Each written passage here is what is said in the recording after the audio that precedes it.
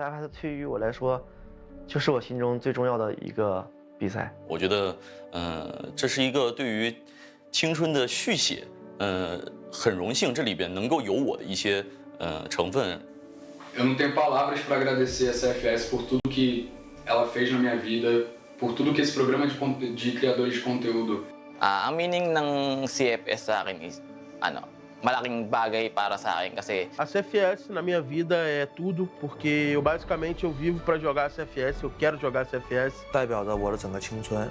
CFS 呢，我觉得是穿越火线最高的一个荣誉殿堂吧。CFS significa para mim sonho e evento muito grandioso。它是至高无上的荣誉。CFS 对于整个 CF 的发展也是有着巨大的贡献。对我来说 ，CFS 是梦想中最高的舞台。A CFS para mim significa o maior campeonato de todos. Acho que é o grande sonho para todo mundo que joga profissionalmente Crossfire。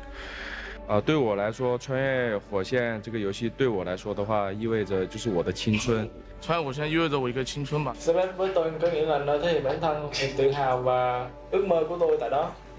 Với em thì CFS nó là một nơi mà ai cũng muốn được thể hiện bản thân mình và muốn được đi một lần trong đời và cái cơ hội đấy thì nó rất là quý giá. Significa tudo na minha vida e eu não vou desistir até ganhar um。不知不觉 CFS 已经10周年了。那么10呢，对于中国人来说有个叫做十全十美，但是我们想换一句话，叫做青春正当时。希望 CFS 这个越办越好。CFS, feliz aniversário de 10 anos。Parabéns CFS pelos seus 10 anos de aniversário。CFS 10周年，我们一起成长，也希望 CFS 10周年快乐。Rất cảm ơn nhà phát hành Smile đã gọi là xây dựng một con game phát triển đến bây giờ. Thì với kỷ niệm 10 năm này mình cũng xin 希望 CFS 越来越好，争取再办到下个10年。希望下一个10年，我能够站在赛场上和 CFS 一起走下去。Eu queria parabenizar a CFS pelo seu 10º ano, por tudo que proporcionou。祝 CFS 越办越好吧，希望大家一起加油。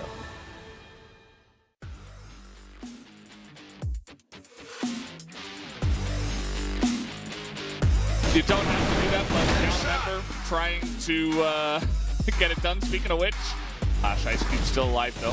Looking at the 1 again, and there it is. That's the bomb. Down 20 seconds. And all he's got to do is survive. He doesn't even need to take this one. Yep. And I think he has realized that now. Yeah, this is the perfect angle to play from. You can just set up on the line with the Orm.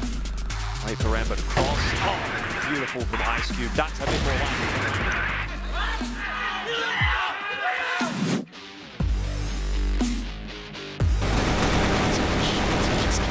Though Michael, rotation in though, gets a huge double kill, and now it's wide open. He gets the triple. Can't recover the C4 successfully. Michael, he's held the line perfectly. Gets the horn kill. Huge shots from Michael. Have an impact on the rotation through, and he does. He gets himself the next one. That's pretty good for the whole of the B-side. Still got back on there, but he'll be run down. Dola having a huge impact. Trick kill.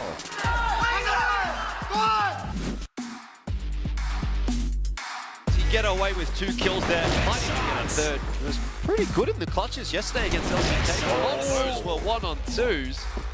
Well, this one is now as well. And Kais! He's hit another shot onto Ice. Get it across quickly, but I don't think it'll be the first place that you're going to check.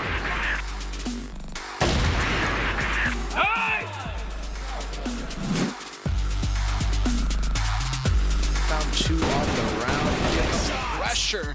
They find another.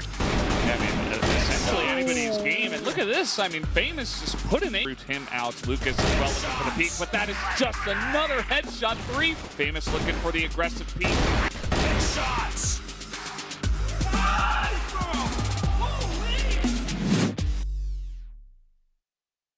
Welcome to the CFS 2023 Grand Finals, the world's top competitive Crossfire Esports World Championship Tournament.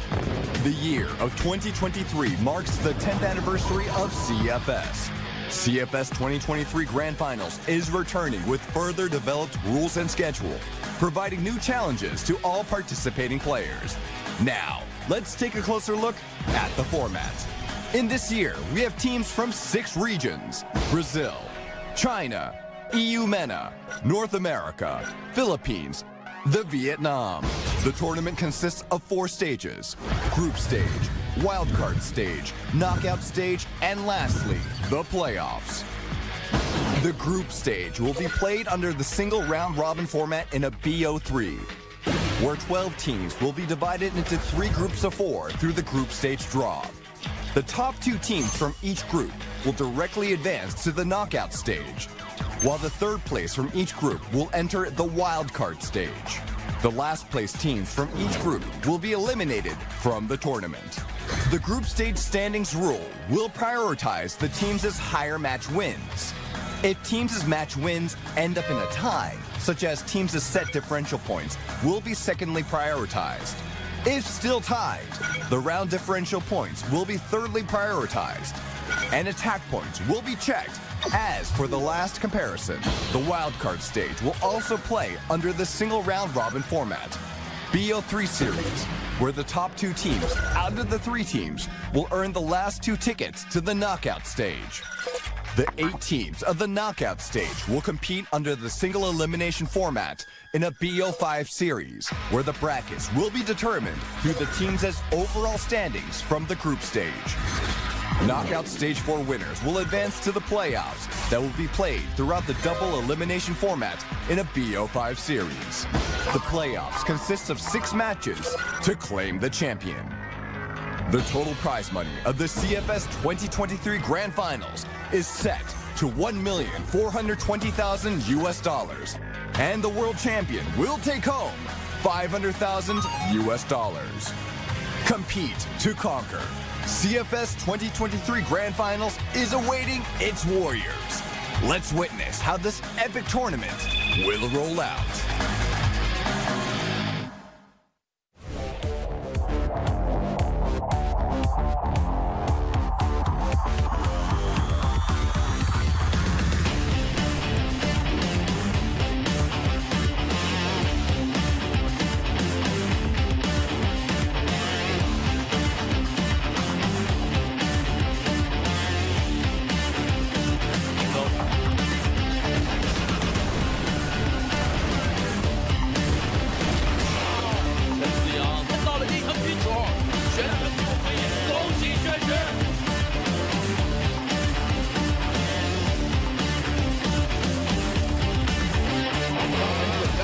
Down Snake, good for 2, Baba, good for a jump.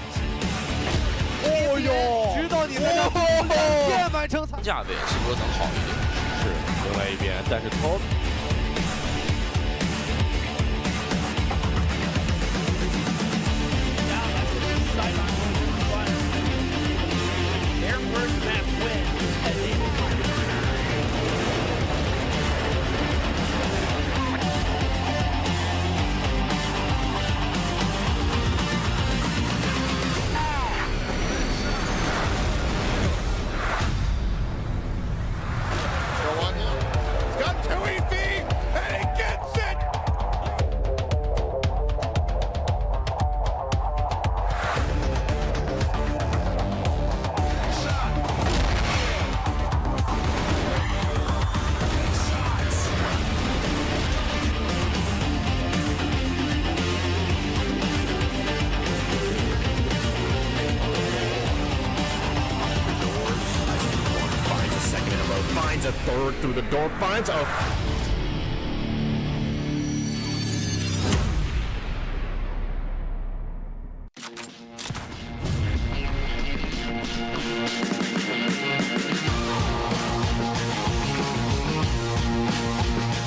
这次能进到 CFS 世界赛挺开心的吧，也算为国出征了。I'm very excited to be playing in Crossfire Stars, and we're ready to show our best. Our first goal is just to make it out of the group stage. We want to take it one step at a time, so it's one goal at a time. I have many goals, but first goal is to make it out of the groups. Eu estou muito feliz. É sempre muito importante estar aqui porque é um campeonato, é o campeonato mais importante do ano, então é algo mais. Maybe all gamers from China, they're very good team and they have strong skills. 本次 CFS 的比賽，我們有針對國外的戰術，就針對國外的隊伍有一些針對性的戰術。Dạ, đến với giải đấu lần này thì team em tập luyện rất chăm chỉ, mọi người đều cố gắng để đạt được kết quả tốt nhất. Mục tiêu của chúng em trước tiên là sẽ vượt qua vòng bảng. I feel excited because this is my first time to compete in CFS Grand Finals. Bütün yıl boyunca bizleri çok güzel desteklediler. Hepsine çok teşekkür ederiz. Ve Grand Finals'ta da bizleri destekleyeceğini canı gölde inanıyoruz. Meu objetivo nesse campeonato, sem sombra de dúvidas, é sair campeão dele. 这次的目标和决心都是冠军吧。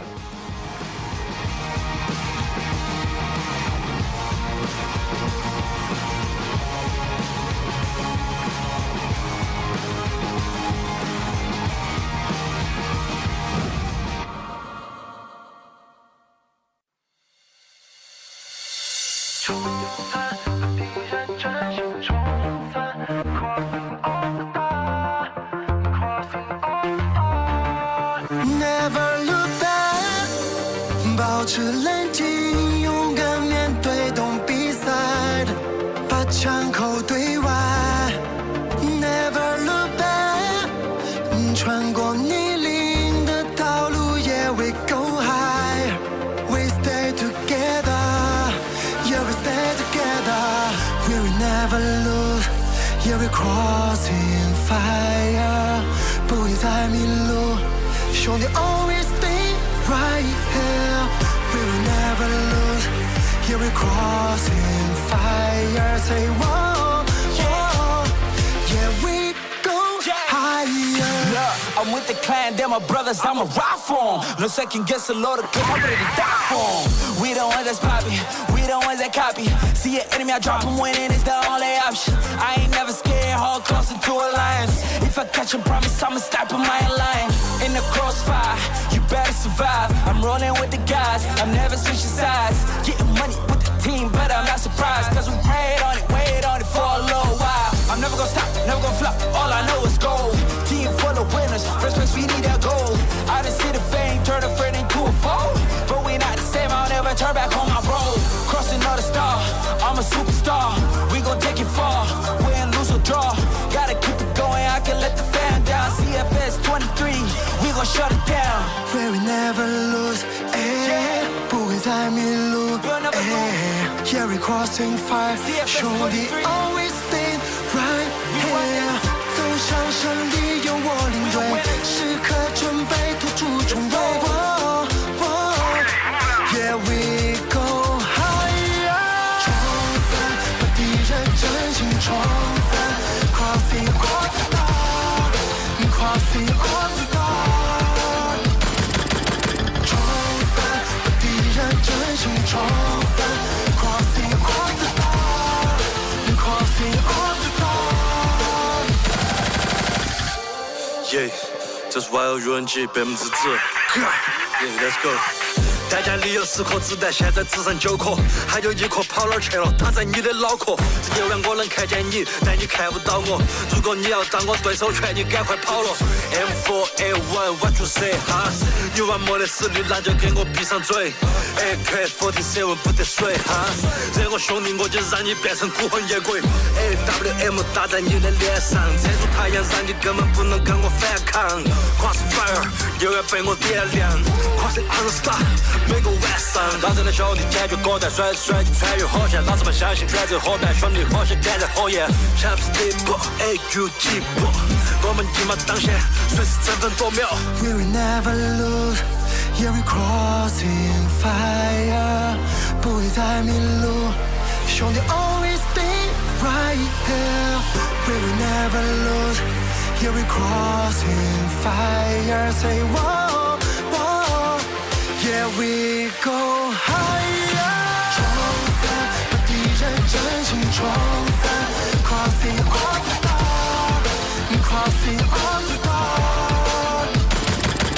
冲散，把敌人真心冲散 ，crossing all the star，crossing all the star。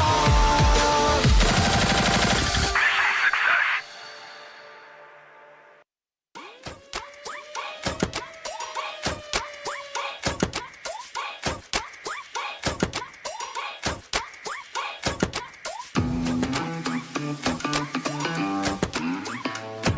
大家好，我是白沙。我和 CFS 应该是从2013年正式开始接触吧，然后13年应该是自己作为一个俱乐部的管理者，参与了 S1的一个赛季，然后 S2是当了一个选手，临时去打了一些，然后再到后面的话，其实一直就是一个解说的身份。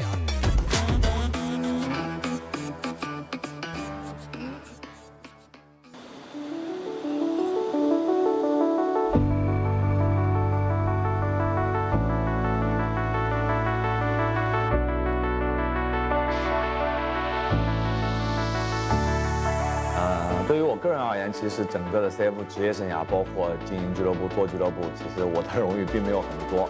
我从12年 CPL S1是拿到了 CPL 的冠军，然后在紧接着13年的这样的一个CFS S2的时候是拿到了一个世界亚军。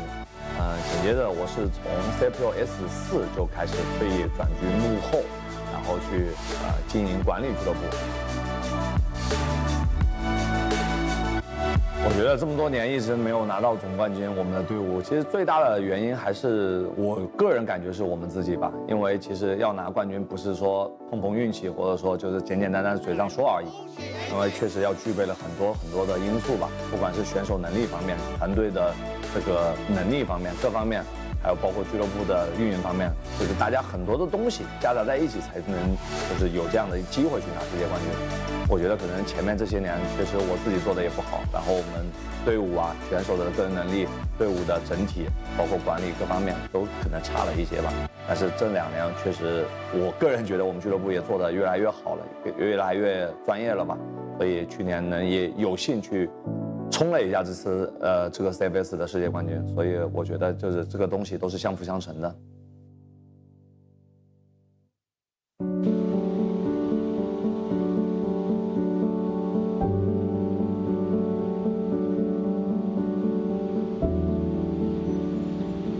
去年年底，我们队伍的选手加上我们的教练加上我们的管理，大家都是团结一致吧。然后就是我觉得是发挥出了，就是超出了自己平常的那种实力，然后拿到当时就是特别是决赛那一天，就是3比1拿下的时候，我感觉我自己都惊呆了，都有点就是兴奋的，就是嗨的，就是已经不知道用言语怎么去形容了。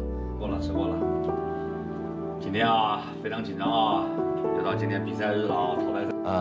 今年 CFS 落地中国，对于卫冕冠军的话，信心肯定是有，希望今年还有机会去夺得 CFS 的世界冠军。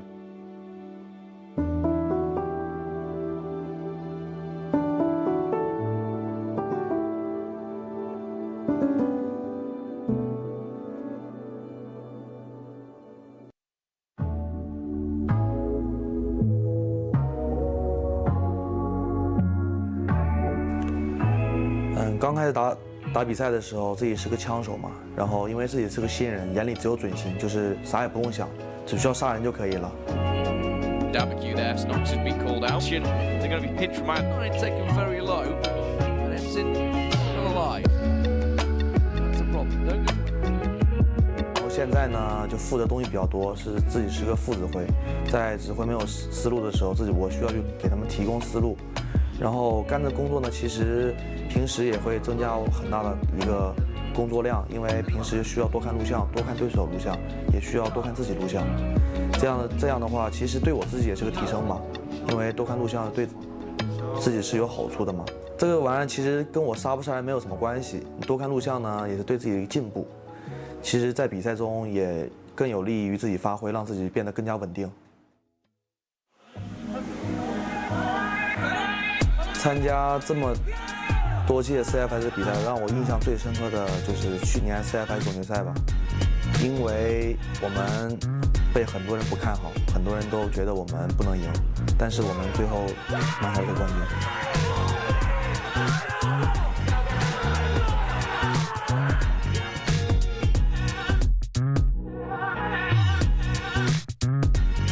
我的目标其实也挺简单的，就是在自己能打的时候尽量多拿点成绩，在不能打的时候呢，也为电竞付出一些自己能做的事情。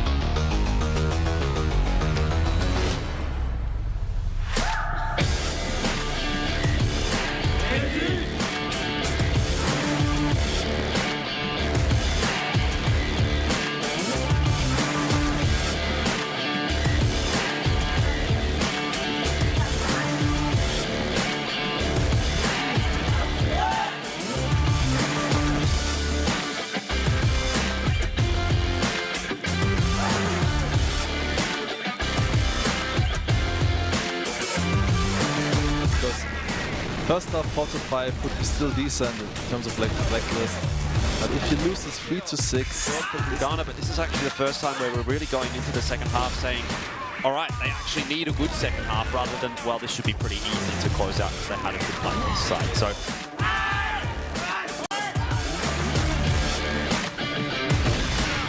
And you can see here in replay, Brando picking up 3 kills on the round, and this is the Brando. Almost getting the 2-piece here, catwalk. Yeah, Nevis now looking for that follow-up.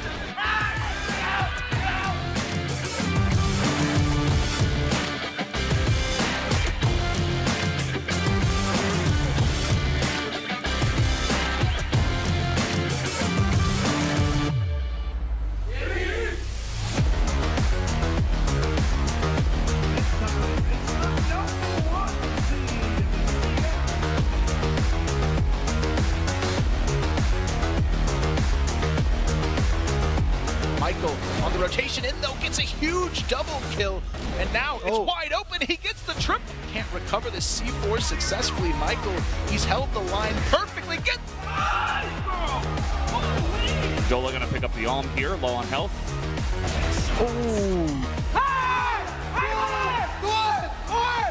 To 30 HP, Dola wants to be the hero in this map, and he's just gonna do it 10-4.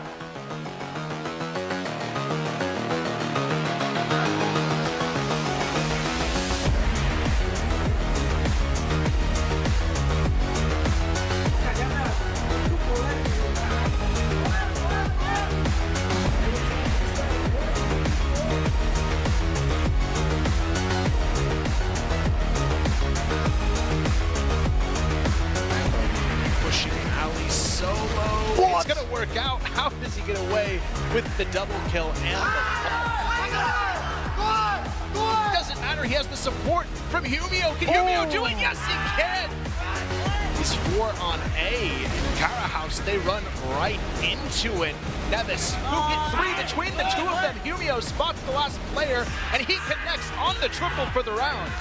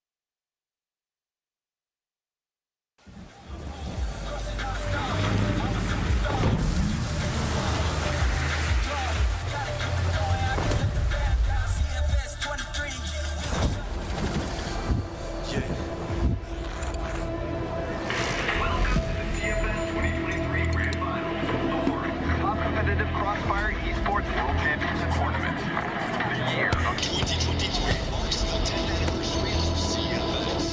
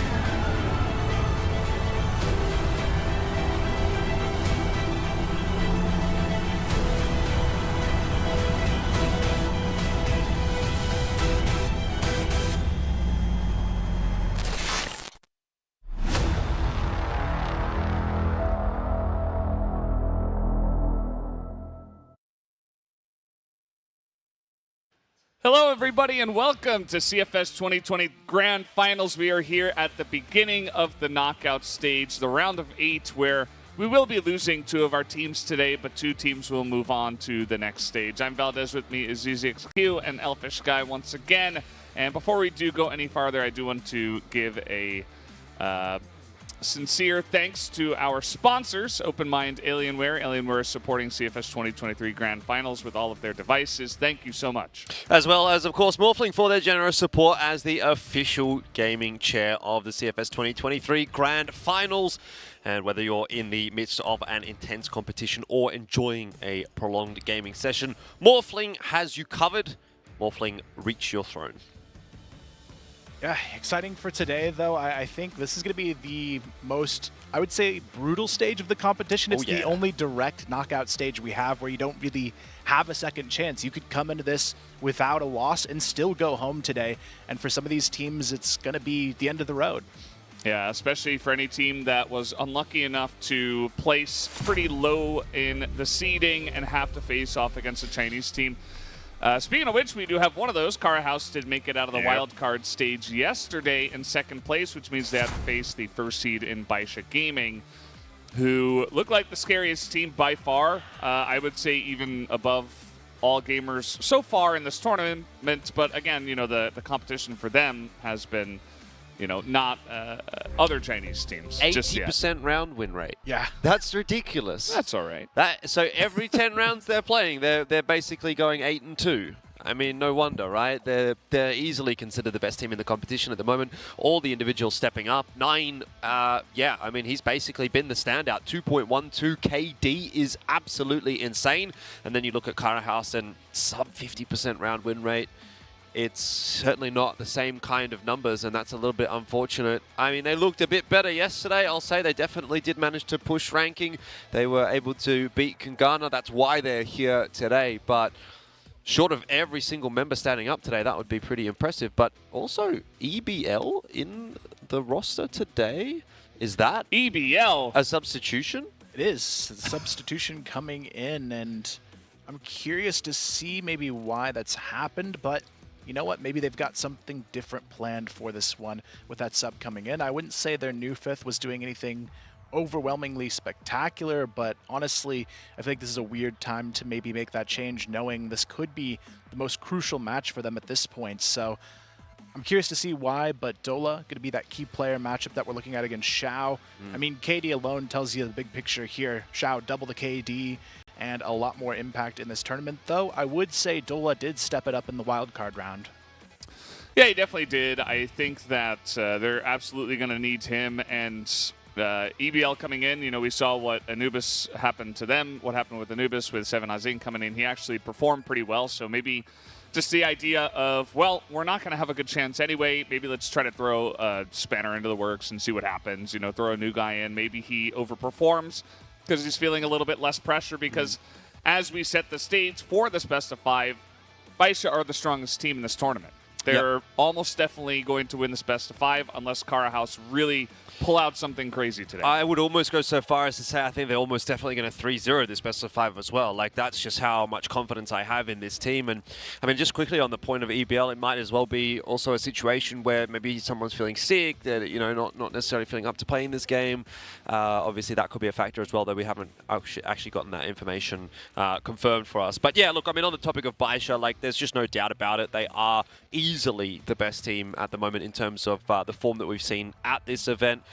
They've pretty much run through every single team that they have played against. The only exception, of course, was Pacific Macta, and that was, I mean, not even a particularly close match anyway. So the other tick in the book, obviously, for Baisha is that they have played Cara House at this event. The scoreline was 10-1, 10-1. So that was actually even better than the 80% round win rate that we've seen in the overall scoreline for Baisha. And you know, I guess, yeah, okay, Cara House get themselves at least one more map to play with in this best of 5 series, but I just don't think that that's really going to make a difference. I think that it's in fact actually going to make it harder to win this series, because if you can't beat them in a best of 3, well, chances are you're just not going to beat them in a best of 5. And so, yeah, for mine, Baisha 3-0 here. Yeah, I'd agree. I think this is the only match I could look at in the knockout stage and say the other team really does have no chance of making it through. Cara House, even at their best, haven't looked good enough to beat this team, and I'm sure it's really hard to come in after what happened yesterday as well. They have a 10-0 win, and they throw away the series in map 2 and 3, and maybe that's part of that roster change as well. I'm sure it could be frustrating to go down in that fashion because after map 1, everybody expected them to win that series. Yeah, no doubt. I think that as well, just if you're struggling against Ranking Esports, who are a pretty strong team, a decent team, but they're not Baisha, right? So if you're already struggling there, the writing is kind of on the wall. Now, that's our expectation. I hope it doesn't go 3-0, but, you know, that's the way it is. As you mentioned, it's a very brutal knockout stage. If you do not perform today in this best of 5, you're out. You go home, you get, you know, 5th through 8th place, and we'll potentially see you next year. But, yeah, it's going to be interesting to see what they have prepared for today, what maps they're going to throw in, because best of 5 as well, you only get 1 ban, so probably ban away Compound, or maybe try to look at the Pacific Macta game of Compound against Baisha and say maybe we can replicate that and ban something else that you're not as comfortable with. Will be interesting to see their strategy, but first off, let's go ahead and introduce our 2 teams on the stage with Matt Andrews.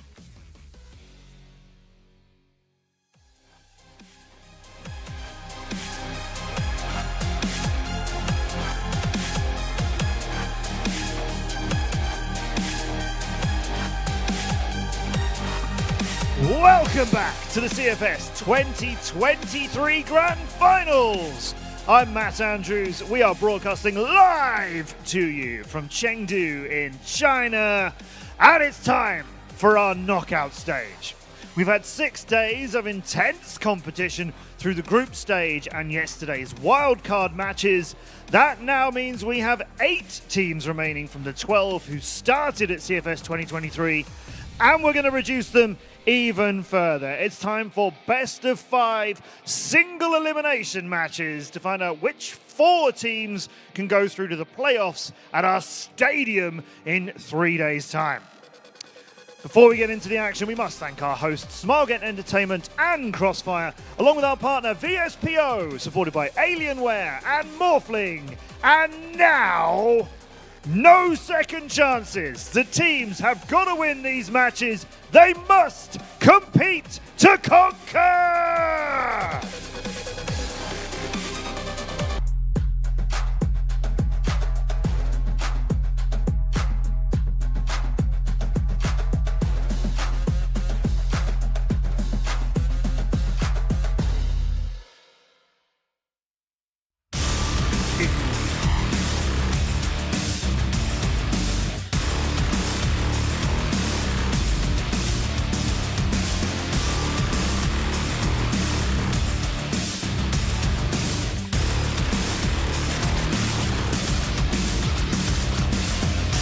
Ciao, baby! CZY, N9 and 577 are the legends Baisha Gaming!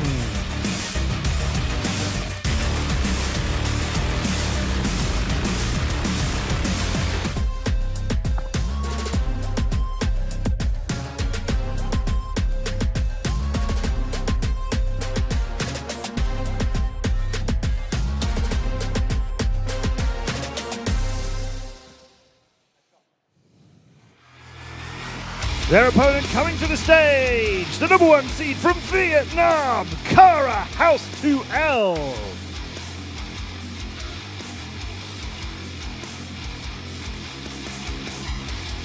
Dola, Rambo, Shady, Lucas, and EBL together, Cara House 2L. A big battle for the first place in the playoffs. Teams compete to conquer!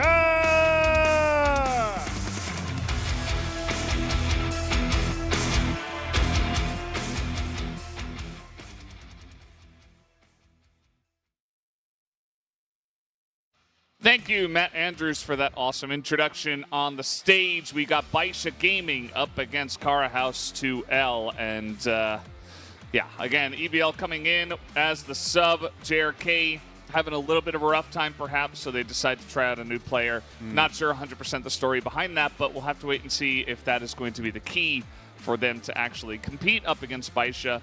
I'd like to see just one map, just like one, that gets a little close. You'll that see gets 3. a little interesting. I think after yesterday, I'm really fiending for those extra, those extra rounds, those really close crossfire maps that are really fun, because we haven't had too many of those here in the group stage. I'll tell you what, I think we're probably going to get that in our second match of the day, but I'm not sure about whether or not we're going to get it here in this one.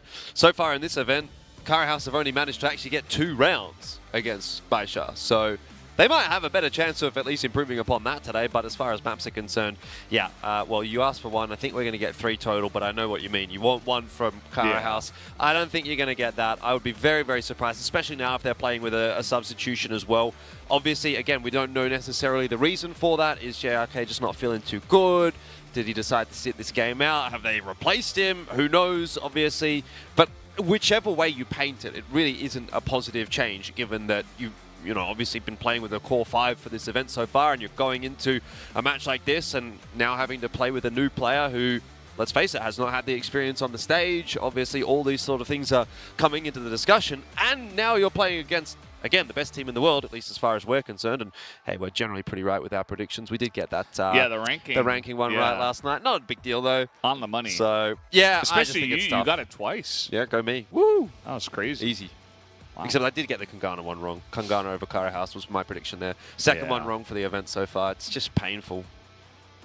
Sad. Yeah, I mean, look, when we look at this match, I feel like for Cara House, it's no easy way out. Would love to see them play well, but when you're essentially the 8 seed against the 1 seed, you kind of know what you're up against in this situation. And when you look at them having back-to-back 10-1s their last meetup, I can't anticipate much stronger. Even if they bring their A game, I would say maybe 10-5, 10-6 at the best against them is what they're going to hope for in this. But it could be a good experience. You know what? Maybe they kind of know that too going into this. Maybe this is just them saying, hey, let's try EBL, look towards the future, see if he can have that experience for the first time on stage and maybe do something with it. Yeah, I think in general for, an 8th seed going up against a 1st seed, generally, especially if the gap is this large, you'll go in with basically no pressure and be like, okay, well, we're not expected to win. Like, we'll just try our best and see what happens. But I think especially because they already faced once and it was so devastating, we're not really even going to get that effect of Cara House coming in like with the lightheartedness. I think they're going to come in with a pretty heavy heart, actually, with the way things have gone over the last couple of days, not just with the losses to Baisha, but also the wildcard matches that we talked about. So, yeah, definitely does feel like a little bit of a downward slope for them at the moment. But, yeah, we'll have to wait and see what they have prepared for today. I am very curious about those maps, though. Well, do we get to see compounds? Are they just going to let it through? They banned it last time. It was the first ban from Cara House in the last matchup between these two teams, and it was Subbase map 1. I have a quick look here. It was Subbase Port and Eagle Eye was the map pool. Cara House chose Subbase. Baisha defaulted back toward Port after Compound was banned away. Now, the first sort of thing you have to think about is, like, if you're Cara House, do we want to change the map pool up? If you lose 10-1, 10-1, probably you do. But then it also is kind of like, well, does it really matter what map we go to? It sort of feels like we are kind of outclassed everywhere. So, I don't know. The funny thing is, like, Cara House, one of their maps that they actually like to pick as well, we saw it yesterday, was Compound. It's not as if Compound is out of the map pool from them. They played pretty close, actually, even against ranking on that one. Obviously, they did lose in map 3 there, but it's kind of unfortunate that, like, one of the maps that you tend to play, I mean, debatably pretty well, right, is actually their best map, and now you're having to ban out one of the maps that you like. But, you know, it's like, well, if we don't, we're letting them play Compound. So I almost think maybe it's worth a shout. Like, maybe just leave it in there, right? Because last series didn't go very well. You tried to ban out... you tried to ban out their best maps. Let's just play toward our strengths, I guess, in a little bit. Leave Compound in. You're almost certain that Baisha's going to pick that. So you at least get one pick that you know that, yeah, we want to go toward this map as our choice. You know that they're probably going to pick Compound. So that's 2 maps then in the pool where you're like, again, I'm trying to grasp at straws, right? I'm trying to paint the picture, but...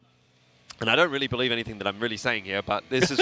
I'm trying to think about it from the perspective of Cara House, job of a caster. I'm trying to think about it from their perspective where it's like, yeah, at least we can get a couple of maps where we feel okay on. Realistically, like I said, I think it's 0-3 doesn't matter what map pool it's going to end up being, but you at least get to a couple of maps where you know that you can play on those maps rather than, banning out your good maps. I think that's just, it's just going to be painful. But anyway, I mean, what can you really say? Like, I actually feel like 3-0. they could have a good chance on Ankara at the very least. I mean, they did 10-0 ranking on that map.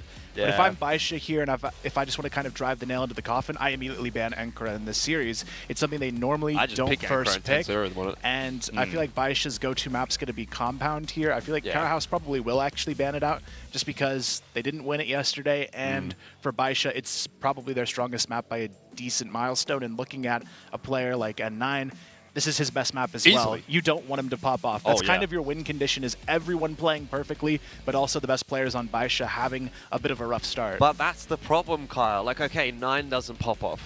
Well, you got Xiao.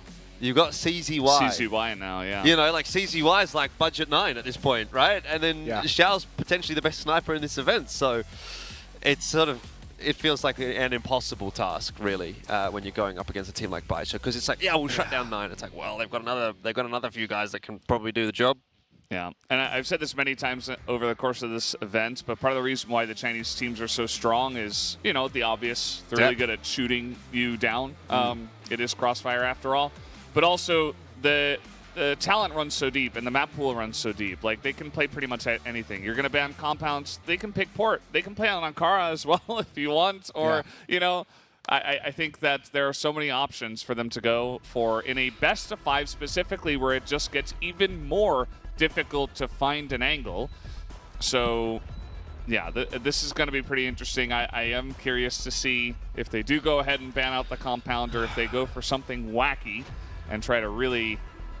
I don't know. They're okay. It's an Eagle Eye ban. I was going to say, I want to see them leave it in. I want to see them leave it in just to change something up, because at the end of the day, you know, it didn't work.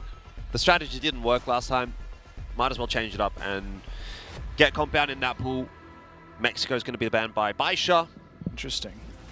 Well, not too surprising, I guess, given that they did lose that at the last international event they played at, the Summer Invitational. Not to Karahouse, but a susceptible map for Baisha, to be sure. So what do we expect to see here? I mean, if it's the same from Karahouse, it'll be a sub-base pick. Baisha will, in theory, then pick Compound. And Karahouse might go toward a Black Widow or an Ankara. I feel like Karahouse needs to go for the Ankara pick, just knowing it's the best they've looked so far. I think it's a stronger pick for them compared to something like a sub-base. So, yeah, I think this is a strong choice from them. They looked great on it yesterday. If they can play at a similar level, I think this is a great sign for them. Also, just kind of something I've noted on this map, it's one of the best we usually see Rambo perform as well on Ankara, and I feel like him playing well is really key in this one, because he was really quiet on that Compound matchup. Yeah, absolutely. As Baisha, do you ever just wait a little bit to go for Compounds? I mean, you're never really in danger of a 3-0 against you, I don't think. You looked really good on Port. You kind of have that mental advantage, so maybe grab the Port first and then get Compound next or something? Is that ever a consideration? I mean, I guess at the end of the day, like, they're both going to be played in the series either way, so... Sub-base. I mean, that's a bit of a flex from Baisha, isn't it? Because it's like, well, you picked sub-base against us last time. We 10-1'd you. We're going to pick sub-base against you this time. Like I said, I don't think it matters for Baisha, though, what the pool is. I'd agree. I think the only win condition here is Ankara maybe could go Karahouse's way. I don't see any other map really being theirs, though, even at their best. Sub-base, though, I think is a good pick, just knowing who they might have to play in the future in this tournament. All very strong sub-base teams, and it's not something they normally take out of their pool, so could be them just trying to get comfortable for the future on it. Yeah, well, we've already seen some really good games of sub-base on this event for Baisha, so I don't hate the pick. Yeah, I will always welcome a sub-base pick. I think sub-base and Compound are my favorite maps personally. I think they offer some really fun games. So let's see how it does go. It is going to be Karahouse starting on the BL side of that sub-base. We do have Black Widow as the second pick here for Karahouse as map 3 in the pool. Probably a good idea to pick that instead of Port or Compounds against Baisha. Yeah. So there you go. I feel like Baisha probably pulls Port here first, just knowing Compound for them actually won't be played as much in this tournament. Most teams want to ban it out against them, so I would actually expect them to leave Compound as the 5th map, because if they get against an all gamers, they're just not playing Compound. Yeah. Like the shout. Let's see what they do. Will it be the port? Yes, it will. Port has been played quite a decent amount at this tournament. Coming out here a bunch. And it's going to be GR selected by CR. So Compound as a decider map. Doesn't matter. Black Widow's the decider, actually. Yeah, I think you're right. I think that's fair. It's a best of 3, by the way. You know, like may as well be. Best of 3 where we play all maps. Hmm. Nah, I mean, yeah. Look, what do you say? What do you really say? Say yeah, nah, yeah. That's what Aussies say. You say, good luck. GLHF. Yeah. I think that what you can say is that Kara House, they looked great on Ankara. They're starting on potentially their best map for today. I don't know about historically, but over the last 2-3 days, best map they've looked. Rambo could pop off. Who knows? You know, get something started, and you got to make your stand here on this first map. Otherwise, you know, it's going to be rough. So that is copium. Not bad. I feel like they do have a slight benefit having played a lot yesterday as well. At least they're going to come in pretty warm having played 2 matches yesterday. Obviously, they didn't do too great in their matchups, but at the same time, Baisha hasn't played in a few days. Maybe it takes them a map to get warmed up a little bit, get a little extra comfort there on their side. And if there is a map they could steal away in this series, I think this is it. And I feel like even if you're Kara House, going down 1-3 still has to feel pretty decent compared to how it started against this team. Yeah, absolutely. And see, just looking through the papers. As you do before a Crossfire match, you got to look through the papers. That's the tradition. And yeah, looks like Lucas is pretty ready to go. Kind of interesting earbuds he's got there. I would imagine that he has to wear a headset over that. Yep, there we go. There it goes. All right, get the right size. He's not a behind-the-head gamer. He's just straight over the top, unlike Rambo.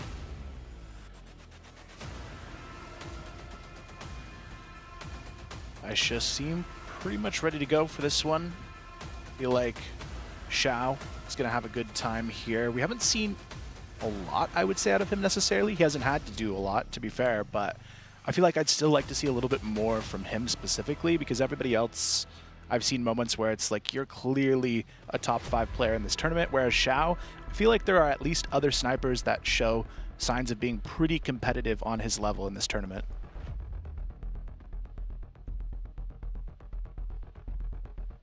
Yeah, I don't think we've seen the best of Xiao in this event so far. Not that he's been bad,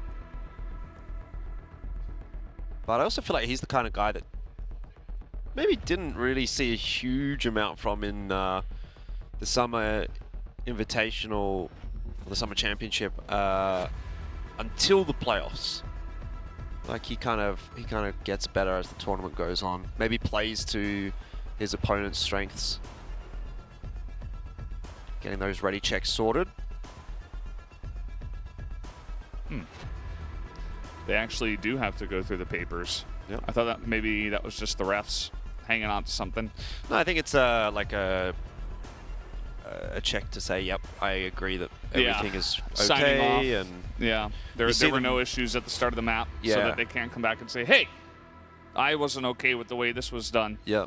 You see them at the end of the game as well, I think, signing off that the score was this and this. Yeah. The captain. That's a pretty common thing in tournaments, you know. Yeah.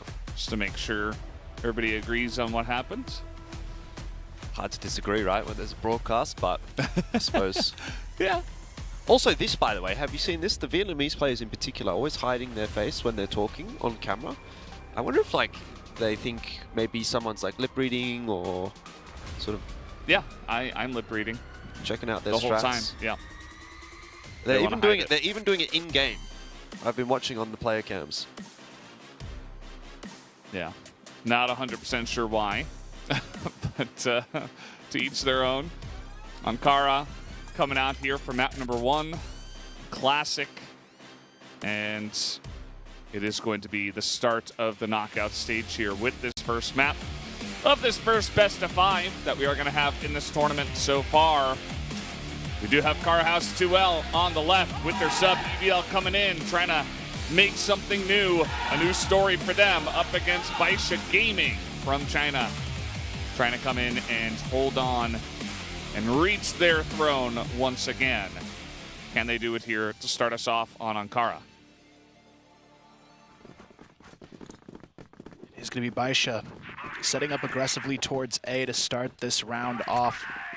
Carhouse, though, going to meet them right on the other side of it. Baby hits the first shot onto Shady. Rambo tries to get that follow-up. Can't find anything out of it. And now Baisha, they're going to swoop in anyways. You could see Baby thought about just solo pushing into the vent. Decides maybe it's not the best call just yet.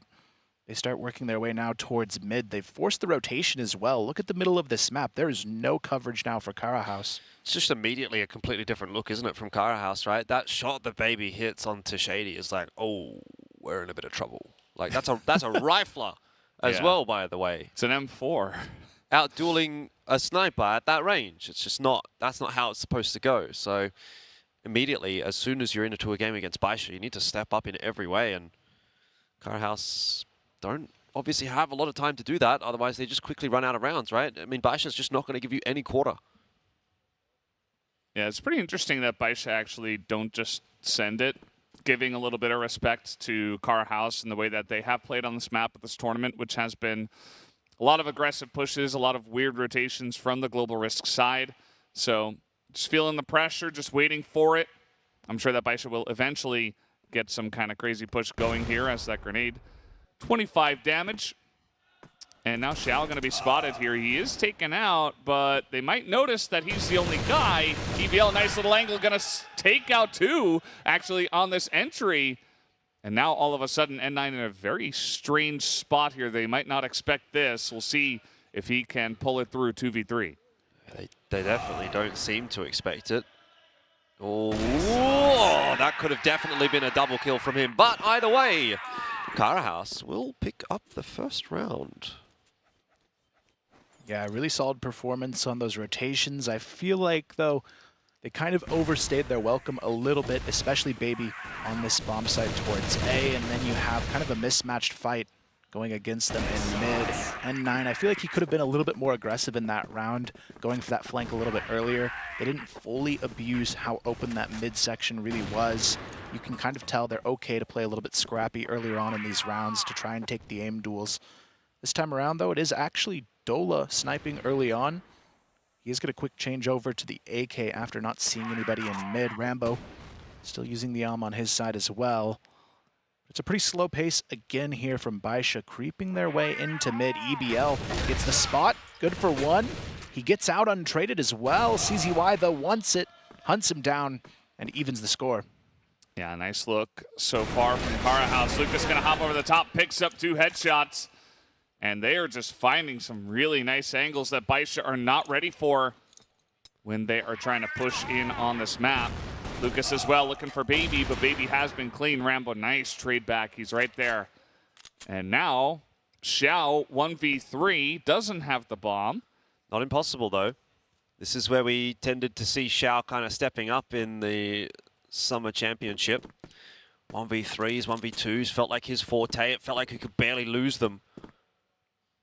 But Carhouse are playing it smart. I mean, look at this. They have just tucked together as a squad of 3. And it's, I mean, it's almost impossible for them to lose in that scenario if he's trying to walk in there with an ARM. Hard to multi-frag, definitely. So if Carhouse play this one correctly, Baisha should be losing another round. But then again, if Xiao can somehow get the plant down and maybe get off of the site, I could see him having a bit of a crack, being able to dance around the boxes, up and down the ramp. And Carhouse filtering in 1 by 1. Xiao liable to hit those shots, though I think this is a mistake, planting forward. See how he goes, though. Shady, Dolo, Rambo getting it done. Rambo makes it easy in the end, doesn't even get close. It's good. Carhouse starting to challenge Baisha, which is not what we had anticipated. Already, they have matched the same amount of rounds they got in the last series. Yeah, I think it comes down to map selection. I feel like for them, this is probably their strongest map overall right now. And they're showing why. They have a lot of good forward aggression here. You can see they know the timing to catch players off guard as well. And this is one of the few maps I think that aggressive GR style works really well for them on. A lot of other maps, it's easy to shut down and trade those angles, but not so much on this one. Rambo gets the pick onto N9 as well. Baby able to trade with a kill onto Lucas, but Rambo, he really wanted that follow-up shot onto Baby. Can't find it just yet, but he might have a chance here. Baby tests his luck, but misses the shot and quickly gets out. Yeah, you were talking about Rambo, already 4-0 in the first couple of rounds and the beginning of this one. So definitely having a good performance so far, but also the timing and those GR pushes has been critical. Baisha, for the first time, looks like they are struggling to find an angle to execute, to really push in. Whereas in the past, all of their maps have just been kind of, okay, we just take over the map, it's ours, we do whatever we want. So now EBL, nice aggressive angle here. He's not going to hit the shot though. It's 577, does take a bunch of damage, trades the kill in favor of Baisha. Rambo, though, gets caught on the rotation, taken down in the A connector. Xiao still holding on to this position.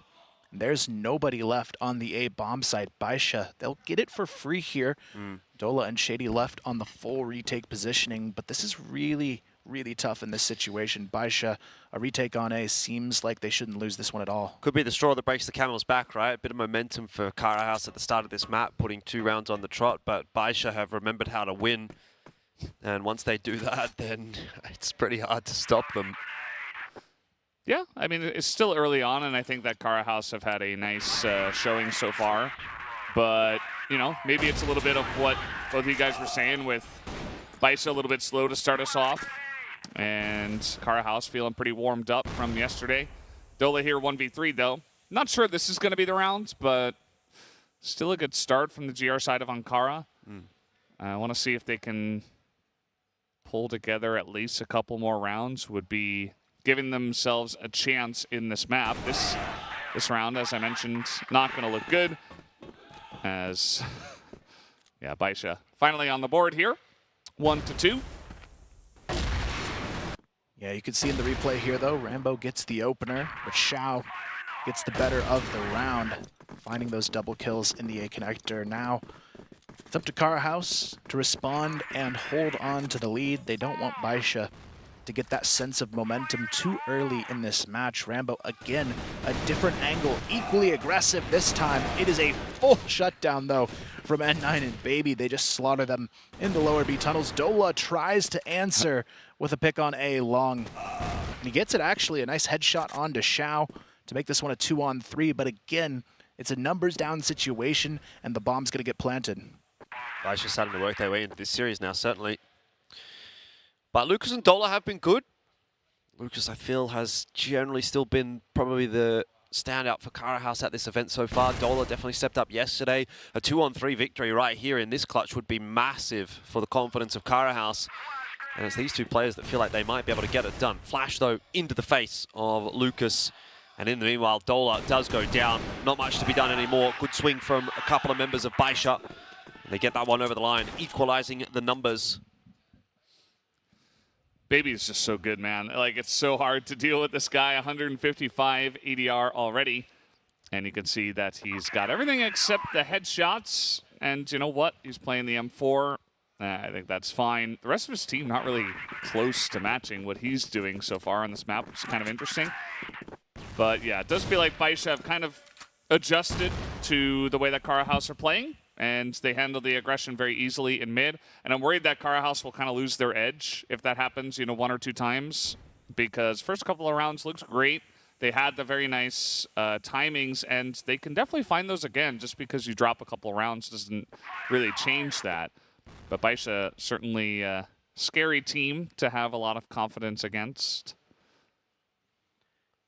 Yeah, I feel like part of it, though, is just Baisha. They're so good at adapting quickly that even if Kara House came in with new strategies that are helping them in the initial rounds, Baisha, they get a good read on it, and then they start to really make it difficult on you. Now, they're looking at this 3-stack, thinking about going into it, but again, you can see them poking around for information. They know now at least 2 are on this bomb site. They're thinking about maybe going back into the middle, which isn't a bad call here. Again, Car House, they've only got one player watching it from the B bomb site, so it is something I think is worth pushing at. Let's see how this works out. We do have EBL holding this angle. Rambo is going to get the kill in mid, so not a lot of pressure there now. Also, the guys from Car House on A thinking about rotating away, but as we can see, Baisha actually the ones that might rotate towards A, or at least mid. Still bomb over in the office and potentially looking to push that direction. EBL going to get a nice read early on this push. Going to kind of drop the spray there quite a bit as they go underneath. And it looks like Baisha will make this play onto B. Yeah, I got that bomb coming through with Baby, but Xiao. Nice shot jumping through the window onto Dola. Still, it's looking pretty good for Baisha. Just Lucas trying to hold on, form in hand. Not sure that's going to go well for him in a retake scenario, and smoke blooming in his face will make the job even more difficult, but he's going to have to get about doing it. Pushing his way forward to the boxes. Baisha giving him absolutely nothing, not even giving him a duel. And inevitably, Baby will catch him off. Of course, it's Baby at this point to get another one. Yeah, I mean, looking at the replay here, Car House, they've had some good start of rounds, but it doesn't matter when Baisha cranks up the heat like that. These last couple of rounds looking a little bit more one-sided as we continue forward. I feel like Car House, though, is still doing a good job of finding the early picks on their end. They just get a little bit too antsy afterwards. You had that push from EBL alone in the lower B tunnels. Didn't really make sense when they had a numbers advantage to go in there untradeable and give them an opening to work with, especially knowing they didn't really have any other players directly on that bomb site to help as well. So I feel like Car House has to have a stronger mid and B presence moving forward. Yeah, it's definitely going to be pretty important to, you know, at least keep up a little bit of forward pressure. You can't just sit back and let Baisha do what they want. That has never been a winning strategy for any team against Baisha. Pacific Macta were getting aggressive from GR on compound, and that was working against Baisha. Ankara, the second map, was a little bit of a different story in that series, but yeah, I think you have to try to step up to the plate against some of these big Chinese teams, otherwise you're going to lose anyway. So definitely worth making a stand. Baisha in this round definitely taking their time with this. Again, just trying to feel the pressure. Nobody trying to get picked off. This looks a lot like the early rounds, though. So let's see if Car House can get the drop on them.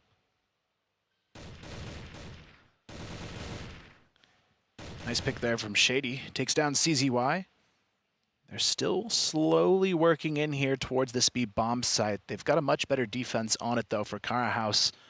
You've got Rambo on the off angle. Shady, though, swings alone, and he is punished for that one. How does 577 get that second shot, though? He had no HP to work with. Doesn't matter, still gets the double. EBL from the hotel, good for one. He has to be good for more than that, though. Xiao shuts it down with N9. And this is where the momentum starts to look a little bit scary for Baisha. Yep, it's starting to run dry for Car House, isn't it? You get those first two rounds of the half, and since then it's just been nothing. Feels like a very long time ago when Car House was up 2-0, and I guess we're kind of back to our regular scheduled programming, right? It's all Baisha at the moment. Yeah, you know, it's a little early for gamer hours, so took a little bit to, you know, get the yawns out, kind of get some morning stretches in, and now Baisha are ready to play. It's clear that took a couple of rounds. In Car House, they might unfortunately be held to only a couple of rounds if it keeps going this way. Even with the early picks, it doesn't really seem to matter too much because Baisha's executes are just so clean and their entry frags are just incredible to the point where even down members, it feels like you'll have confidence in some of them to hit the shots and to open up the sights so easily. As now it looks to just be a pretty straight up A push, you know, a little bit of smoke, relatively dry, not a lot of flashes over the top. They're looking for someone as N9's going to pass. Dola does get one, but N9 gets on top. And now he's going to challenge two back there as Car House have a nice double stack. And yeah, he had the C4, so That's a mistake from 9. He should not be going that aggressive if he's got the C4. It's kind of put Baisha in a bit of a sticky situation, but they've managed to, I think, clear things out. At the very least, there's a smoke now on the C4, which will make it retrievable. Xiao obviously dealing with a little bit of pressure from the mid connector and doing it quite nicely in the end, apparently. One shot, headshot, don't worry about it. Lucas, though, trading it down. And honestly, at this point, Baisha, I would have thought I've probably already got the bomb planted, but it's taken them a bit of time. Either way, 2-on-2 post plant. Seems about as good as it's going to get for Cara House. Need to get this one over the line. Yeah, CZY in the key position here for Baisha to try and hang on in the post plant. Goes for the swing onto Rambo, hits the headshot. Lucas left alone. CZY wants the fight as well, takes it and wins it. And already it's halfway to victory now for Baisha after losing the first 2 rounds. 5 in a row go their way. Yeah, I mean, that time around, definitely not the cleanest round from Baisha, but they got in. Dola was only able to get 1 on the defense. They cleared up the top side, and then N9 went a little bit too far, but also immediately Cara House then just rotated out towards the connector and towards, outside of A, and so that just allowed them to pick up the bomb, plant it for free. And Xiao, it was pretty critical as well. He was able to get that 1 tap with the Colt. He was able to buy a lot of time and also the information to say, okay, well, there's Rambo behind me. There's another guy in connector, so they definitely rotated. Just get the bomb and plant it, and now you guys have control of A. And so Cara House, not sure if they should have pushed in through the back of A and try to really hold on to the bomb, because that could be dangerous as well. But, yeah, whatever they did not work out for them. Baisha got 5 in a row, and it does feel like they are kind of running away with this one once again. And if this was Cara House's most comfortable map and they only get 2 or 3 rounds, it's not a good sign. You can see here in the replay, 577, the double kill entries, and this is what I'm talking about with Cara House. They have so many situations where you'd think they've got 2 here, should be an easy trade, but then they lose the 1-on-2 situation with the 2 players on their side, and you can't afford those this consistently to go against you. Now they've got to find a way to answer that quickly, otherwise this one could be over quick. Yeah, look, I mean, the difficulty is obviously at the start of this map for Baisha, it really was just Baby, but you're seeing the ADRs kind of build up for the rest of the players on Baisha as well. Everyone's starting to contribute now. That is bad news indeed. Rambo, he gets aggressive on that angle a lot, and he's tending to have success with it. Has opened it up pretty nicely for his team in this round, 5-on-4 again. Just don't want to see him get too over eager for anything shady. Almost gives up that advantage to Xiao.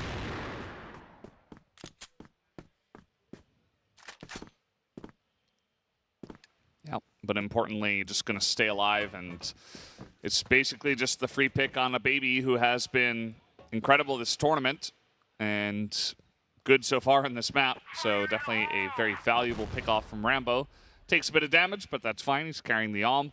Big stack on A. There's 4 guys here for the moment, although one of them, Lucas, is moving away for now. So 3 guys on A from the side of Cara House against the 4 that will be pushing in here from the side of Baisha. They aren't really wasting any time with this one, just pretty direct into A. It's a good setup, though. Dola sitting behind the box. Good crossfire established between Shady and Dola. 9 opening that first kill up is going to cause problems and essentially means that Dola ends up getting isolated in the end. Rambo unable to do too much from the top side of the site, so he'll just back off to try to play the post plant, but even then you're giving them the site, and Baisha now have the advantage not only in the numbers but also in the positioning as well. 9 trading down. How many kills is he going to get in this round? It doesn't seem to matter what Cara House are going to do. 9 is always there to put a stop to it. Yeah. Maybe it was actually 4. I think he got one on the entry too. Yeah. So, yeah, pretty good. You see so many teams like fall to that one guy that's in the corner. Baisha, that's one of the first places they check. The entry kill out of the vents, not even using utility, just straight up dry peeking them, winning firefights. And Cara House just, I don't know, just falling apart like a house of cards against this team. To be fair, feels like pretty much any team would do the same at this point, as Rambo's not going to hit that flick. CZY closer than he expected. Rambo trying to get more aggressive and trying to do more for the team than he already is. I feel like he's gotten some big picks, but it just doesn't seem to matter at all. I mean, they're up against a team that just doesn't miss. That's the problem here. I mean, everybody now hitting all of the shots for Baisha. And you combine that with every time they have a trade opportunity, they're getting multi-kills against them.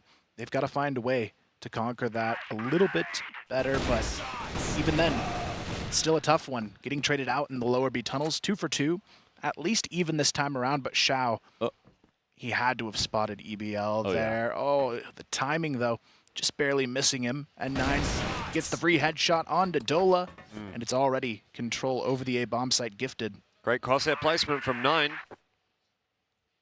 And they know where EBL is. Yep. That took 3 shots, but still clean enough. As once again, Baisha just doing things.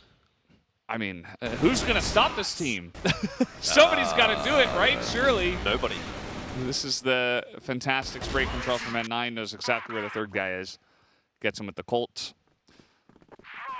I mean, the only one that really feels like they've got much of a chance is maybe All Gamers, but even then, All Gamers haven't looked so amazing at this event.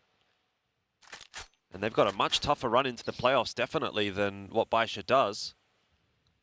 The thing is, if I'm assuming the bracket plays out the way that it does, I think that Baisha and All Gamers will actually end up on the same side of the bracket if they both win their games over the next couple of days, right? Because that would be Seed 1 and Seed 3.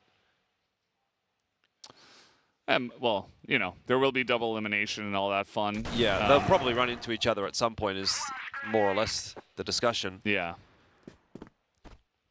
Yeah, they definitely will. I feel like Baisha looks a lot better, I would say, actually, in this event so far. Yeah, I feel like All Gamers, they're just not quite as well-rounded. I feel like CZY, I wasn't sure at first what he would do for this team, coming in for really good players in his place both times before, but I would argue he's better than any fifth they've had at this point, so makes Baisha even deadlier in this event. Shady, though, able to make this a 5-on-3. Not a bad round in the making for Cara House if they can close it out. Well, they've got to be ready for CZY on the back of this site. They haven't checked his positioning. Lucas tries to go on the sneak attack, but they still haven't taken him down yet. CZY gets 1 for free. Finally, Dola with the trade, but N9 on the quick flank. They are not ready. He gets the kill for free. He can fall off, but now he's the only one left. He's going to get Rambo for free, though, you'd think. Oh, he just turned away at the wrong time. So, first round of the second half will go the way of Cara House. How much of a confidence builder is that? Yeah, I mean, that's going to be the way to try to get ahead of Baisha. Couple big picks early on. One of them was very early, and then Baby as well. Just getting picked off in lower B tunnels just means 5v3, even for Baisha, going to be difficult to come back on that one. Cara House's push was quite strong. And here on the Blacklist side, let's see if they can make some kind of push and pick up some big rounds, because they definitely need it. Although, yeah, just going to be spammed through the wall there. Baby going to take down the first kill. 10-5. Pretty good so far. Lucas, though, sitting on 11, still alive, working his way into the middle of the map, sneaking up to the GR spawn. Might be able to find CZY, and Xiao gets 1. Doesn't know CZY's there for the trade, but still gets that pick nonetheless. But Cara House, they don't have the numbers anymore to work with. It's a 3-on-4. They're trying to force things now towards the A bomb site, but I mean, going into a 3-on-2 against Baisha really isn't that favorable. Yeah, they've lost all the map control now as well, right? Baisha's been able to push CZY forward. Baby has kind of cleared out B long, and they're aware that Cara House is now in mid, trying to go back toward B. Positions are still looking strong, though, for Baisha. Feels like Cara House early in this half might even be out of ideas, because they're taking it very slow. And granted, they have time to do that. Yeah, I like how Baisha's playing this, though. They get the numbers, they play safe. This is why they get the kind of score lines that they do. It's not the X-Rock, we're winning, let's push with shotguns type of mindset. It's the we're going to win every single round like it is a key important round every time around.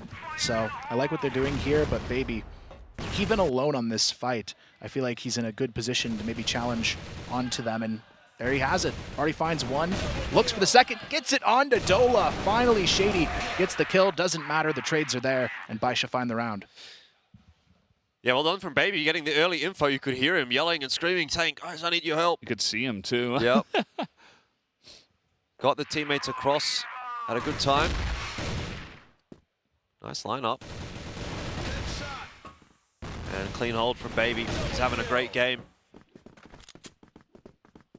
Yeah, 12-6. Still at 2 KD, even though he did go down. Picked up 2 kills for himself. 5-7-7 now. Going to be in a key position here. Pretty aggressive push early on from the side of Kara House. He's going to back away at this time. Maybe feeling the pressure already. Maybe hearing something. But no, he's going to go in and get shotgunned down. Speaking of which, down he goes. N9 is up here. He only trades one as CZY trying to hold the top of the site by himself against flashes and multiple crossfires. He's just trying to spray him down. It's not going to happen. Not over yet. Xiao is fast on the rotate. They haven't even planted the C4. He's already in the vent. Shady's walking down.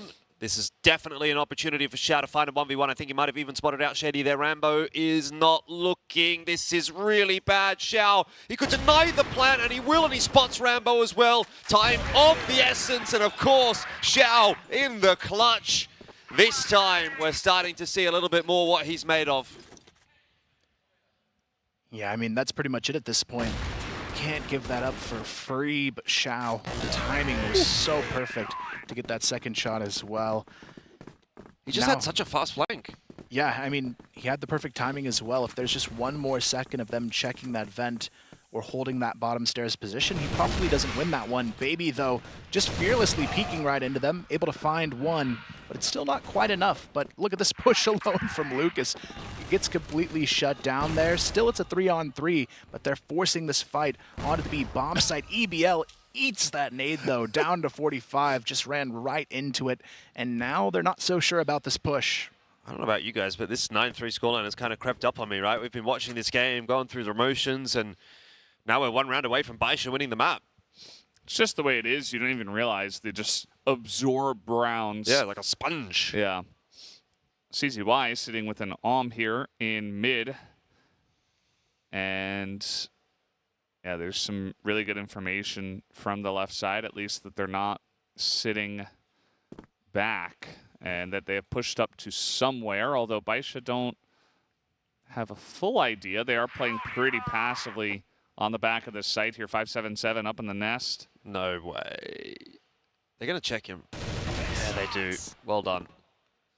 It's good protocols to make sure that is clear, because if it's remained unchecked, it's pretty much GG there for Kara House. Now, though, Xiao's going to have to do another clutch, and this one's going to be way more difficult. 1-on-3. Bomb's already planted. He doesn't have a timing.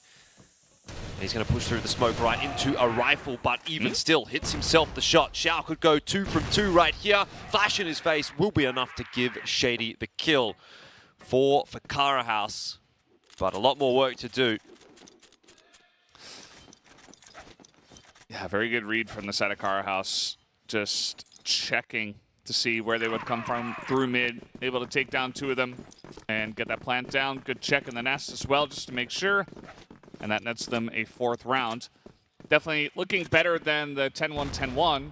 That was certainly just kind of Kara House folding a little bit early and not really having a chance. But this series, or this map at least, having a little bit of a different look as 5-7-7 not going to hit a single shot on that one, but sees 3 people. And we'll give that information over immediately.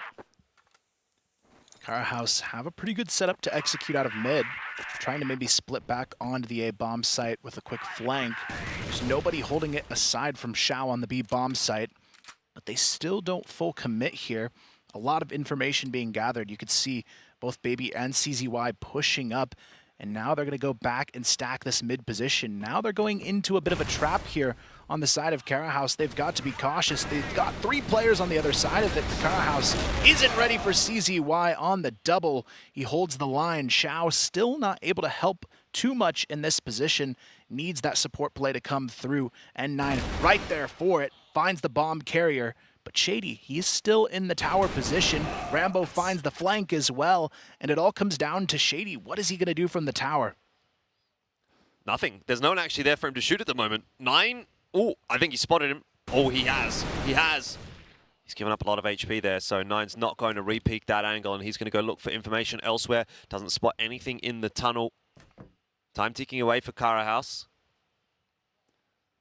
Yeah, Karahouse in a pretty good spot here. 9's going to play one side, Xiao the other, though. So they've kind of got them pinned, but this does allow Karahouse to try to take a 2v1.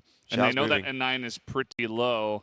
Xiao a little bit slow on the rotation as they do push in onto them, onto N9.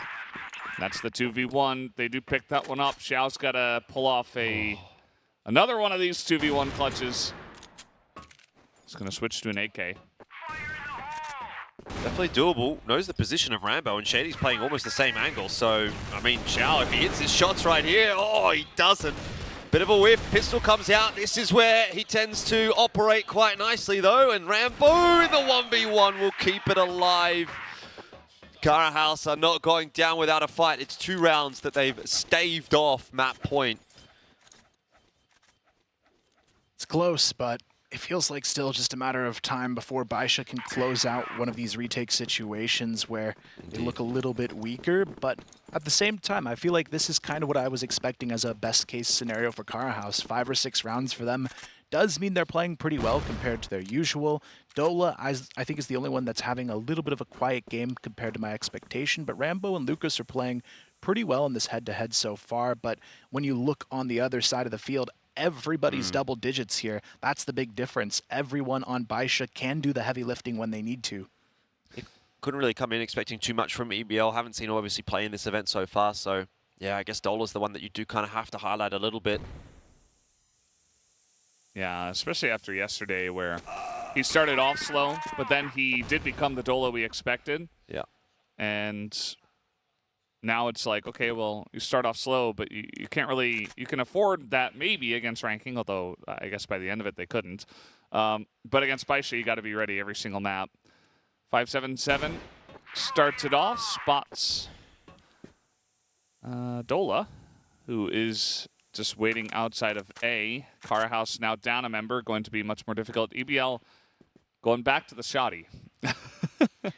Yeah, not so sure about that one. It can be valuable on the A push if you're that player going through the vents first, so I get it, but it's like you get in the bomb site, then you're on the post plan with it. There's almost no value. 577 swings right into a disaster, though, but N9 on the off angle. Shady saves it with the jump through. I thought he was going to get a multi-kill, but CZY, the nade, is just devastating on the push. EBL goes down. Rambo down to 5 HP. Shady kind of has to do it all here. That's pain. Looked like almost a good entry for Karahouse, but the nade was perfectly placed by CZY, bringing it back to 3-on-2. And yeah, I mean, argument to be made that it's almost 3-on-1. Let's see what Rambo can achieve. If he gets 1, well, it's not going to be enough. He's going to now need 3 because he'll have to do it alone. You even said it has to come down to Shady, and unfortunately, he has gotten nothing done. So what hope does Rambo have here? He's got the C4, he's got 20 seconds. He's got Baisha players circling around him, and there's nowhere to go. He's going to have to plant the bomb, and the swing is going to come through from Baisha on that timing. CZY closing the distance up the stairs, will finish it off, and that is going to be that. The defuse is on, and we all know where this map is going to be headed. It's to the 10-5 scoreline of Baisha get the dub on map 1.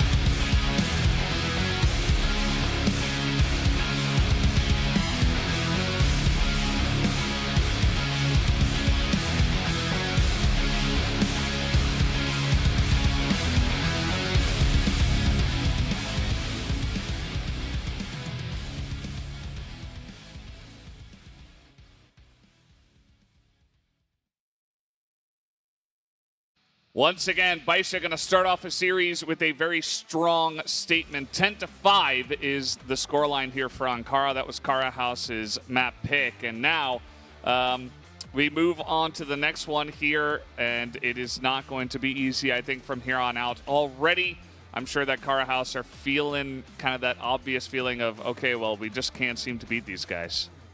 Yeah. I mean, look, at the end of the day, what are you going to say, right? Kara House, it's probably the best performance that they've actually had against Baisha at this point in time, but still not quite going to be enough. 10-5. Carl, you kind of called it. You said maybe best case scenario for them on Ankara. I mean, I have to say you obviously were correct, but at no point in that map did it really feel like they were ever going to beat Baisha there, which is obviously the problem. It's your map choice. It's a best of 5. It's going to go quite deep. You're already down 1-0, and your best case scenario is still a loss.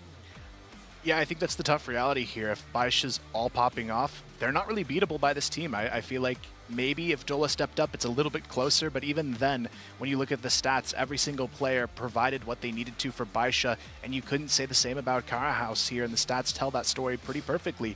Yeah. Everybody over a 1.0 KD on the Baisha side, only 2 for Kara House. Yeah, and again, it's another map as well where we've said this before, Xiao isn't even really popping off in a big way. They don't even really need him. He's just like, okay, I'm just hanging out. You know, I got that clutch that one time. I'm the last guy alive most of the time. And everybody else is doing more ADR than him, especially Baby, who is seemingly just slowly becoming the MVP over and over again. Like, is he going to overtake N9 as the most MVP on the team? It's going to be interesting to see as this Baisha team continues to just be the winners, to be undefeated here at this tournament. Well, guys, we're going to take a little break. Before we do come back for the second map, don't go anywhere.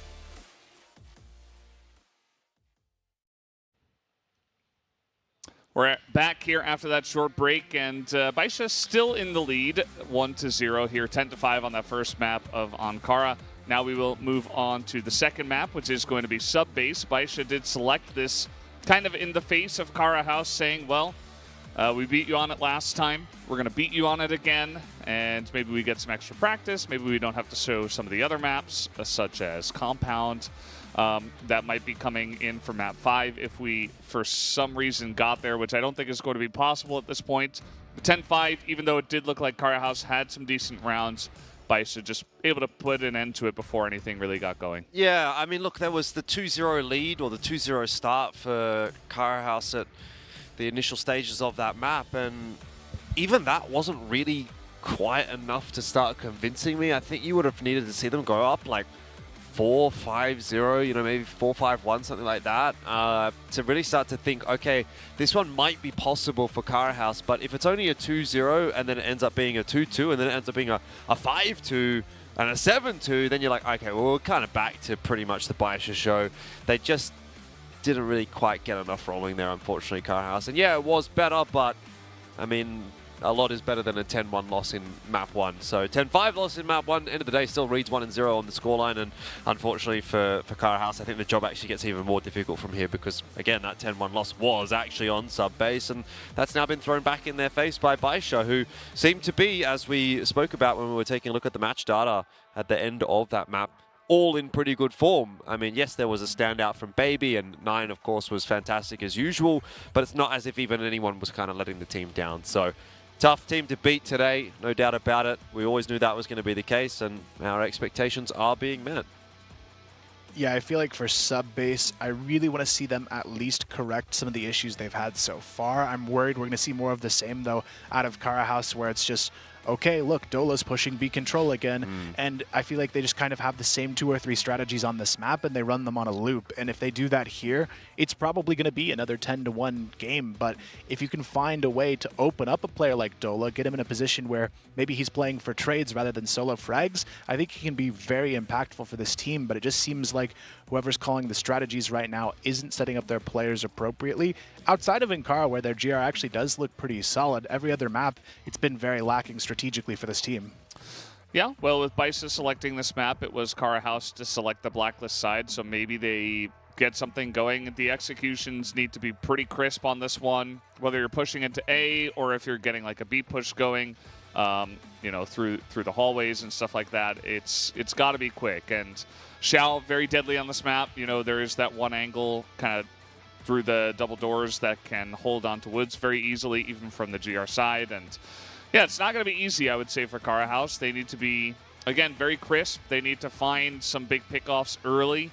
And I'm just not sure if this is the map really to do that, unless Baisha got like overly aggressive and control the control room themselves, or like pushing into woods over and over again. I think that even though this is blacklist sided, it might not favor the play styles of these two teams. Yeah, you're really grasping at straws if you're trying to find a way that Kara House is going to look better in this matchup, right? If you would go down a list, talk about individual firepower, strategic thinking, macro play, individual decision making, how about form. micro? I mean, micro would be individual play, would it? Yeah, I guess. So I just don't see like every single one of those categories. I'm going to say, yeah, I think Baisha's probably got the better sort of setup there. You know, confidence level, mentality, substitution factor. I mean, you just keep going down the list. It's like, well, every single one is favoring Baisha. So how do you put together an argument? Vietnamese skill. Okay, well, Vietnamese skill, I mean, I'll give them that. They've probably got better Vietnamese skill than the Chinese players do, yeah. But look, end of the day, like, if you're trying to put together a story and say, yeah, Kara House could win a map here, you need some points to back it up, right? But I don't really think there are. This is like when you go into debating class and it's like, yeah, you have to argue this side of the discussion. You're like, well, I don't even believe it, you know? So, like, how am I supposed to do that? It's not very fair, but... Anyway, we'll see how they go. I hope they believe it, right? It doesn't necessarily matter what we think on the desk. At the end of the day, we're just here to give our opinions. What matters is whether or not they believe it and whether or not they can deliver on that belief. And right now, I would imagine it is going to be tough to believe, especially if no one else does. But end of the day, it does come down to those 5 players sitting on the stage, and they have to believe they can still win this game. We'll see if they do. We saw yesterday they went down in an unfortunate loss to ranking, but maybe they've got something new to bounce back with as we get ready for sub-base. And hopefully, at the very least, it's not another 10-1 on their hands. I would be happy even if they put up another 5 or 6 rounds on this map and show us they're on the right track to improving as a team, because against Baisha, that's kind of all you can ask for is improvement against this team, because you really don't want another steamroll on your hands. Yeah, I like that some of the guys on the side of Car House 2L have big smiles on their faces, even EBL coming in. I'm sure he's happy to, get a chance to play and stuff. He's feeling pretty good about himself, even though there wasn't the best performance in that last one. But again, we didn't expect a huge play from him. Here comes Lucas, very far up. That's a free kill. Nice little headshot. And immediately Baisha kind of scrambling to deal with a very aggressive Lucas within their territory. Yeah, these sort of miscellaneous plays from Cara House can definitely catch any team off guard. But generally speaking, Baisha is going to be one that will adapt on the fly a little quicker than others, and also will be a little bit stronger in the 4-on-5s. Baby going to be looking for some info, and that's a pretty good nade. Yeah, Lucas just holding on to the vent position, but in doing so, he's drawn a lot of attention. You can see 577 and Baby both going for this repeat onto him. They really want the trade. They're going to find it, though. Baby takes him down. And this is where Baisha kind of can pull off an ego play with no punishment there. I mean, Lucas had to know that was probably coming his direction, but still not able to win that fight. Shady able to cross onto the B-bomb site with Rambo. Xiao just holding on to the off angle. Nobody really contesting it just yet. They're kind of just playing back here with Shady and Rambo, throwing that utility to get these players into the bomb site from mid. Xiao flashed out of position. Shady's trying to sneak across here, but it's actually EBL who jumps into sight. They don't have any idea here just yet, but it doesn't matter. If Xiao can hit shots like this, already finds 2, looks for the 3rd, struggles a little bit to get across the finish line here. Baby on the flank might be able to get it done. The C4 is down as well. Dola actually gets the shot and the 1v2. This is the thing about this map. From the Blacklist side, you got to be so crisp on these entries, and to be honest, they did a really good job with some of the utility to, root out Xiao. This, early pick was nice, but immediately trade it back, making it a 4v4 when they eventually go for the push. Xiao was pushed back, but he does still do a lot, but everybody else essentially was isolated and taken down, so a nice entry from Cara House 2L. And Baby wasn't able to clutch it there at the end. So Dola might be good news here for the side of Cara House. Right as I say that, though, N9 has an AWM in the vents. And apparently, yeah. He's going to put an end to that business. Lucas not going to get a second chance. But yeah, if Dola can kind of step up, then at least you've got an extra guy who's doing something here in this map. All right, wants to get up into the vent again. Surely you don't recontest that if you're Cara House. Instead, working their way in elsewhere, but apparently I'm wrong. I guess you do. Although, they might have been better off if they would have listened to me, because they would at least be 4v5 rather than 3v5 at this point, but either way. Yeah, Elfish, the new IGL here for Cara House 2024. Yeah, I got a bit of a language barrier to figure out, but... Baisha still putting attention onto the vents here, and it almost seems like because they are, Cara House is caring about it a little bit too much. And Baisha, they're going to take advantage of this over and over again. EBL as well going into the vents, a 3rd person in the round for Cara House in that position. I'm glad he gets out of there, though. The bomb in the vents, not what you want to see here at all. If you go down and drop that bomb in the vents, it's almost unrecoverable. But Dola, again, hitting the shots here in round number 2, up to 5 kills in the match. Looking for the rotation. Xiao shuts it down. 577 finds another. And now Rambo is stuck here. All alone, 1 versus 3. The C4 down as well. Xiao gets spotted out, but Rambo not going to find that connection. 577 gets it done from the rafters, and Baisha respond nicely here. Still, could be a bit of a win condition developing here for Cara House if Dola can show back up. He was, 5-1 after the first 2 rounds there, so somebody showing a bit of resistance. And when it's Dola in particular for Cara House, it feels like it's going to be a good day. Now, how good is obviously the question mark, because they are playing against Baisha. But against any other team, if Dola's 5-1, we'd be like, okay, like Karahouse is actually in a position to win this map. So, see if he can continue that trend. And hopefully, at least one player can step up alongside him. I'd like it maybe to be Lucas. But I just think maybe don't go Vents anymore. N9 is just, he's like the goblin in the cave. Like, nobody can nobody can overtake him. It's his cave. And, you know, honestly, they have taken over that position of the map very nicely. N9 has made quick work to let them know that it is, in fact, his and not Karahouse's. The grenade not going to hit much as they're not actually pushing there. They're coming down the stairs. They're thinking about it, and now just going to back away as 4. They have drawn over nearly the entirety of Baisha over to this spot, as only Xiao was over there in B. But they haven't actually moved away, and they don't know what's behind them either. So just going to stick in woods and just wait, I suppose. Yeah, it's an interesting situation here, though. 9 with the Om in hand alone on the A bomb site. Not something you see every day here, but Baisha changing things up, playing extra confident in this head-to-head. I'm curious to see if he actually wins this fight. Oh, gets the collateral! Shady and EBL go down quickly. And even with an Om in his hands, still looking like one of the best players in the world here. Lucas going to be spotted out as well. Gets shot in the shoulder, but gets the kill onto N9. Doesn't matter.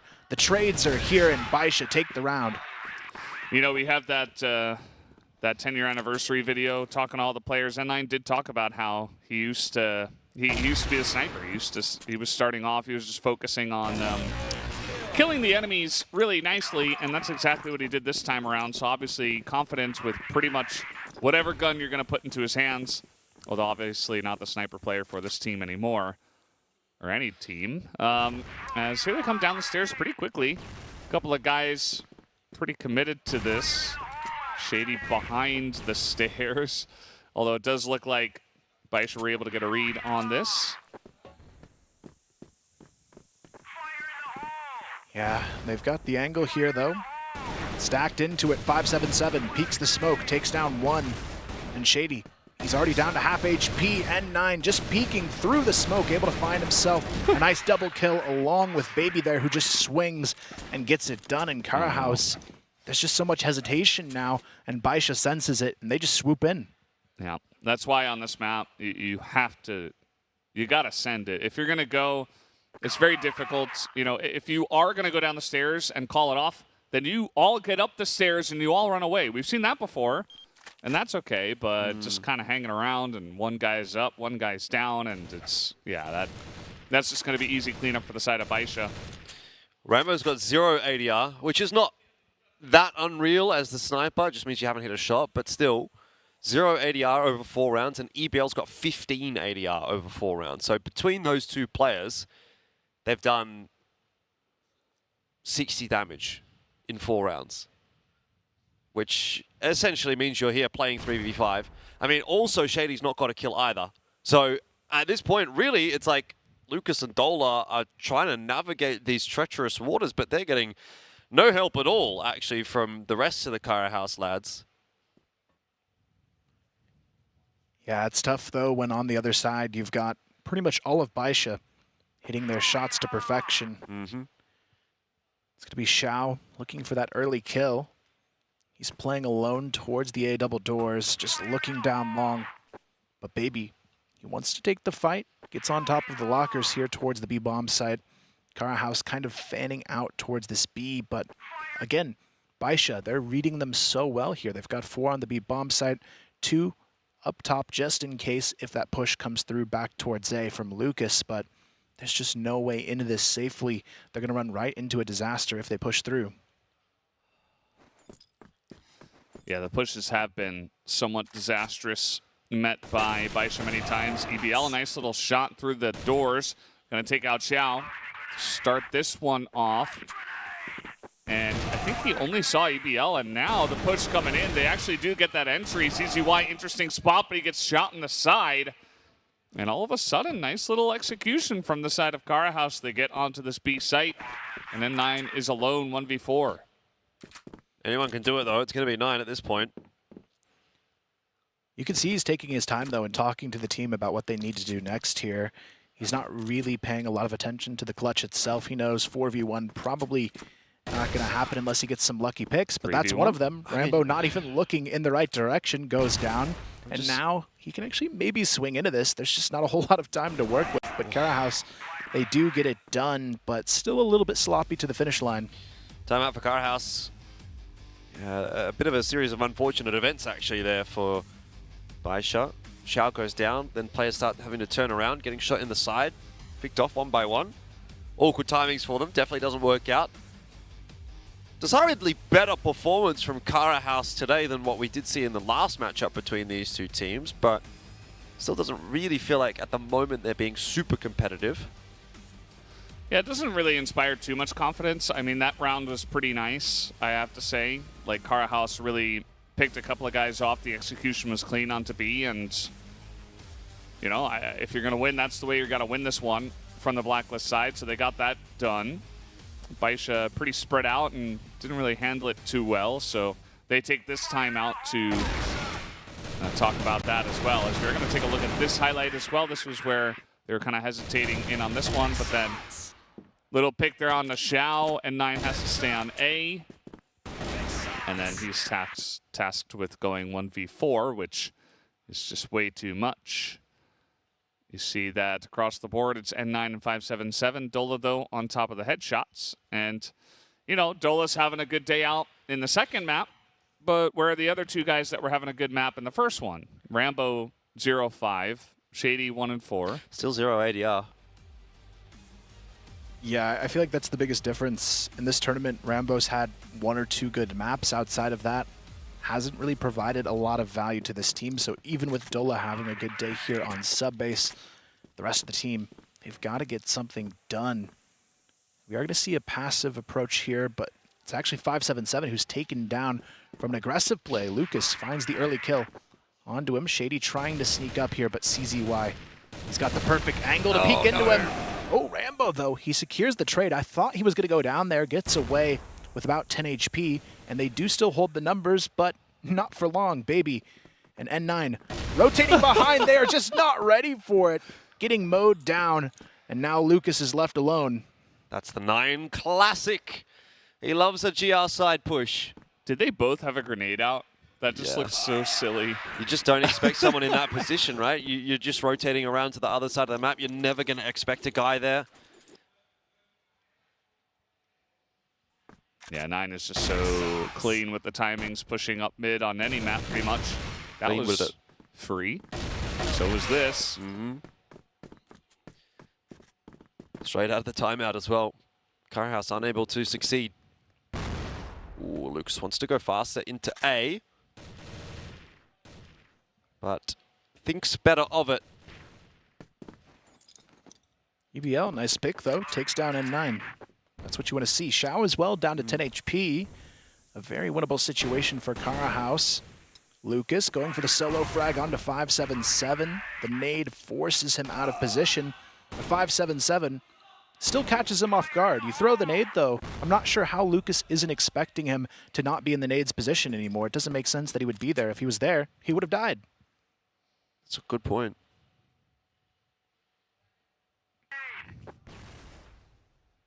CCOI. Maybe he saw the little fanny pack at the back. He's too thick. Yeah. Well, let's see. He is on the right side of the vent, and either way, they know he's here. So he's dead. Eventually, you'd have to. Yeah, there it is. He backs away, but Shady does trade it back. Okay. Still 3v3 with a big health advantage for Cara House. But Baby has been so clean in these kinds of positions before. This would be the wrong place to push for Cara House. Little do they know. Let's see if they decide to move back towards B. Baby's going to move into them, though. Finds himself one, quickly traded from Dola. But they're not going to full commit just yet, slowly easing into this bomb site. But they've given 577 that chance to rotate and stop them on the plant here. He gets a little bit of poke here, but no damage being dealt. The nade over the top forces him to peek wide. Rambo takes him down. Xiao in the 1 versus 2. He's got the Om in hand, knows Rambo's behind the missile here, but he only has 7 HP to work with. Anything that hits him is an end of round situation, and he gets past the flash just barely on the edge of it. Rambo peeks him, and Cara House find another. I like that they're being competitive here, Cara House, but the problem is I still don't believe. Well, maybe they believe. I hope they do. I really hope they do. BBL is winning 1v1s against N9, you know? Yeah, the thing is, it's just still too early. It's too early days. The scoreline's still 4-3. It's still a blacklist-sided map. You're down. You're getting rounds here and there for Cara House. You're thinking, that's nice. It's not a massive one-sided, 10-1 stomp, but is it going to actually amount to something, is what I still have in the back of my mind. I do think you got to start somewhere, and I think that with them going for kind of pretty aggressive plays and looking for aggressive picks, it's going to work. I mean, Lucas, he's a great player. He can get stuff like this done, although that's N9. Let's see if they do root him out. Swing is king, according to 9. And he's going to go for some more, it looks like, although Xiao getting himself one. There's the nade in from 9. Neither nade really doing a whole lot there. But he has at least forced Rambo out of the vent. So we find ourselves with Baisha having the advantage again. And Cara House back to plan B, which apparently will also be toward B. I love Xiao on this angle. Yeah, he's already spotted 2 as well. Rambo trying to sneak up. CZY knows exactly where he is. Can't connect on the shots for some reason. Doesn't matter. N9's right there. Xiao finds another. Dola left alone.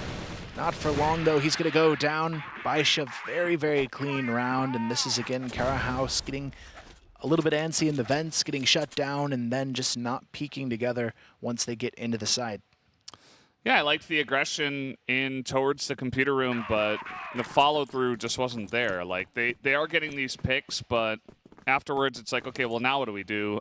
Like, where are we going to push? Not sure. The pushes are sometimes clean, but the consistency just not quite there. They're also going up against a 9 who is 13-4. And again, everybody else is consistent. So you got kind of the one standout guy, and then everybody else doing their job. Nobody is getting absolutely beat down or anything like that. Can't say the same for the other side. And Cara House now in this round maybe looking to slow things down, but honestly, I'm not sure if that's the way to win against this team. Maybe just send EBL on a mission. He has been finding some picks here and there.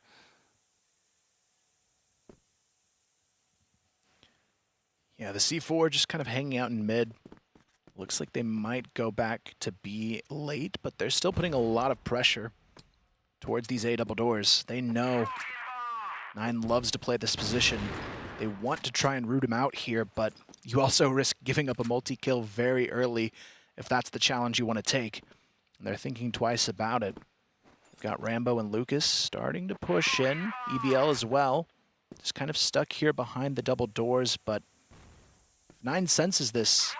You might be able to get some early damage onto them through the door, or maybe even a nade. You could see he was thinking about nading that position, but didn't actually commit to it. Baby almost finds Shady, though, towards the bomb site. 9 caught with the nade out. Does he get out?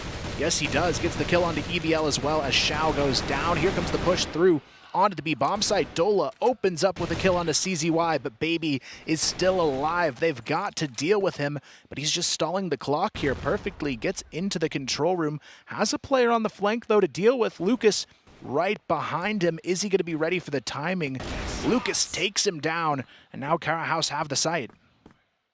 5-7-7 and 9 with some decisions to make, but 9 finding that kill is going to clean things up pretty nicely because now they really just have to focus on what is in front of them on the site. Dola has boosted himself up onto the rafters, which is not a bad place to play from. It's not often going to be checked, and 9 can't even trade it, so Dola steps up again.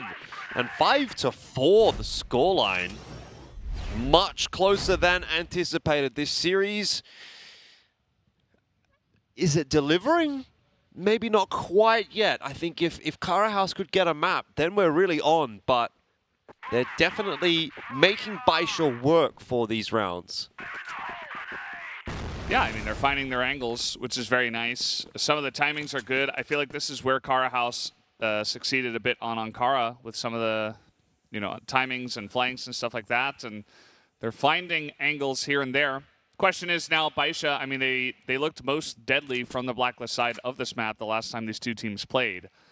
And Baisha already got 5 rounds on the Global Risk side of Subbase. So they're still kind of in the driver's seat, and now they're a really strong Blacklist-sided team. I would be a bit terrified of the executions that are about to take place. Especially if you're EBL, the newcomer left alone, and he might be in a 5-on-1 situation here very quickly. Is this hazing against or? a wall of Baisha players? It kind of feels like it here. Nade out as well, and 577 just shift walks right into his position. That's he had no nice. idea what was coming here, and now Rambo, he's trying to find a way back in for his team, but he can't find anything here. The utility could help open it up. Xiao down to 10 HP. The nade connection could be there, very close, but Xiao playing it perfectly behind the missile to stay alive here. Almost eats that second nade.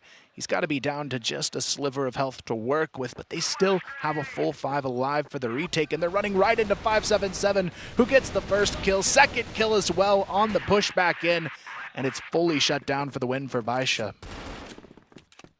Our first Blacklist round from Baisha, very decisive. EBL will be feeling a little bit silly about that one. It's just a case of timing, though.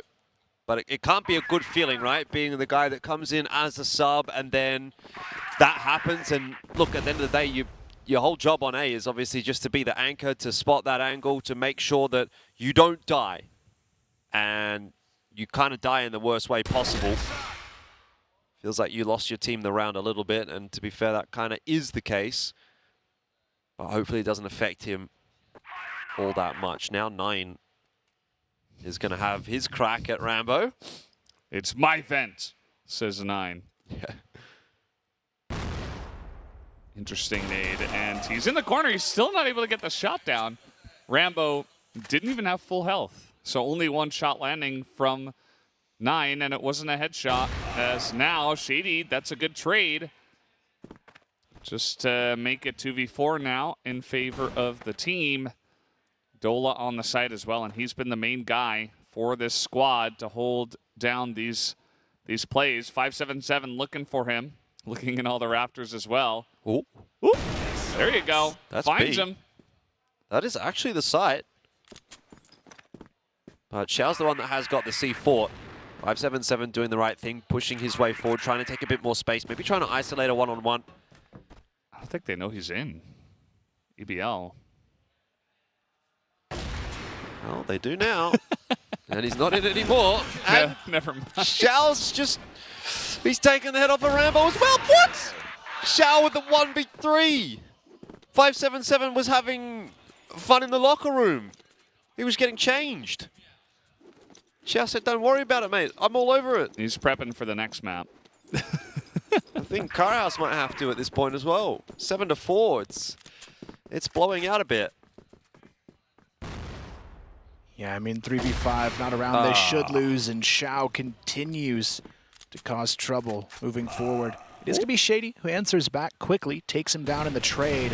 But Lucas, he needs that help on the bomb side. EBL slides in. Lucas, good for 2 before going down.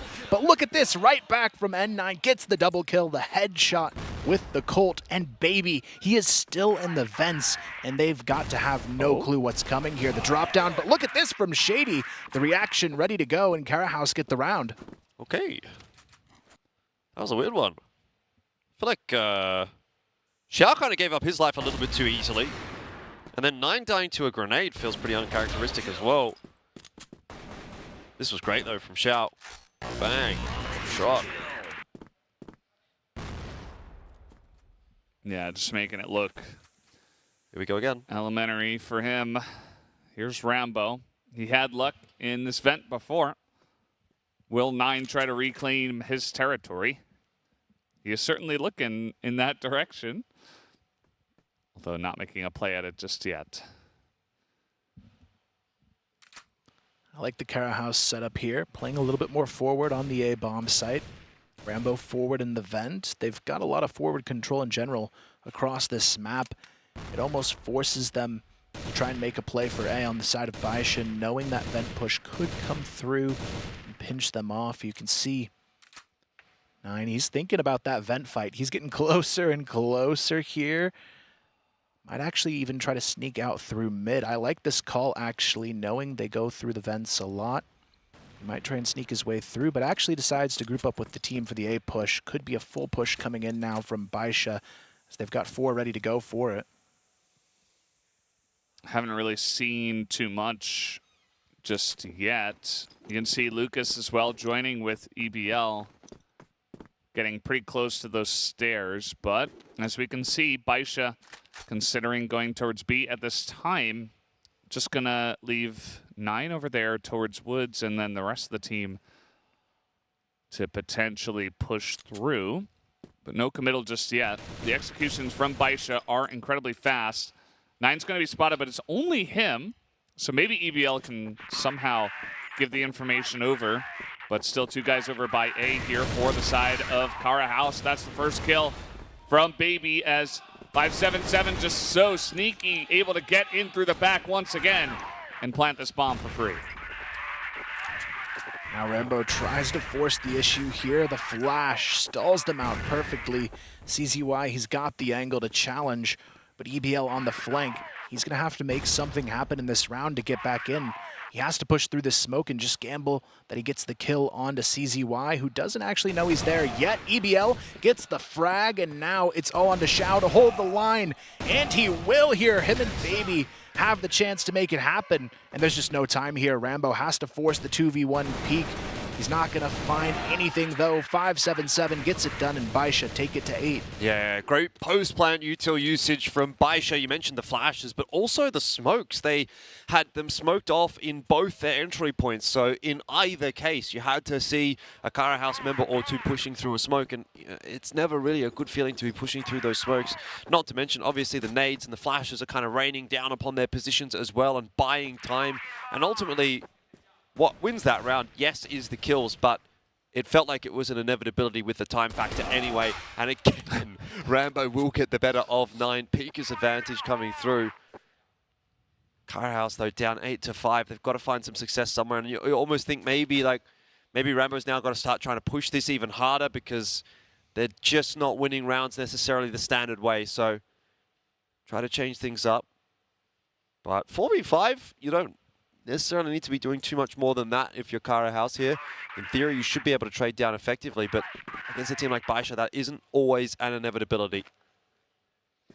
Yeah, it does feel like eventually they'll just make a push for it. They'll stake their claim. Here's Baby. He's certainly distracting them very well. Let's see how quickly this rotation can come in. It looks like Baby's looking for it, actually, knowing that his team has already pushed in, and they might just deal with Shady and Dola here. But Dola very nicely played around the pillar. And now Xiao up top. He is going to have a little bit of help, but Rambo coming in from behind. They didn't expect that, as Kara House surround them and take them down. It's not over yet. I really want to give credit to Kara House for taking the fight to Baisha today. This is kind of the closest it's actually felt against any team. I mean, even Pacific Macta, it was, what, a 10-4, 10-6, and we're kind of at that point now where maybe Kara House can even better that in a best of 5 as well. Can they take a map? This one's still feeling like it should be Baisha's to close, but Kara House are looking okay. Whoa, barrel spotted, and this time, Baby, he is able to deal with the predictability of Rambo. That's a lot of rounds in a row where he has pushed that angle. 9's communicated that. They've changed up the setup, and they've put an Orm on that line, which is much more difficult to break. And in the end, Baisha will have their success. So very nice adaptation on the Blacklist side, and it could be the death sentence for Kara House. It's a bit unfortunate, though, because Kara House, I feel like they have made the necessary changes. Dola hasn't pushed alone into B control one time so far in this match. You could tell they're really trying to change things up, and they've done what they need to prepare for this team. But Lucas is running right into a trap here from Baisha. They are all on site and ready to go. The utility coming down over the top as well. into that A control room. Shady just completely forced out of it. Dola going for the quick flank, but they are already prepared for it as well. 577 and CZY holding that flank. Shady able to steal away a kill onto Xiao, but that might be it at this point. He gets traded down by N9, Dola, and EBL. They are stuck behind this smoke, and they have no time to work with. EBL just has to push through and hope for the best. It's not going to happen, though. Baisha take it to 9. Yeah, that was pretty unfortunate for, I think it was Lucas. He was holding the angle. Second, he looks away. They're all just sneaking onto the site. He looks back, and all of a sudden there's 3 people in his face. And he tried his best, but wasn't meant to be. Alone on A.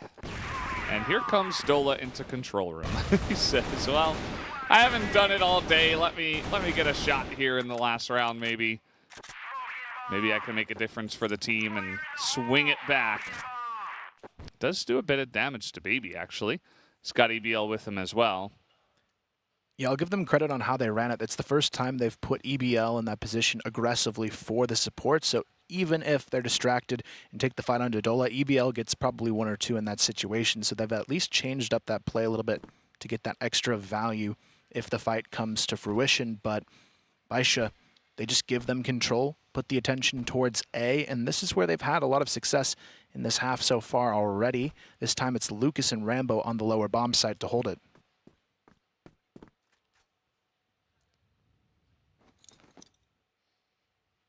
This pressure could have been good, actually, through this angle where 9 is looking. But actually, now they've got 3 guys in control room. So Kara House just not in position at all, unless Lucas actually pulls off a miracle. And as I say that, he picks up 2. And Baby, okay, he had 9 is there. And he is going to help out from the top. They did not expect that angle, as they just didn't have enough coverage with everybody in control room. Yep.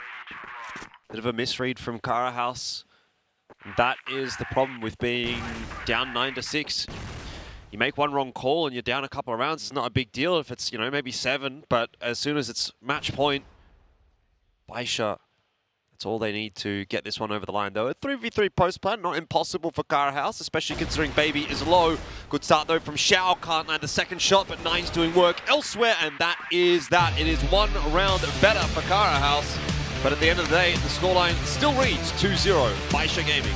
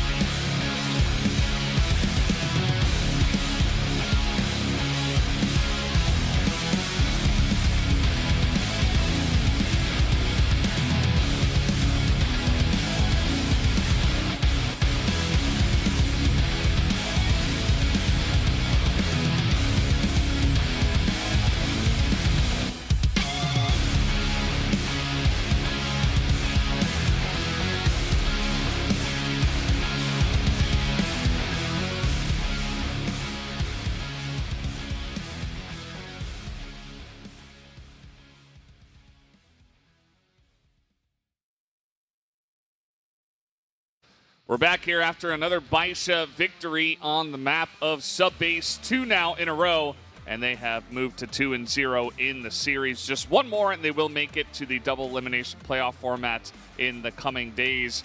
Baisha, yeah, Kara House did challenge them a little bit more on this one, but 10-5, 10-6. Is the next one 10-7? I mean, Baisha look pretty unstoppable. Yeah, they do. I mean, Black Widow is going to be coming up next. That's the second choice in this series from Kara House. So, I don't know, maybe there's a chance they can continue this run. But it does feel like at a certain point, you know, maybe we're going to go back to the mean, go back to the average. And that really has kind of felt like 10-1, kind of a 10-2 sort of a scoreline for Baisha. I don't know that they've really 100% actually been in this series, Baisha. Like, even there, CZY, 0.38 KD. When was the last time in this event you've actually seen him with a scoreline like that? Obviously, the job is still being done by the rest of the squad, but I kind of want to say I don't actually think we're really getting the best of Baisha today, and yet it is still more than enough. There's 9 he doesn't go through a series without at least getting one MVP. And very close to getting the dub on the board here now as well for Baisha. One more map required in the best of 3 to secure the, in the best of 5 I should say, to secure the 3-0, which is what we sort of all predicted on the desk coming in.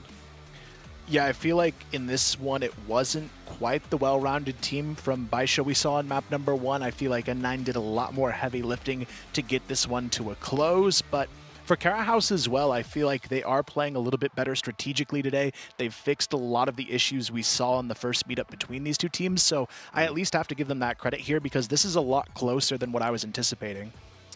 Yeah, and maybe now with a little bit more momentum in terms of, hey, we can actually challenge these guys in their minds of Kara House and the strategies they've brought in, perhaps they can get over the line on Black Widow. Black Widow not going to be super easy, but it did feel better than the other couple of choices, which were Port and Compound, which Baisha has looked great on many a time already, even in this tournament. So they say, let's send it on Black Widow. That'll be their last chance to stop the 3-0 sweep from Baisha. We'll have to wait and see if they can do it. But first, guys, we'll take a quick break and we'll come back for map number 3.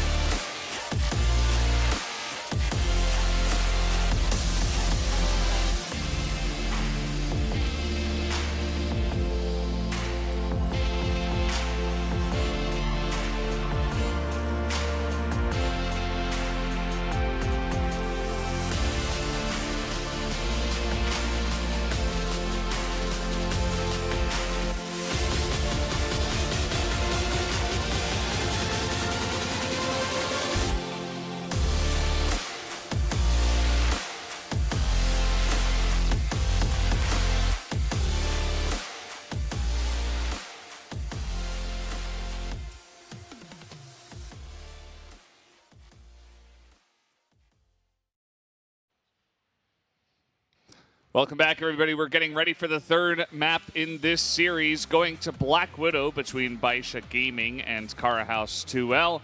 It is Kara House's last chance to put a stop to Baisha and actually challenge them here before they do just move on to the next stage in the bracket, and we say goodbye to Kara House. Hasn't happened yet. Is Black Widow going to be the difference maker? What's the right answer here? Should I be a nice guy or should I be a realist? I mean, I feel like even being nice, the answer is probably still a 3-0 here. I feel like maybe we see another competitive map at best where they still lose, and at worst, it could be a 10-2, 10-1. It's hard to come back and think, hey, we're going to reverse sweep a team that's beat us 4 maps in this event so far. Also, to reverse sweep them on, okay, let's assume they get Black Widow here, then Port, and then Compound. It's like, Port is the map which, again, we already saw a 10-1, and it was the choice of Baisha in that previous series. And then Compound, which we all know is Baisha's best map, so just an insane uphill battle here for Kara House to stay alive in the competition. I will actually say, I think at this point, they've done pretty well to get this deep. They didn't look very good in the early couple of stages. I mean, in the group stage, they looked a little bit shaky. Wildcard stage, we weren't too sure what to make of them going in there. They did well, I think, to get to this point. It's unfortunate the way that it's sort of played out in the sense that they've had to now face Baisha, but obviously that's just a case of seeding. But, you know, I think they can be reasonably... Look, they won't be happy necessarily with their run, but it's not as if they got knocked out in groups. They have still managed to make it somewhat deep into the tournament. I'll give them some credit for that, and then hopefully they can kind of cheer on ranking through the rest of the competition, though based on what we saw yesterday between the two teams on the stage, maybe that won't be the case. But either way, yeah, I think they've almost performed above my expectation after the group stage, although I would maybe say below my expectation actually coming into the event. It's just the way that the cookie has sort of crumbled for Kara House. I don't think it's been their best event, unfortunately. But it's not over yet. It's still not over yet. Black Widow to come. Kara House, I hope they feel like they've still got something to give in this series. Otherwise, it is going to be quite a quick one. And to start off with our best of fives, you know, a 3-0, it's like, well, has really much changed since the group stage? Because that was best of threes, pretty much all 2-0s. Jump into best of fives, well, 3-0. I mean, unfortunate, but that is what you would probably expect out of the Seed 1 versus Seed 8 matchup, and that's essentially what this one is.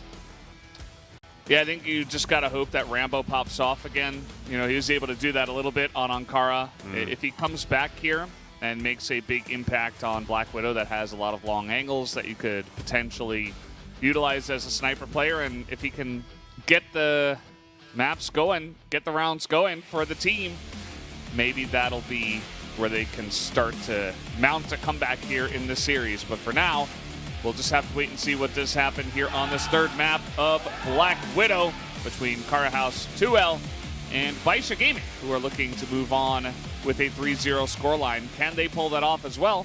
Would make them even more scary. I think we are going to see that 3-0 coming up, but Kara House, I am hoping for a good fight nonetheless. Already, Dola gets the kill onto CZY, A long. A nice way to get the round started. Rambo quickly taken down, though, in response. Shady, he's kind of stuck here as well. But Dola and Shady get aggressive. They both find a kill. Dola gets himself a third kill on the round. C4 down as well. Xiao left in a 1v4 to try and pick up the pieces. This will be the third map in a row that Kara House actually starts with the first round. Unless Xiao does something pretty nuts. He does have the time to play with, so you know, he could maybe even jump up through the window here, try to isolate that 1v1 against Lucas, which is exactly what he's going to do.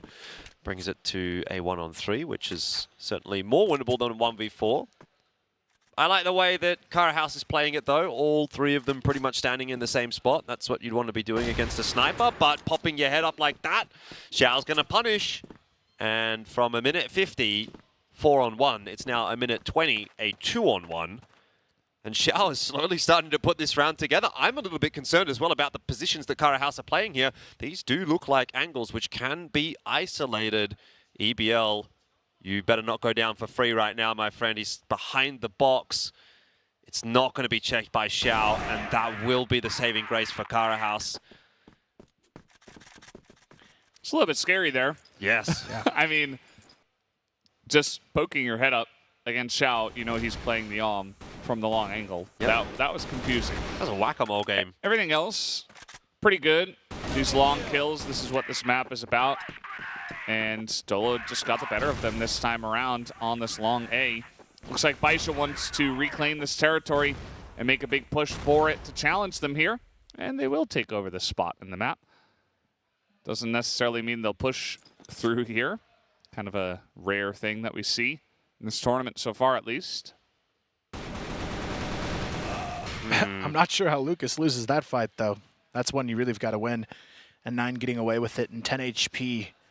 Now they've got the numbers to start this A push right back up, and there's nobody here now for Kara House. The bomb site gifted completely for free. I'm not sure why they've made this call. EBL realizes it a little bit too late.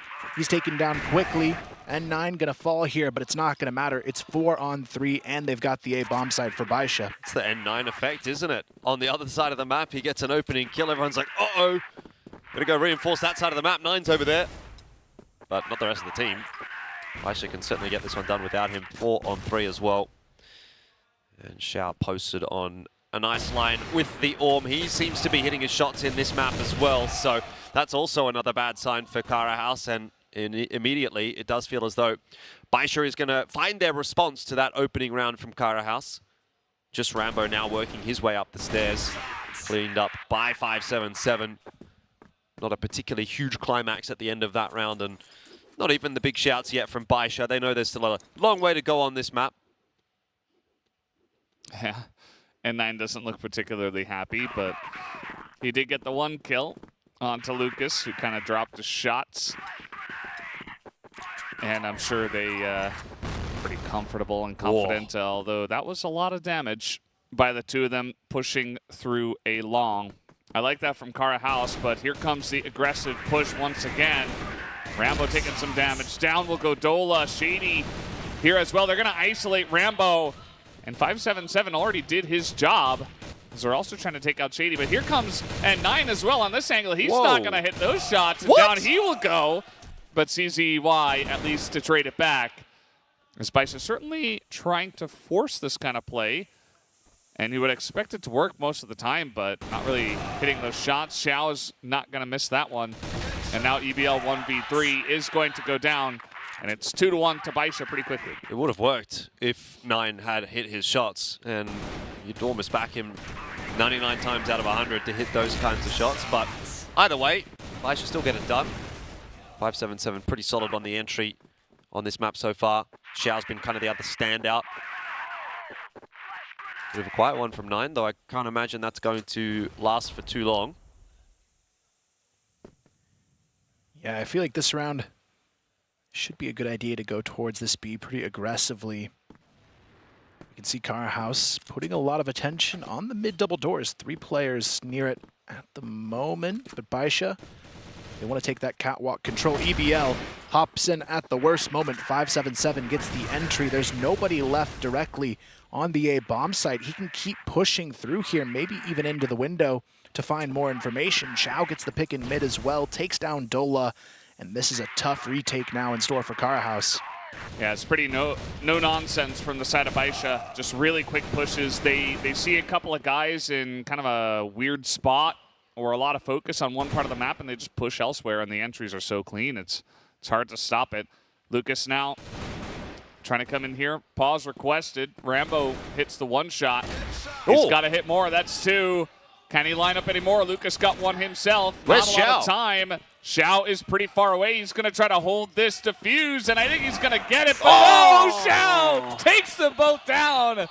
Oh, man, that was looking so close, but they couldn't quite get it. The problem is Rambo almost does too much work there, and he crosses into the site so fast that he doesn't see Xiao. That's like, you know, I'm saying, where's Xiao? At that point, obviously, as Kara House, you're saying, where's the last player as well? And you're never expecting him to be still down in mid when 3 players have died on the bomb site. You'd be expecting him to be swinging long or bridge or window or something like that. One of these positions that can actually have an impact on the fight. So I almost feel like Xiao was kind of out of position in a way there, that he wasn't able to contribute to the post plant, but ultimately that's kind of what actually ended up saving him, because it's a position that gets disregarded by Kara House. So it's unfortunate for Kara House, but Well played by Xiao in the end. He gets there just in time to deny the defuse. Rambo's looking pretty sharp on this map, but I'm not sure it's going to make a difference. Take a look at this again, and this is what I'm talking about, right? Rambo's hitting these good shots. And I hope we get the later stages of this clutch as well, because they've completely disregarded the under the bridge position, the stairs position. Obviously, Rambo goes to try to clear out short, which is not where Xiao is coming from. And it obscures his vision of the staircase as well. So just a really unfortunate case of timing for Cara House. Yeah, I feel like for Cara House, even then, probably not a round they should have won anyways. They got a lot of retake frags gifted to them, so still looking good for Baisha on this one, but Cara House, they need something soon as we return 3-1 in this map. And Baisha already going for that A long control and for that catwalk control very early in this round. It is going to be met head on. EBL peeks right into it, hits the shot onto Baby quickly. C4 will be traded down, but look at this ramp peak. 577 not ready for Dola to be there. I mean, that's a C4 lost, but there is a lot of map control being given over to Baisha in the meanwhile. So Cara House are still going to have a difficult time of holding on to that C4, especially once these smokes start to fade. They've used a lot of their util early. This is a good setup, though. You need Lucas swinging on the stairs, and you do get it. It ends up being a 1-for-1. Good positions for Cara House until Xiao arrives to cut Lucas's rotate back off. And now Shady's kind of sandwiched. Xiao will claim the frag. And at the moment, Xiao definitely gunning for an MVP.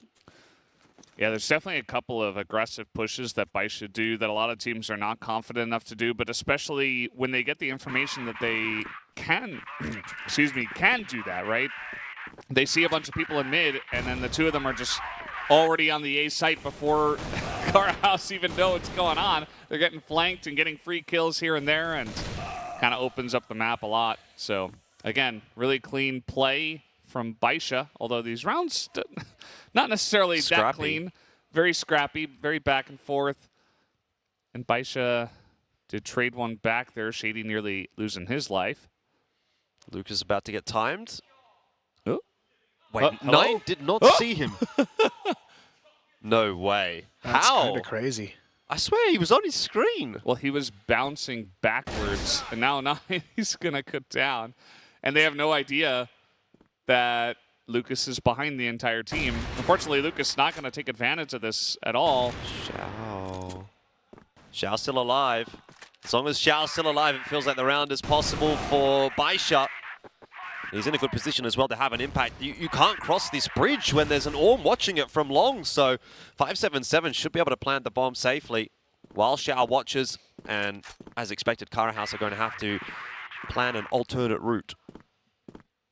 Yeah, I like the call for this split, though. Lucas and Dola going from cat and long, but Dola has to win this fight onto Xiao to get the round. Lucas baits him out, doesn't matter. Dola a little bit late, still gets the shots onto Xiao, but 577, all he's got to do is stay alive here and put that pressure onto Dola, down to the 1v1. Dola needs to bait him out. It's going to happen, though. Dola gets it done, and Cara House finally get themselves around on the board to answer. Yeah, you know, he had the angle on the bomb, and he taps it a couple times. He says, well, he's not actually defusing it, and then he goes out to peek him. Didn't necessarily have to. He could have played behind the pillars, and it's a very tense situation, so hard to be perfect. This is what happened here, and he just doesn't look to the right. And Lucas had no idea either. Rambo, nice pick off onto Xiao to start off this round. Maybe the start of something new here for Cara House. Yeah, I was starting to think actually this is feeling a bit like a 10-1 type scoreline, right? Where some of the rounds early on in the map are pretty close, but almost all the clutches going the way of Baisha, and you sort of end up like 5-1, and you know, Cara House is pretty much mentally out of the game at that point, but they're keeping themselves in it, sort of.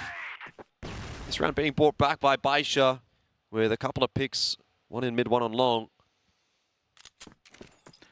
Yeah, that's the tough part, right? I mean, it's 4-2, but that's with Nine not playing great so far. Now that he's starting to wake up and hit these shots, it becomes a much harder team to go up against. Cara House looking for an opportunity. Dola sneaking into the B connector, trying to catch them off guard. Might actually be able to take down Baby here without getting noticed. Grabs the first, but now 577 and CZY know exactly where he is. I'd be surprised if he gets out of this one alive. He's going to be found out. Lucas, he tries to go for the peak with EBL, and the trades do go 1-for-1. But N9 has a huge health advantage now for the 1v1. EBL had a shotgun again. Just trying to get aggressive out of B. Doesn't quite work out. I mean, kind of. But yeah, N9's got about a minute. That's surely enough time. He's got an M4. And Lucas is just going to have to tap on that head before N9 sees him probably to have a good chance with 7 health. Whoa. And, oh! Oh, no. Who's reloading, tries to switch to the Colt, but N9 goes down. At least Lucas knows exactly where he is, or where he should be. Patience is actually going to pay off here, I think, for Lucas, because 9, yeah, he thought he'd cleared the angle out. Well done from Lucas. That's a big clutch for Cara House. A couple in a row going their way in the 1v1s now. It's got to be getting a bit frustrating for Baisha, and what a great shot from Rambo to start the round off. Yeah, really tough rounds here for Baisha, especially when you talk about 2 big clutch players not really playing too well so far in this one, but 9 is ready to turn that around. Gets the opener onto EBL. Oh, but look at this from Dola, able to find 2. Lucas finds the double as well, and that's it. They clean up the round in a matter of seconds. Every first half has been pretty competitive in this series. And here's another one.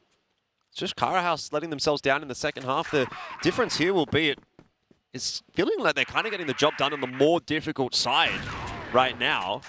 If they could go up 5-4, then that is the best case scenario. That's the best chance that they will have had in this series so far to take a map. Now, it might not necessarily still get converted, but you've got to do everything you possibly can against a team like Baisha. Take every little scrap, every morsel. And 5 rounds in the first half would be exactly that from Cara House at this point. They might push into EBL with the shoddy. Will he finally get some value out of this? Still waiting on that. It's a good setup, though, for Cara House. We've seen it multiple times. Often they get impatient and push themselves. Hopefully that's not the case. EBL, he's seeing the U-tilt. Oh, but he wasn't ready for the shots. Holy cow, 577 just walks in on his own and gets 2 entry frags. It's not how it should go. Job goes from hard to difficult now for Cara House, and maybe even impossible after that frag. Rambo and Dola to try to secure a 2-on-5 retake on the B side. It does not feel like it's going to happen. So Baisha should be the team to go up 5-4 at the end of the half here, and maybe Cara House have just missed a trick. Yeah, pretty tough final round. Nobody going down for Baisha, looking a lot cleaner on the execution, but 577 really impressing me with his shots so far in this 3rd map of the series. I feel like Cara House, though, you've got to give them a lot of credit. 4 rounds in the first half, very competitive. 3 of them back-to-back after going down 4-1 at the start, so definitely showing they've got that fight left in them. But it still has to be even more than that to get it done here against Baisha. Cara House start off this round going for the A-long control. Baisha throws some utility back at it, but is not going to be contesting it. Yeah, no contest just yet. And very curious to see how Cara House are going to look on this blacklist side of this map. Baisha have been bringing the pain from the blacklist side on the first couple of maps. That was the second half of both of those maps, but this time swapped up. Rambo pushing up here a little bit. Baisha does have a nice little crossfire as Rambo's taking a little bit of damage. They're trying to peek onto him. The rest of the team trying to come over and support Rambo and maybe get him out of this situation or give him an opportunity to peek onto one of them. But he is quite surrounded. He's got to be careful, too. Both Baby and 9 have nades they could throw onto this position. If they do, it could potentially kill 2 of them now. Lucas moves up close as well. I actually think that's a pretty bad call, not keeping the distance advantage they had in this fight. Instead, they're all pushing into this 3-point stack on the mid, but the A long distraction could be enough to maybe peel them off, but 9 gets a double kill here. Almost a shot at the triple. Lucas, thankfully there to find 1. Make it a double kill for him. Taking down Baby as well. The rest of Kara House already working on towards A, but Xiao, he's here to try and lock it down. Kills the bomb carrier. Dola trying to sneak underneath. Gets the kill. Lucas finds 1 as well. And now it's all on to 577 in the clutch. Yeah, that timing was pretty aggressive from Xiao. Had the 1 shot, but wanted a bit more. This is going to be the plan, so that's a nice amount of damage coming in from the nade, and now 577, he's been great. He does hit another headshot. 9 so far, as they were just trying to rotate out of there after the bomb plant, but 577 just comes in so quickly. And speaking of which, it's going to find Lucas pretty early on. Taps the bomb. Forces a response. Lucas getting pretty low, and that's going to do it for that one. As 577, again, he is the big guy in this map, and he is carrying the team. Yeah, it just feels like a little bit of a mistake individually there from Dola, stepping up off the bomb and exposing himself, right? 577, the information should have been communicated that he was coming up from the bridge, and the nade perfectly timed, so it's not as if they weren't thinking about that, but he zigged when he should have zagged. And in the end, kind of enables that one becoming a 1v1. So Baisha 6-4, take 1 more step toward a victory here. 3 maps in a row would be the case if they got this one over the line. Lucas is fast into mid, 577 with a big whiff. Can't lock it down, and EBL is still making this shotgun work. First time, I think, but okay, well, first time for everything. And it doesn't matter because Kara House are going to pick up the rounds pretty quickly. Very aggressive from them. And that has been what works. Yeah, we're getting another competitive map. Yeah, I'm honestly impressed. Kara House doing a lot of good work on this one. Dola and Lucas already into the double digits on their frags. CZY has to back off. Xiao goes down as well. Again, Lucas finding the entry frags for Kara House. This time, it's on to Xiao up the catwalk. And they could just push forward off of this. EBL looking to peek out of the mid double doors. You can see 9 on the other side, hoping he can find that counter pick to answer back. But Baisha, they're playing a little bit too far forward on some of these angles. They're getting caught early on over and over again. And it makes Kara House have a lot of potential now to win these rounds. Though the 3-man stack on A is a big change here. Not sure if it's going to pay off for Baisha.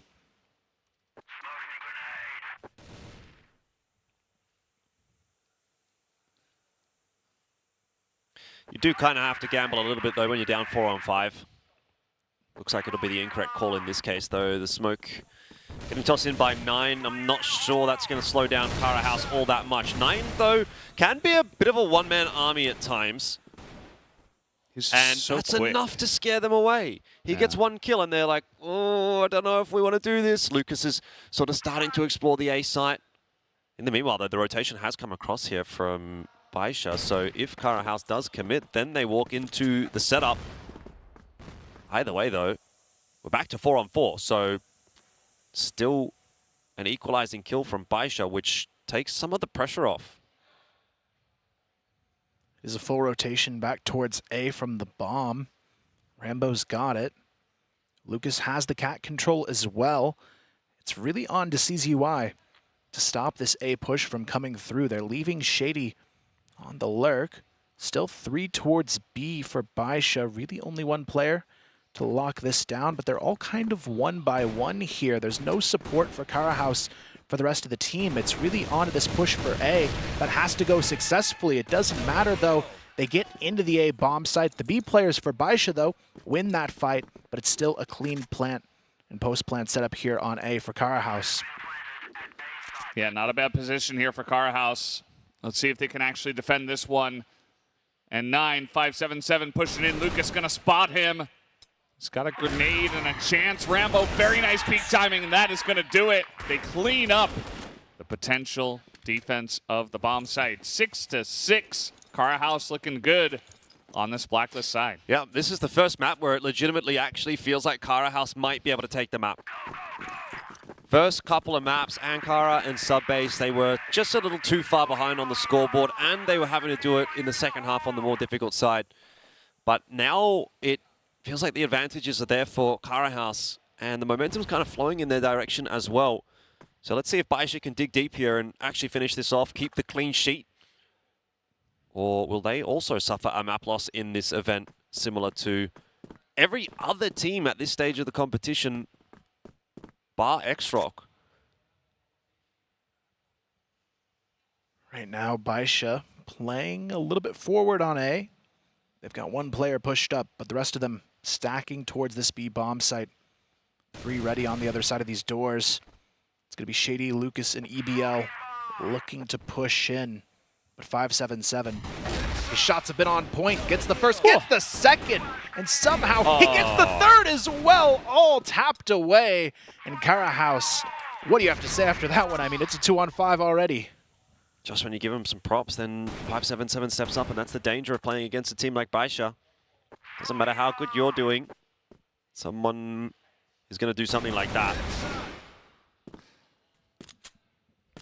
Yeah, I mean, just absolutely wrecked by 577. That's basically just what happened. They come in 1 by 1. He does not miss a single shot. Tap, tap, tap. And it's kind of funny too, Baby. He was looking a little tired on the camera, and now he's 3-9. It's the first time he's had to play a map 3 in this tournament. He's like, oh, this is a little bit, you know, it's a little bit past my bedtime. I'm done with this. So has the rest of the team to back him up. Had an excellent first couple of maps, of course. And it's a very well-rounded team. That first shot, this second one was insane. Third one, yeah, the second one was the one that I could not believe. Faster play from Kara House once again. It does feel like the faster rounds have tended to be the ones which they've been able to get over the line. Catching Baisha with pace. This time, though, they've been stalled by Util. Xiao's set up on the line. You'd expect him to hit this shot. He does. He's going to have another crack at it. Lucas peeking. Doesn't have to worry about the player under the bridge anymore either, and will turn around onto Long to finish that off as well. Good round by Xiao. Great round by Baisha. And just as the storyline starts to get going for Kara House, it is put to a halt again. And Baisha is definitely not keen to lose a map here. 8-6. Kara House now the ones that have to try to find another level as well. It is going to be Kara House again going fast towards this A bomb site. They want to make this happen on the push, but they're just struggling. The utility here from Baisha just stalls them out perfectly. Baby, good for 1, but Dola gets the 2-piece from Long. Now they've got a 4-on-2 on the bomb site. Baby and 577 trying to get the retake rolling, but Baby from down low. He's already good for 2. What? Good for 3. Baby takes it down to the 1-on-1, but he doesn't have a lot of HP to work with. The C4 on this A bomb site will get planted, but the long flank could be enough to catch Shady off guard here. The timing very quick on this rotation as well. You can see Shady, he hasn't even checked this location, but checks it at the perfect moment to hold on for Kara House. Man, I kind of thought Baby was going to get it done. He's gone from 3 kills to 8 in like 2 rounds. He heard me. I'm sorry, Baby. He doesn't care. Look at him. He does not care. But good response from Kara House. It was the push through the smoke that put a little bit too much pressure onto Xiao. This is the previous round. And Kara House, they felt maybe they mistimed that. They misexecuted it. They tried to run it back. They did it again, and it worked out. And another instance where they're going to pressure over toward Long. It has gotten the better of 9. Is this another round for Kara House, which would, again, equalize? And I would dare say put the pressure back onto Baisha at that point. Boost up from Dola. He's not actually going to have anyone to take a crack at here. Though Xiao might come across.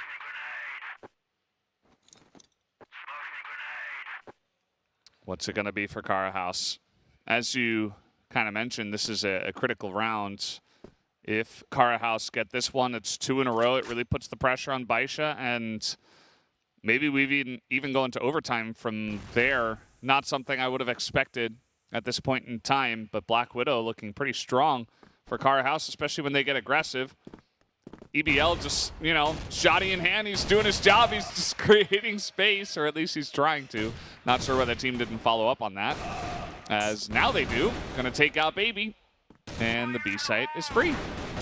Not mid, though. CZY on the long flank has managed to catch Dola off guard, so it'll have to pretty much be a commitment to the B site now, which Shao maybe could do something about. He has a look through the window a little bit too late, and it is ending up being covered off by Rambo, so I don't mind his attempt there, but it hasn't worked out. CZY has to get it done. It's not going to matter, though. Lucas shuts it down. 577, 12 HP. He's just not going to have anything left in the tank here, and we are all tied up. Surprising to see on this map, but Cara House showing their strongest fight yet to try and keep themselves alive in CFS 2023. And if you are going to go down, this is the way to do it. Put it all on the line. See if you can somehow take this map back. And honestly, on this side of the map, I'm starting to believe in them. They've looked really good, but EBL with that shotgun, that's my one doubt there. Hasn't been too good for him. Baby finds it early, and they've got the 5-on-4. Yeah, maybe Cara House can prove that Baisha is mortal, because in this competition, it doesn't feel like anyone has really gotten close to taking a map off of them. This certainly is the closest so far, and they've been getting better as the series has gone on. And if they get one, then why not two? Yeah. Why not three? They're playing with a sub who's got a shoddy and isn't really having a big impact on the stage right now. Xiao not going to hit that shot. And down he goes, sniped out by Rambo on the little corner there.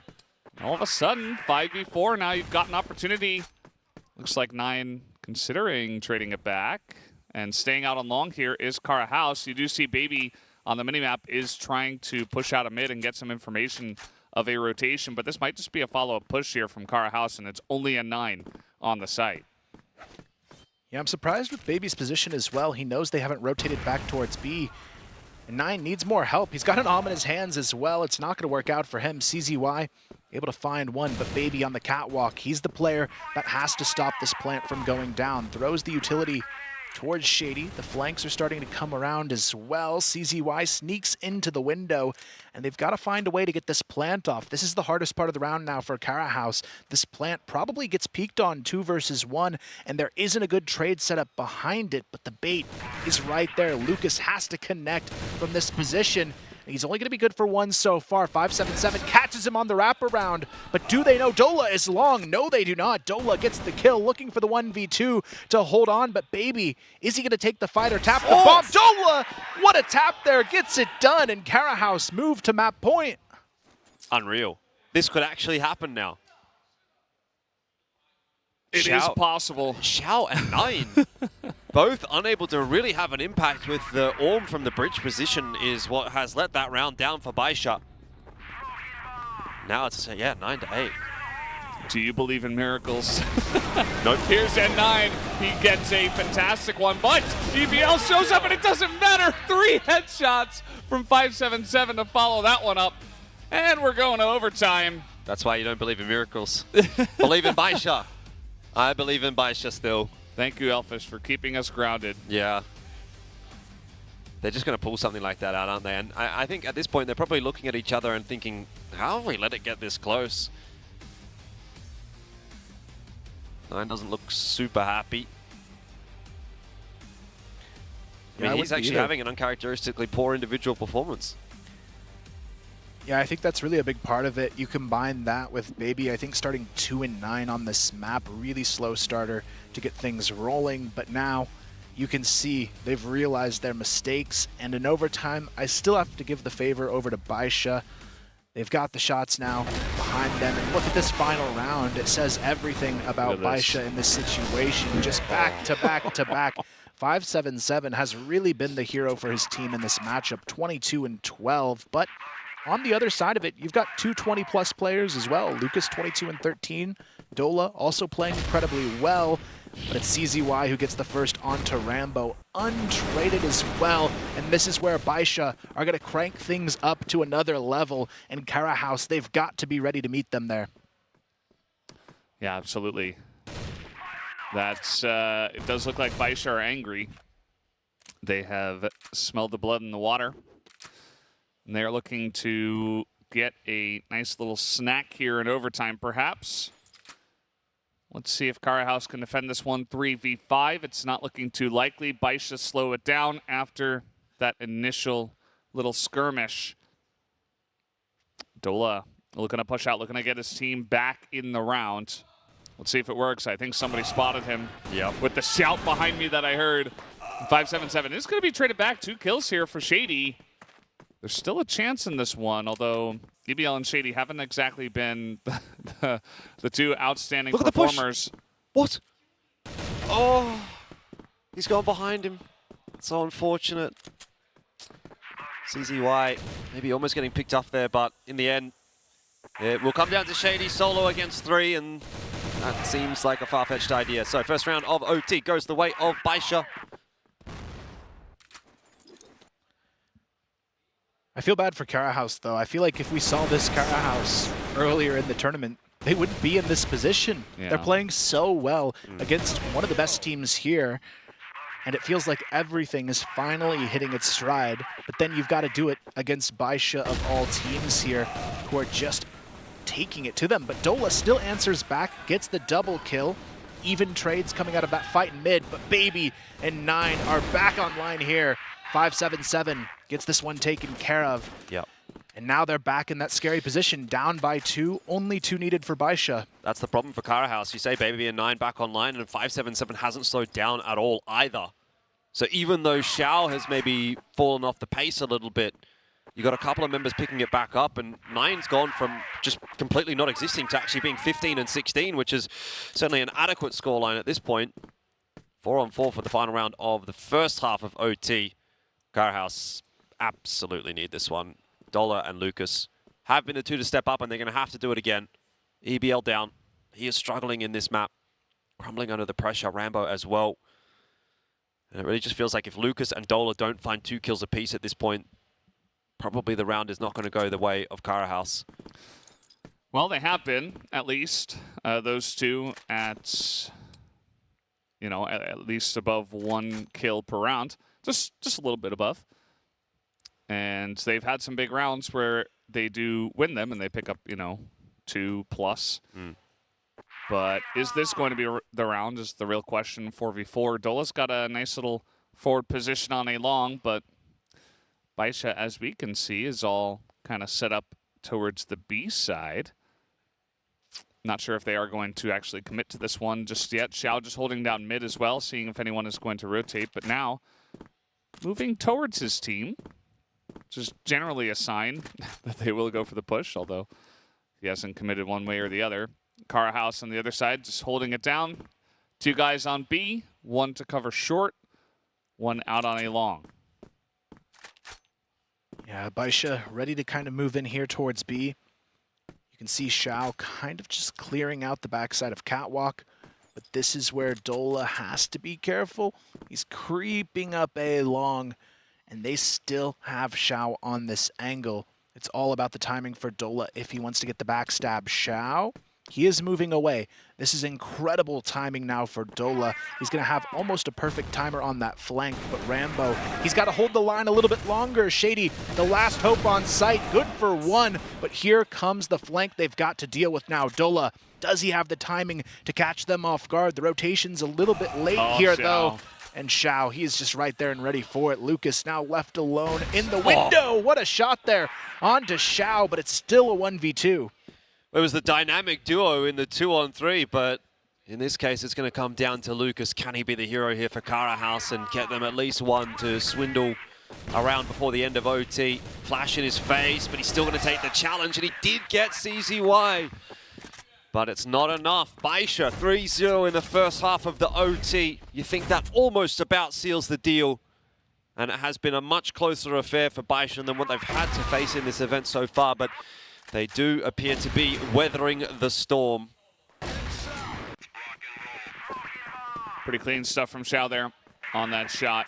Dola had the opportunity to get that one done, but wasn't meant to be. Here comes Cara House pretty quickly, right down the middle. 3 guys straight through the doors, through the smoke. They might be able to get a read on this. I'm not sure if they heard them running in there as 577 does look, but there's just more than he expected. As Baby in that corner, they do expect that. Still, he's able to get one. 3-on-3 now as this should get planted, but 9 is behind them. He is going to pick up Dola. That is a massive pick before they do try to retake this. Such a fast flank from 9, completely unexpected. He's going to do it again through the smoke. He goes down. Rambo keeps the dream alive. Kara House still fighting for survival, but they're running out of opportunities. Rambo from nowhere gets the double kill. He had 9 frags for the entire map, and then he pulls that off. Kara House are still kicking. What a slip, though, from Baisha. They had everything they needed to hold on to that one and close it out. Maybe they just want 577 to get the 30 at this point. I'm not sure, but they still have the lead here. 2 more opportunities to close this one in overtime. Otherwise, it's going to go down to the golden round decider, which for Baisha would be really pushing their limits compared to what we've seen so far. But the pressure on Kara House is also higher than it's ever been. And they're gonna, after a round like that, say, okay, let's wait it out. Let's chill back at the base. They're not gonna get a lot of information doing this, but maybe they can get some pickoffs. Baisha are no stranger to being aggressive themselves. So if Baby just made one false maneuver, one false step, he goes directly into Rambo's crosshair, and that could be the beginning of a 5v4 push. And 9 out here on long. Going to make sure no push comes through here. Baby himself just holding the angle, and he's going to be critical. Spots them. Can he get away? Did they see him? I would imagine they did. Well, 577, a difficult one to challenge here. Plus the assistance of Baby, who might be locked down in the water position, but is being covered off by 577. Favorable enough trade for Baisha. Here's another opportunity to get it done, and on that, meanwhile, you've got 9 again on the fast flank. He will slow down a little here, but he spotted out Rambo, and that is crucial information, not to mention a kill for Baisha, which further puts a nail in the coffin for Kara House. 2 left alive. Dola on his own now, and he would have to pull off an absolute miracle. Can't do it. Baisha secure the victory. 3-0 today over Kara House.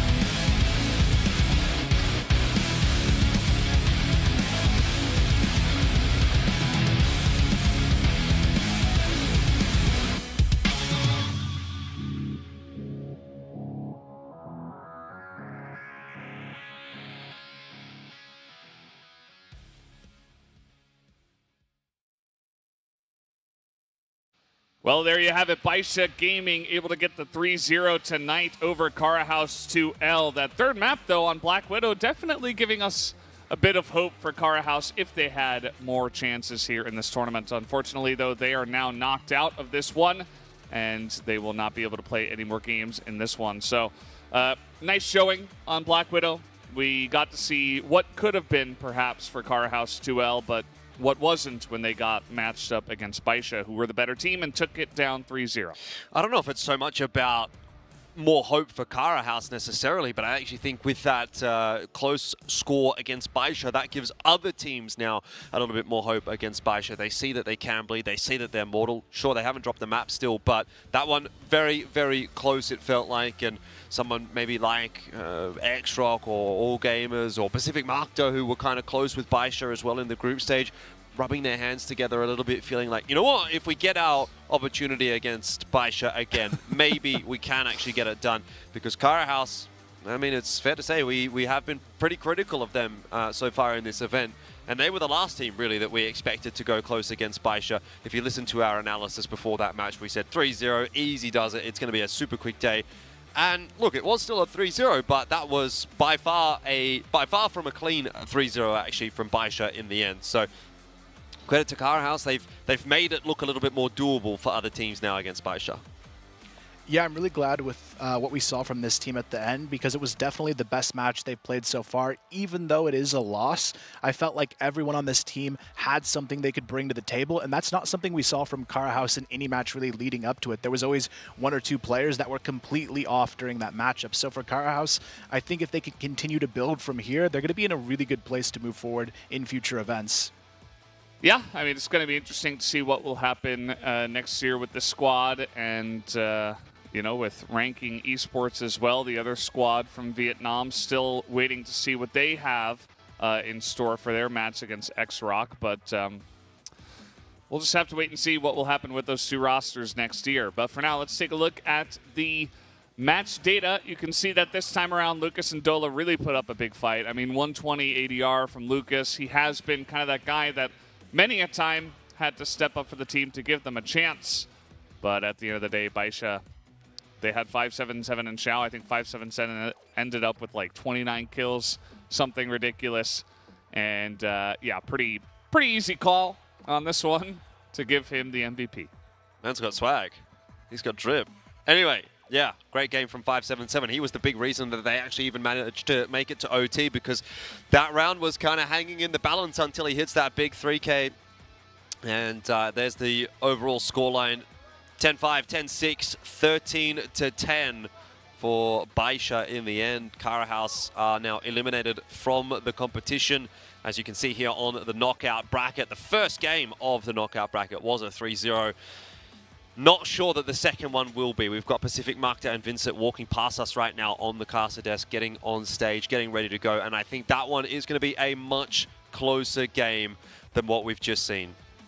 And it could be potentially the only non-Chinese team to make it into the top 4 coming out of that match as well, which obviously, if you have to go in as that only team into a double elimination situation, best of 5s against 3 other teams from the CFPL, you don't necessarily like the odds there. So I'm hoping we maybe see another upset along the way to give that potential to these teams on maybe a multiple level to get into that double stage and do something bigger. But you've got to think it's likely the winner of that match and then our top 3 seeds from the CFPL coming through. Yeah, you'd have to imagine, and not really sure what to expect from this next one. I know who I did predict between these two, and it was Pacific Macta. I think that across the board, they were just a bit cleaner, especially from what we saw from VINCIT in their last matchup, which wasn't exactly that clean. So, you know, I think that it should be closer than what we had this time, at least. I would imagine that VINCIT should be able to at least get a map, or maybe Pacific Macta to get a map. We'll have to wait and see how this one does pan out. But, yeah, hoping for a no 3-0 after we just had one right here for Baisha. I would be very surprised if it ends up being a 3-0 Pacific Macta versus VINCIT. Look, I tend to lean the way of Pacific Macta personally. I feel like we've seen a little bit better, a little bit more from them. They've looked a little bit better for me. They were able to kind of push Baisha as well in their group stage match, so that was certainly a positive sign for me.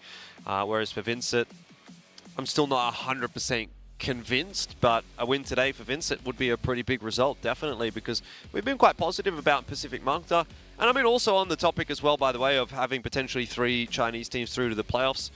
I don't know. I mean, I definitely see upset potential for ranking. X-Rock are still a little bit neither here nor there. Ranking have looked better over the last couple of days. And Imperial, I think they're also a team that if I would predict one team to beat a Chinese team, it probably is Imperial for me.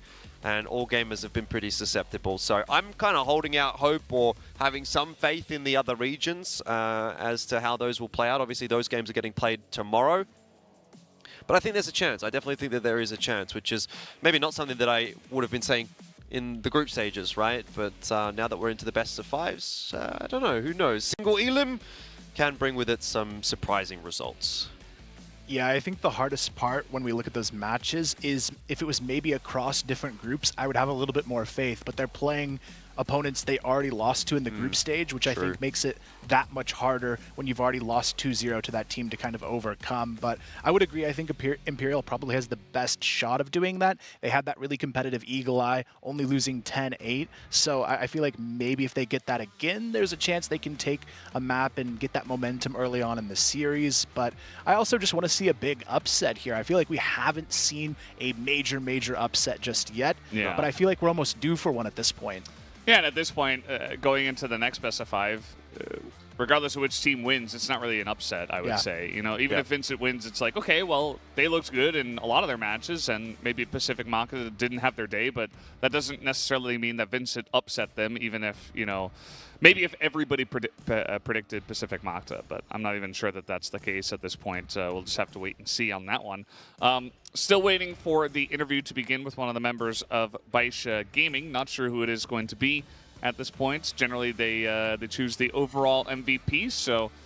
It's hard to say who that will be. I mean... Maybe?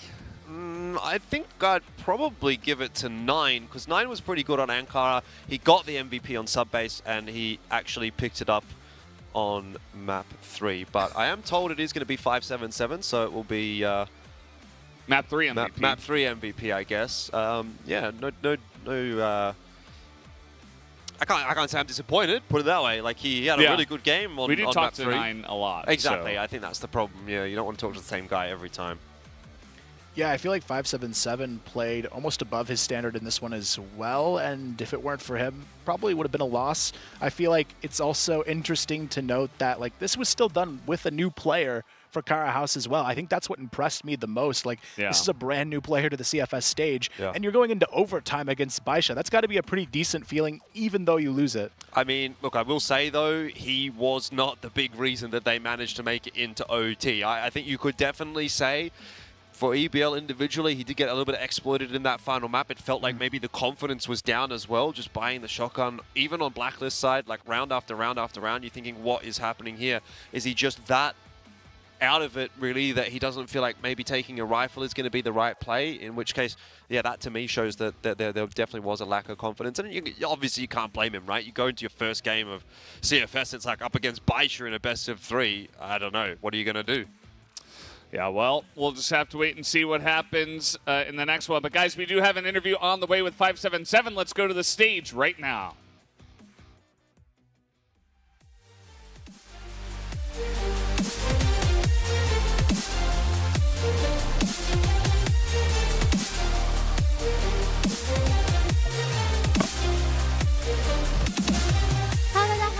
Hello, welcome back to stage. So for the first BO5, let's congratulations to Baisha with the 3-2-0, a landslide victory. And now we have the victory of 577 from Baisha Gaming. Hi, I'm 577 from Baisha Gaming. So this is the landslide victory, 3-2-0. So we win very smoothly, but on the third map, it's kind of like winning by a very narrow margin. So we have a lot, several questions. So the first map is Ankara. So for the first of the game, when we were the Blacklist, we have 7-2, have a lot of advantages. So as an attacker, so which part do you think is the weakest link of CRH? So for the first 2 points, we lagged behind, and we find they are pretty much aggressive, and so they take a lot of aggressive approach. So we held the position. So after we got the information, and then we come to the point spot with less players. So for the first map, Baby had a very good performance in the first map, and he has done a lot of work for the attack. And for the map port, he's also the key point. So how did you communicate? Because for the competition, the survive point is fixed. So Baby is always at the front line. Yeah, he's always at the front. So for the second map, it's sub-base, because we found that Rainbow is pretty much in the pipeline, and we found that A9 had a sniper in the pipeline. So and finally, Baby went into the pipeline. So how did you manage the division of work? Because A9 just shut down the Lucas in the pipeline. Then we decided to go the pipeline, but we just Rainbow outplayed A9, so then Baby came to the pipeline. And finally we got the points. We got the first half of the game, have 6-3, and finally 10-6. And for the third map, it's winning by a very narrow margin. We have 4-1, but we didn't win in the first half of the game. That is because of the end game. Because in the map Black Widow, there are a lot of end games, and for 2-1-1, I didn't outperform the other players. Because I still remember that there was a 1-2. So can you elaborate on that? As for the 1-2, we know that on the A side there were 2 persons, and so we hold the position on the B side, and then Lucas was confronted with me face to face. So I went to the bridge, and so when we confront, he was shot down by me. So I predict that the other guy was in the A side. So finally, I took him down. So we had a very good performance and got 1 point. And I still remember that you had a triple kill in the B side. So how did you manage to do that? Because the second shot is very smooth. That is kind of like the performance today is pretty good. So when you feel good, so you can manage it very well. As for that point, I still remember that there is a blacklist. I saw he just came in, and actually I didn't see the second player. That's kind of the muscle memory. And then I saw the third guy, so finally the triple kill. Yeah, so the third map it came into the overtime. So which part is the most challenging part that the CRHS give us? That is because when we are in the global risk, we didn't manage well to do the hold position, and they played very aggressively. That is there's a lack in the holding position of the rush, and you were the key role in the third map, and you played very well. And finally, congratulations for the victory. And please stay tuned, and let's give the floor back to the casters.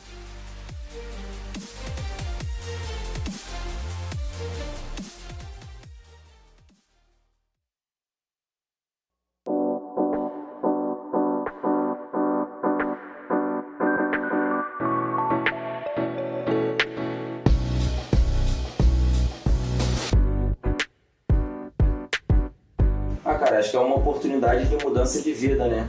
Então é óbvio que tem a ambição ali em questão de ser o maior campeonato e todo mundo querer ter esse título, assim como eu já ganhei antes, mas é como eu falei, também é questão de mudança de vida, oportunidade.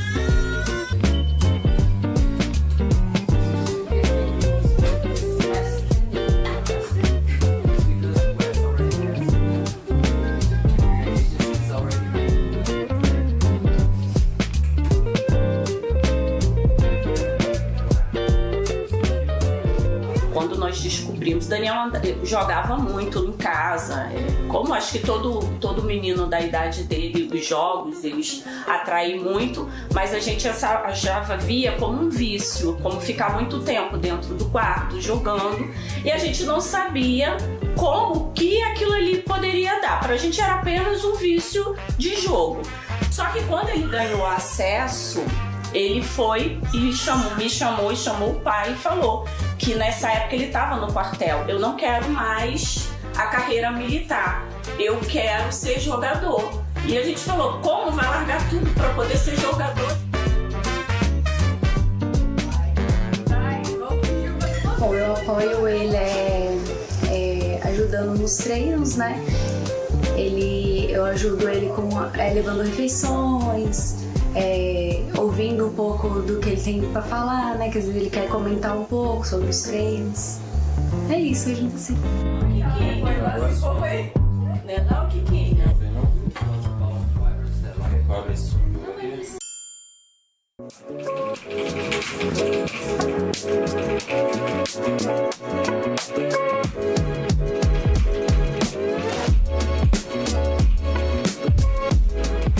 Ah, cara, eu geralmente acordo de manhã, faço meu cappuccino, dou uma lavada na louça ali, e aí tem sempre alguma coisa pra fazer em casa, tirar o lixo, arrumar uma coisa ou outra. Aí geralmente a gente faz o almoço ali e depois eu já entro pra treinar com os meus companheiros. A gente treina em volta ali de 6, 7 horas por dia.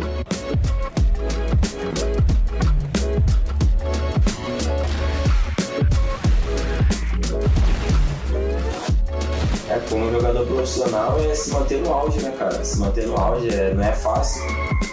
Principalmente no Brasil, que se você ganha todos os campeonatos, você é o melhor do mundo, se você perde um, você é o pior.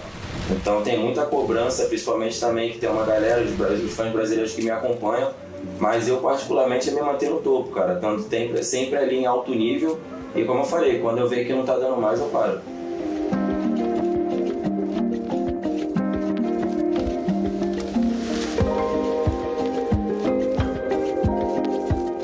Eu acho que eu trabalho para poder dar o melhor que eu puder para eles, mas para ser honesto, não sei se talvez seja um pensamento egoísta, eu sempre fiz mais por mim mesmo, por querer melhores condições de vida para mim e ter obviamente ali minhas ambições particulares. Me dão todo o suporte do mundo, principalmente porque hoje em dia eu tenho minha filha, que ela é muito pequena, e tenho os afazeres de casa, né? E quando eu preciso treinar, ou no caso fazer bootcamp, viajar, é minha esposa ali que dá todo o suporte, que meio que segura as pontas dentro de casa. Quando ele tá feliz, né? Fico orgulhosa quando ele tá feliz. Quando ele fez um bom trabalho.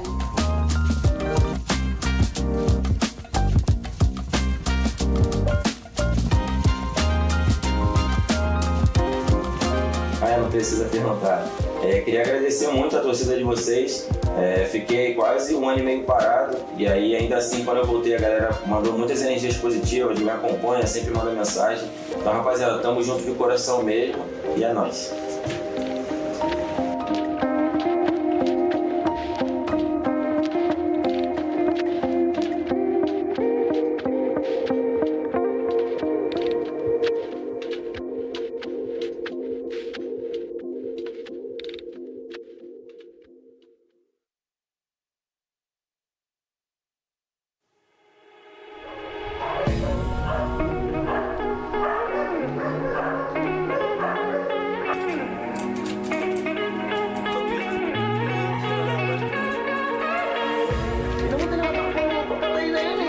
Hello, I am Aris Alde. I am an ex-professional CF player and now I am a streamer. And this is my brother. Ako nga pala si Aljan Alde, also known as team captain of Pacific Macta. Magkapatid nga pala kami. Tingin nyo, sino mas bata sa amin?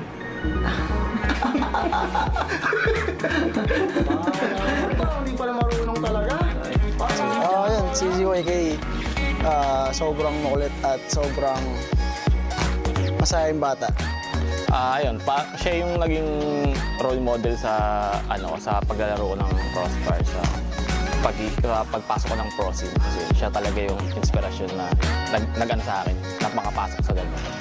Nung panahon, gusto kong maging siya. Tapos nung naging pro gamer ako, gusto kong marating yung narating niya. Yun nga, masaya kasi sumunod siya sa yapak ko. And yun lang. Nakaka-proud kasi yung dalawa kami nagkukumpit at nakikipaglaban sa international.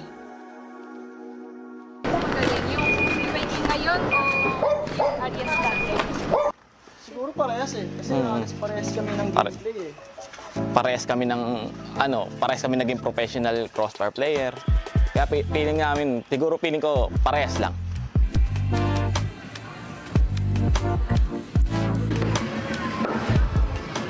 Reason kaya gusto kong maging professional gamer kasi gusto kong ipagmalaki ako ng mga kaibigan ko, pamilya ko, na may kilala silang professional gamer sa crossbar.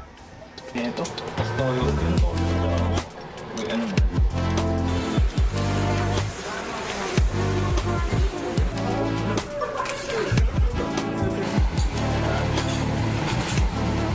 Sobrang napamahal na kasi sa akin yung crossbar.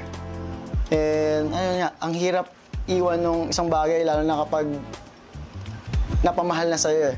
And gusto ko rin kasi talagang matulungan yung ibang mga kapwa ko crossbar player na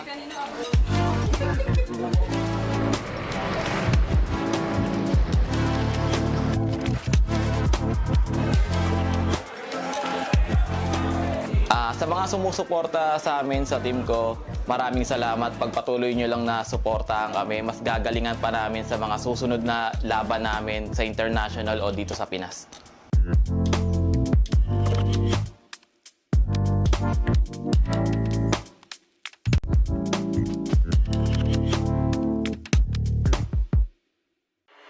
You on my mind a lot, don't need no time watch.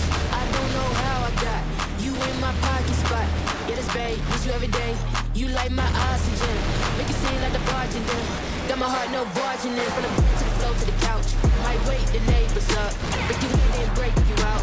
In the end we gon' make a child, then we gon' hit the shower. Part 2 we don't need no pause. Get here with Misty, we gon' get tipsy, don't need a power slide. Copy my steel. Face the fact that ain't no cap, I'm real. Ain't no cap, I'm real. The plastic bars when I copy my steel. Copy my steel. Face the fact that ain't no cap, I'm real. Ain't no cap, I'm real. The plastic bars when I copy my steel. Got my heart no pain. Heart no in the bed tight. Break you in then. Get us every day. Got my heart no pain. Heart no in the bed tight. Break you in then. Get us every day. Got my heart no pain. In the bed tight. Break you in then. Get us every day. Got my heart no in the bed tight. Break you in then. Get us every day. Got my heart no in the bed tight. You in them. Get us every day. This sound like Argentina. Had to this Argentina. Let's go. No, they don't want me breathing. Still I rip like diamonds. Got on 3 Jesus pieces, looking like Jay-Z and Yeezy. So far from conceited, but how can I be defeated? I hate to turn my wrist on like I'm Vincent. Rappers think they doing something, I'm not a fan. I told my dad today, he said it's all pretend. I now I got no friends. Copy my steel. Face the fact that ain't no cap, I'm real. Ain't no cap, I'm real. The plastic bars when I copy my steel. Copy my steel. Face the fact that ain't no cap, I'm real. Ain't no cap, I'm real. The plastic bars when I copy my steel. Copy my steel. Face the fact that ain't no cap, I'm real. Ain't no cap, I'm real. The plastic bars when I copy my steel. Copy my steel. Face the fact that ain't no cap, I'm real. Ain't no cap, I'm real. The plastic bars when I copy my steel.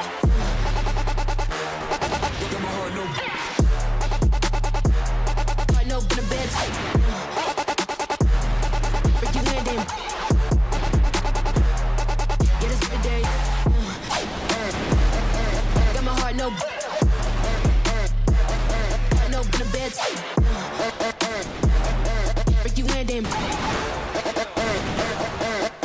day. Copy my steel. Face the fact that ain't no cap, I'm real. No cap, I'm real. Plastic bars tryna copy my steel.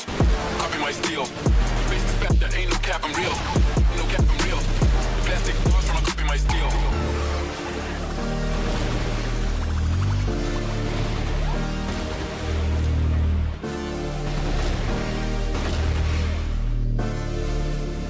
Plastic bars tryna copy my steel.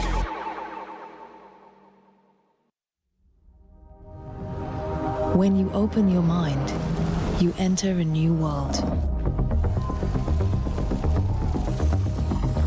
A world where you delete everything you've seen before. Where you shift your perspective. It's time to escape the ordinary. It's time to open minds. Alienware. Morphling Cyberflex Gaming Chair creates dynamic lumbar pillow. It automatically adjusts to your body's movements. Morphling Cyberflex Gaming Chair, reaching your throne.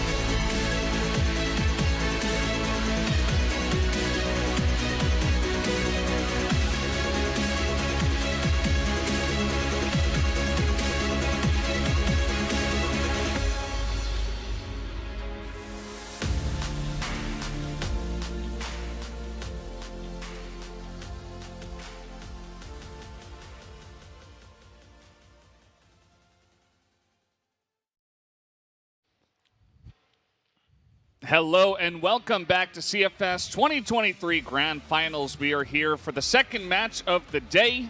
Of course, we're still in the knockout rounds, the round of 8, where it's one best of 5 to decide who will make it on to that double elimination, super cool playoff thing we've got going on in a couple of days. Actually, I think it's 3 days from now.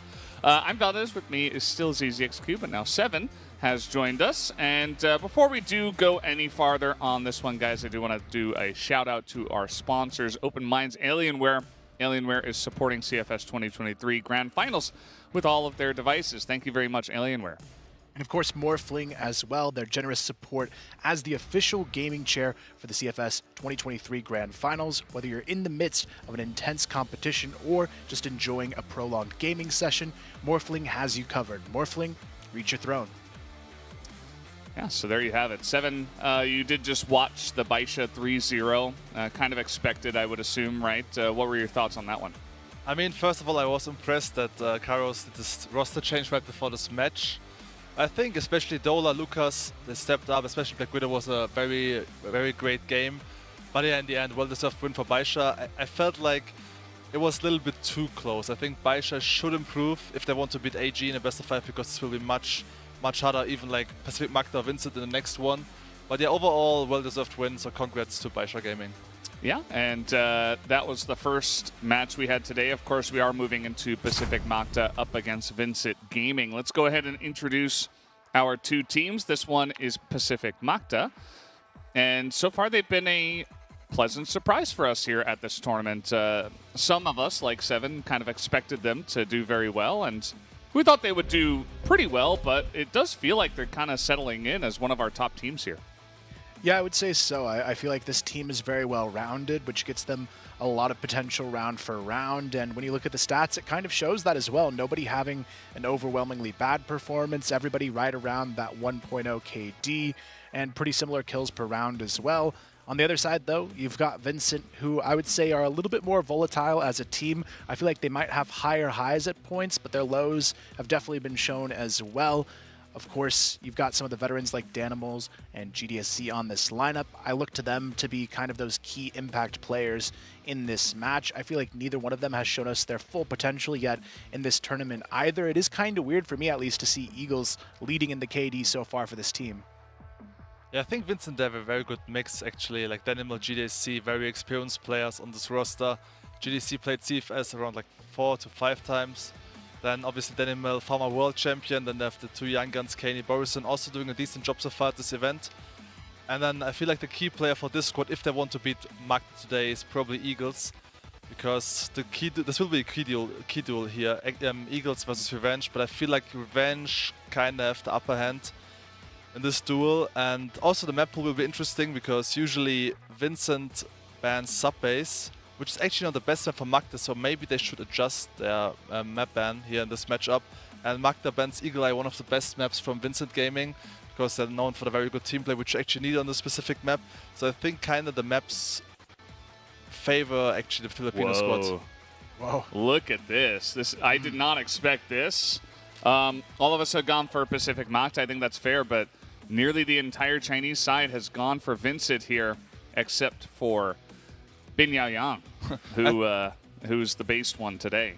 I think before the tournament, none of you would actually voted for Macta. So no. Maybe you changed your opinion, now, because I think Macta and the group stage looked pretty strong, especially against Karos, right? Convincing 2-0.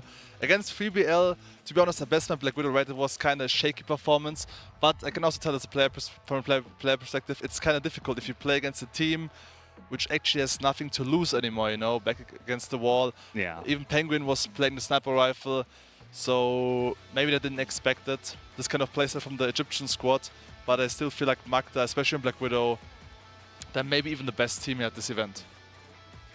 Yeah, I think so. It's probably going to be their go-to pick, but we'll see exactly how it shakes out. Yeah, it's going to be a really interesting match for sure. But guys, we do have the teams ready to go. Let's introduce them on the stage right now. This could be a fantastic long best of 5. We've got the VINCIT Gaming against Pacific Macta.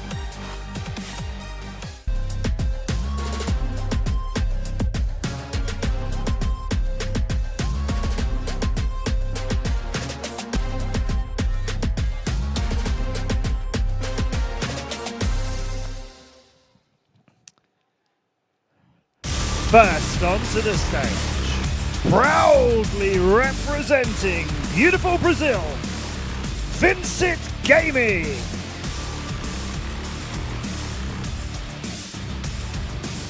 Borison, Eagles, Danimals, GDSC, and Kaney for a place in the final 4, VINCIT Gaming.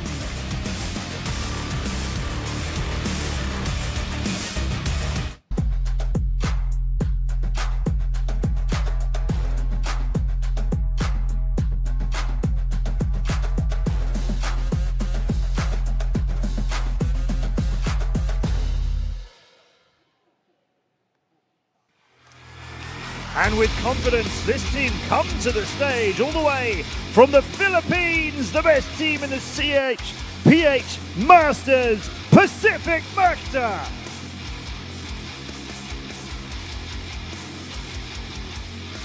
MVA, Justin, ZYK, Aldrin, and revenge, their pride of the Philippines, the Pacific Macta! Our second matchup of the knockout stage. Best of 5, no second chances. Compete to conquer!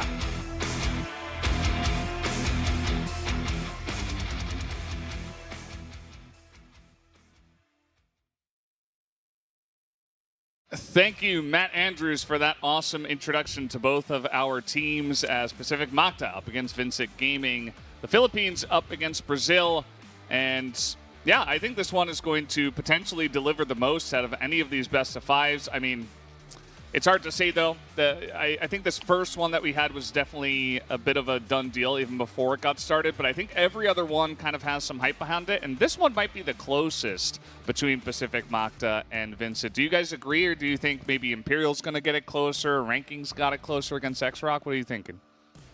I think this one will see at least 4 maps in this series. My gut kind of tells me 3-1 Pacific is what I'm leaning towards in this score, but a lot of it comes down to the map selection, I think, here as well. If you're a little bit risky, as we've seen other teams do, like Ranking when they lost 0-10 on their own pick yesterday, things can kind of go haywire if you don't pick to your strengths here. So I think if Pacific want to win this, they still have to be pretty cautious about what maps they allow in here, because VINCIT does have a few really strong maps. If they get those early, maybe they get the momentum on their side to carry it through. Yeah, I also agree. I think this could be 3-1 favor of Pacific Macta today. And for the other 2 matches, Imperial AG, X-Rock Ranking, I have not too much hope for the Brazilian, also the Vietnamese team. Problem is if you play against a Chinese team in a best of 5, the Chinese teams are usually super confident because they know in a best of 5 always the better team wins, right? So, and like even if you win the first map against AG, they still think, okay, whatever, it's just one map, we're gonna win the next 3 maps anyway. So it's pretty tough to play in the best of 5 against a Chinese team. Yeah. And Ranking, the problem for Ranking is they're, like when it comes to closing out matches, they always have big issues. So I think against X-Rock, also X-Rock looked very good against VINCIT, I feel like. In the group stage, I think X-Rock will have the upper hand as well, probably also a 3-0. Yeah, I think that's definitely the expectation. Didn't that also happen in Vietnam where All Gamers went up 2-0 and then Baisha? So no, it was the opposite, right? yeah. Baisha got reverse swept in the finals, so exactly. It's not something that really phases All Gamers. They've done it several times, and I feel like I wouldn't be surprised to see them do it again at some point in this event, because I feel like they're a team that just takes a while to get that ball rolling, but when they hit their groove, they're almost impossible to beat. Yeah, so it might happen with Imperial if they do try to challenge them. So that kind of all leads into this one being potentially the closest out of the 4 best of 5s we have here in the knockout stage. So Pacific Macta looking pretty strong, very well-rounded. VINCIT kind of feel like relying on a couple of 2 or 3 of the guys, especially Eagles, who's kind of stepped up at this event. Do you feel like that's like the biggest issue in this one, or does it come back down to map pool or something else? Like, what do you think is the biggest difference between these 2 teams, and why do we think Pacific Macta is 3-1 favored compared to seemingly everybody else? I feel like team play-wise, the Brazilian squad actually has the upper hand. But however, like firepower-wise, Macta looks just way stronger, I think. And also, I mean, I had some hope that VINCIT would actually be able to compete with X-Rock, but it was a clean 2-0, and in the other matches they haven't been challenged yet. I feel like against Ranking it was a close 2-0, especially on Compound, their map pick. They didn't look too strong, the Brazilian squad, and against Anubis. Yeah, unfortunately Anubis kind of disappointing at this event anyway. So it's tough to say. I feel like Macta looked just way stronger in the group stage overall, especially against Karaos. Like the 10-2 against Black Widows was very convincing performance. So I think, yeah, like I said, firepower-wise, the firepower will be the key factor today, and this on Macta's side. Yeah, well, here we go. That's the Eagle Eye ban. So no Eagle Eye for VINCIT. And do we see a mix-up, or do we just see the sub-base taken off the board? I could see maybe a Black Widow ban here. It's been really good for Pacific at this event, and maybe it's the play, but nope, VINCIT going with the tried and true sub-base ban, and Pacific, I would be surprised here if they don't pick Black Widow to start off the series. Actually, I think it's a mistake coming into this event and always having the same ban, you know, like it feels like they only can play 6 maps. Same for Macta, they only play 6 maps except Eagle Eye. Then VINCIT, they don't play sub-base. If you look at the Chinese teams, they can play all 7 maps, so they can always ban the best map from the opponent, which makes sense, obviously. Yeah, it's definitely a big advantage, especially when it comes to best of 5s. Like, that's just another advantage towards the Chinese squads, who seem to be very well-rounded in that facet. Is it going to be the Black Widow? Could it be something like a Compound or a Ankara even, if they wanted to maybe, you know, we even saw, well, not going to be the case. Black Widow is the first pick. We did see Compound end up as the 5th map for Baisha, as they were like, well, this is our strongest, we're the better team, we might as well just save it for the end. But not the case for Pacific. They want to start off strong. Yeah, for VINCIT now, it's going to be a tough one, I think, to maybe catch Pacific off guard with a pick, but I actually think a Mexico could be pretty good here for VINCIT. I think this would be a good one to take down Pacific on. I don't know if it's necessarily the strongest choice, but I think it could be a good curveball to maybe catch Pacific off guard. What it is, so, I mean, not a bad choice either. This is a really strong map for VINCIT. I think Eagles plays really well, specifically on this map too, so I can definitely see them getting behind this, and it's got a good reason for it. But Pacific will get GR on it, which is a nice benefit for them. It's also kind of scary. I mean, if they lose Black Widow, VINCIT, then they starting off on Blacklist on Port, and also Macta looked quite strong on GR side on Port, so I think if Macta would win the first 2 maps, it might be already over for VINCIT, so yeah. I also would have preferred a Mexico pick as the second map, I think. Yeah, well, VINCIT going to try their luck on Port, and Pacific say, well, we'll just go straight to Compound for map number 3. No sign of Mexico or Ankara just yet. Only a couple of maps left to select between those two. What are we going to see here? What does VINCIT want to play 4th? We've been talking about 3-1. All of us kind of predicting the same score in favor of Pacific Macta. So if you're VINCIT and you're thinking that it might be a little bit of a sticky situation, you're down 2-1, got to go with your strongest pick with the other 2 remaining, and it will be Mexico. So potentially able to play on both of those maps at the end of the day, at least. As you can see, VINCIT, they prefer definitely smaller maps where you need good team play, and Macta really prefer like the big maps like the Widow, Compound, Ankara. Because also usually they practice a lot against Chinese teams, and the Chinese teams are very strong on Black Widow, Compound, Ankara, these kind of maps. Yeah, I think this is a really good map pool for Pacific to thrive on, especially when you look at the first 2 maps. I feel like those should go their way. I doubt on Mexico, but I feel like for Pacific, their best bet is just avoiding getting to that Mexico at all cost, because I do think the last 2 maps might favor VINCIT a little bit more. If we go into a map 5 situation, I could see them having a lot of momentum on their side and having a Mexico win probably going into that. So I feel like for Pacific, I almost feel like they need a 3-0 in this series so it doesn't slip away from them in the later maps, because I would say VINCIT looks stronger on those later maps. Yeah, I also would say the maps definitely favor the Filipino squad. I mean, on Black Widow, Compound, Ankara, it basically doesn't matter too much if you start on Blacklist or Glory Risk, whereas Port, Mexico, the other 2 maps, where Pacific Macta will start on GR side, it's a big advantage. So this could play a key factor in this matchup. Yeah, absolutely. It's pretty interesting to see now that we know the maps, we know the sides and all that stuff, how this could shape even our predictions. You know, we were thinking 3-1, but at this point, if Pacific Macta are going to win, we would like them to take the first couple of maps, which might lead to a 3-0, actually. So things could change. I do wonder how VINCIT are going to come out. I think that they played up against X-Rock, right? And it was a bit of a struggle. You know, they looked much better in their other couple of matches, which I suppose makes sense when eventually you face a really strong opponent and they're just going to make you look weaker because they are so good. But yeah, I do wonder how their mental state is coming into this one. It's been, I think, a couple of days since we even saw them play. So coming in here, same for Pacific Macta, I suppose, as we did have the wildcard matches yesterday. And so it's really going to just come down to who can start off well. We are favoring Pacific Macta on these first couple of maps, even though the port selection was VINCIT's. Yeah, I feel like for Pacific to win this, though, they still have to have a really strong start. From what I've seen, they are pretty momentum-based sometimes, so I feel like specifically the player I'm looking to in this first map to have a high impact is Aldrin. I feel like he's one of those key players on this Pacific team.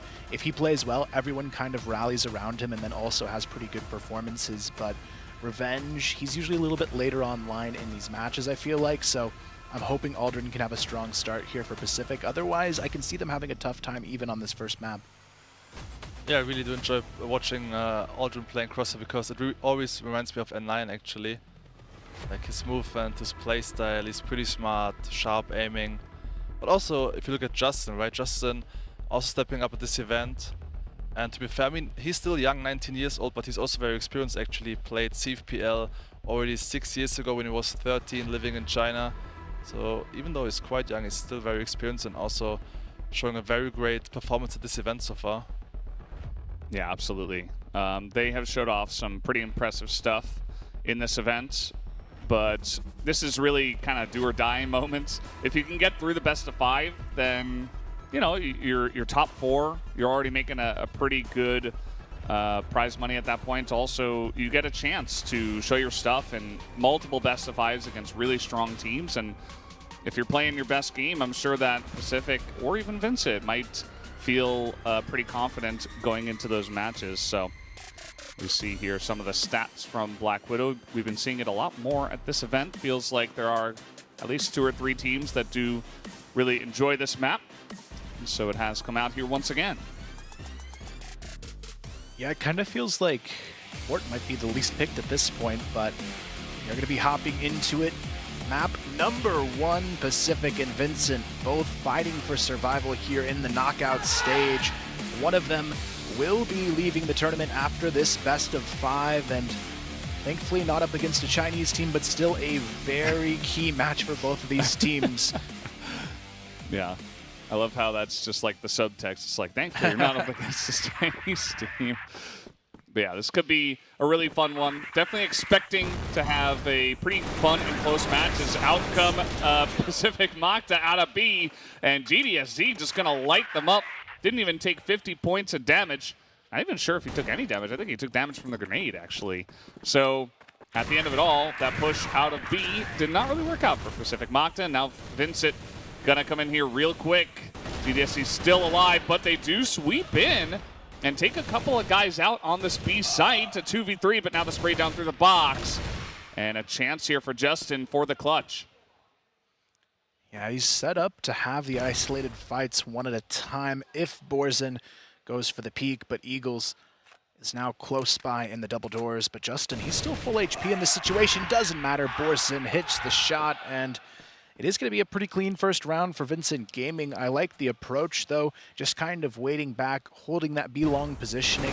And Pacific, I feel like they got a little bit too aggressive in this situation. There was already a smoke there. I'm not sure why they thought it was good to push through that, but Eagles already takes down Aldrin in round 2 as well. And again, they're going for the same thing toward this B side of the map. Eagles already finds a second in mid. Thankfully, Justin puts a stop to it, but it's already a 4-on-3. Yeah, very fast pace to start us off. And Justin really making this a possibility at this point in time for Pacific Macta. Trying to get a bit aggressive from the GR side, trying to get the momentum in their favor. It has come back to bite them, and VINCIT have answered the call. Now Justin taking a bunch of damage, a couple shots, and he'll just have to back away and concede this A site for now. The rest of the team will have to group up with him and try to go for a 3v4 retake. Not the easiest thing. I mean, at least they've taken out Eagles. That's the one good part, I suppose, but VINCIT have some other threats. Yeah, Borson here, they've got to check his position. MBA looks away at the worst possible moment. Borson gets the double kill, and now Justin is left alone on the catwalk. 20 HP, not going to happen. And VINCIT, so far, the round's looking a little bit decisive, but I feel like Pacific is playing almost too aggressive in their approach. Like, look at these start of round picks. Within a matter of seconds, Eagles already had 2, and the other 2 players pushed out of the B box room. It seems like Macta wants to surprise VINCIT Gaming with an aggressive playstyle here on GR side, which don't work out at all. yet. I mean, the first couple of matches, Macta used to play very passive, very reserved on this GR side. So in this run, I think they also adjusted their playstyle, playing a little bit more passive. Having a setup here towards A short of Justin Aldrin. Yeah, I do think that, you know, going against the flow of what your opponents will expect can definitely have some value, but also has some risk. You know, it can kind of get your opponents on a really good momentum, have them feeling really good and warmed up right at the beginning if it goes against you. But Pacific Macta will have the confidence to just slow things down afterwards, force VINCIT to go for more aggressive and cleaner, you know, executions instead of just, you know, randomly picking off guys from Pacific who are running out of B and then getting a big advantage like that, or Eagles getting picks through windows. As the team looks to group up in mid, maybe an A hit from here. Let's see what they decide. Yeah, we've got a 3-man push coming up the cat. It is going to be Justin, that first point of contact, holding the corner. Might just go for the spot and drop down play, though. Not looking to peek into this yet. VINCIT Gaming, though, gets the early spot.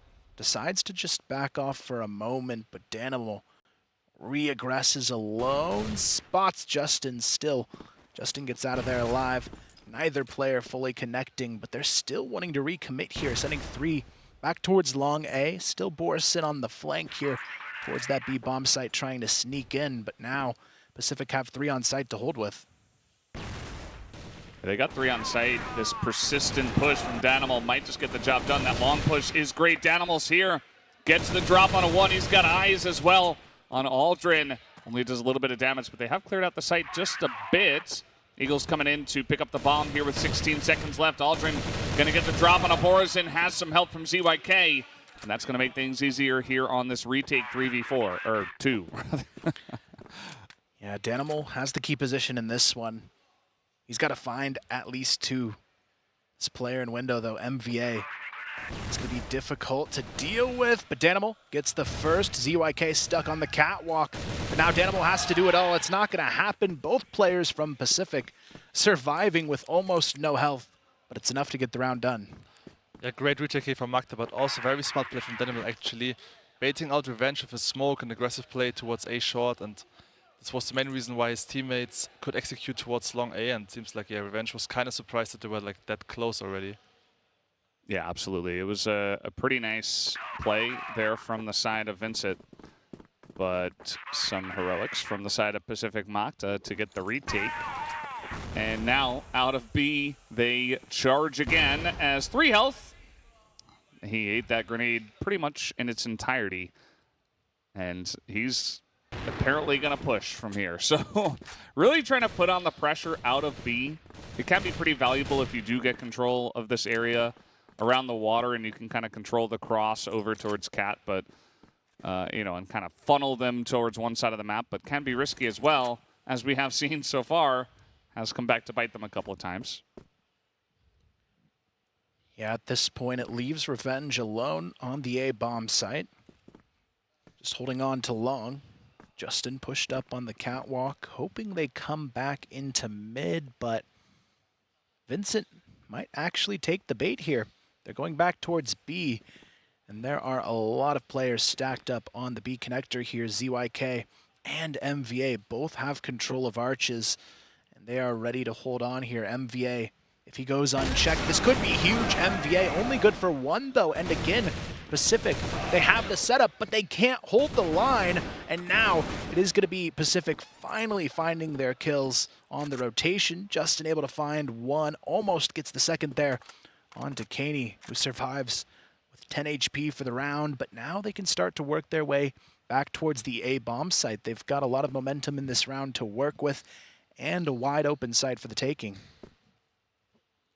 Justin's taking an interesting route. Could have been good if they stuck around B, but as we know, they have wrapped around towards A long. They're taking a little bit of time with it. They're not pushing directly onto A, as VINCIT and Pacific Macta. Definitely a couple of teams that are willing to plant pretty late in the round. Justin makes his way back towards Cat. He sees, okay, nobody's behind. Revenge going to give that information over with the cross, and that's going to be the bomb down 20 seconds. Somebody's got to get in there, but Justin and Revenge are just not letting them get in as Kaney has to try to just run and plant this right now. He's only got about 10 seconds. He is going to plant it, but he's only on 10 health against 2. Has an Alm as well. He's going to miss the shot, and Justin gets the drop on him. A lot of movement there towards the end, but Pacific Macta able to hold it down. Yeah, great retake from Justin. I still feel like it was a crucial mistake from CYK here along B. Playing a little bit too passive, because if CYK has first contact against the players of VINCIT, MVA could have easily got like 2 or 3 kills. Because if you stack long B with 3 players and VINCIT, like, they were playing like they were rushing with like 4 players, like you should get at least 3 kills, at least win the trades in your favor. So CYK played a little bit too passive there. Yeah, it didn't quite work out in the previous. Now they're going to play a little bit safer across the board. Justin's still trying to poke out on the catwalk, but everybody else playing very reserved in this round for Pacific.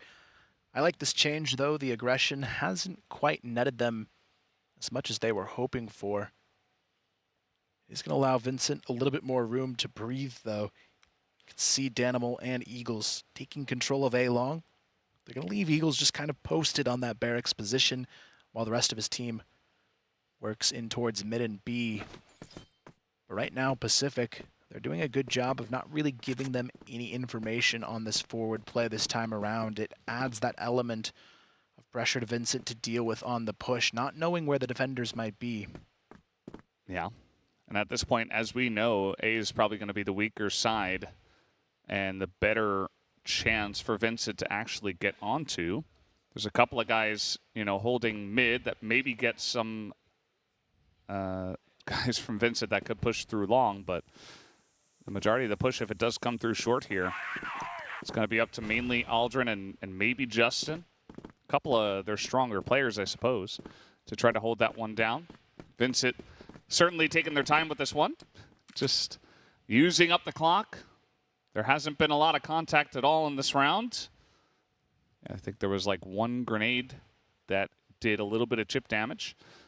But yeah, now it looks like it is going to come down to a pretty straight up A-long push. And they do have Justin and ZYK even on the long angle here, as the flashes are coming out, and they should have the information that this push is coming in. Yeah, Aldrin with a good counter flash, but gets caught too early by Kaney, but they've got 20 seconds. They've got to get this bomb down quickly. GDSC sticks the plant. Pacific, they've got no way back in as Eagles takes down ZYK. The options are running low. Justin only good for 1 on the rotation. It's a 4-on-2 for the retake into MVA. He has to have a massive play from the A window here. Justin just trying to work his way in to meet for the trades, but he's a little bit late to the party himself here. And MVA, he knows he is running right into a trap, but Justin, he is good for a nice shot, but it's not going to be enough. VINCIT take the round. Well, that's what I meant, right? Overall, the Brazilian squad looks much better team play-wise. The only reason why Macta got 2 rounds, basically Justin, who stepped up twice in those retakes.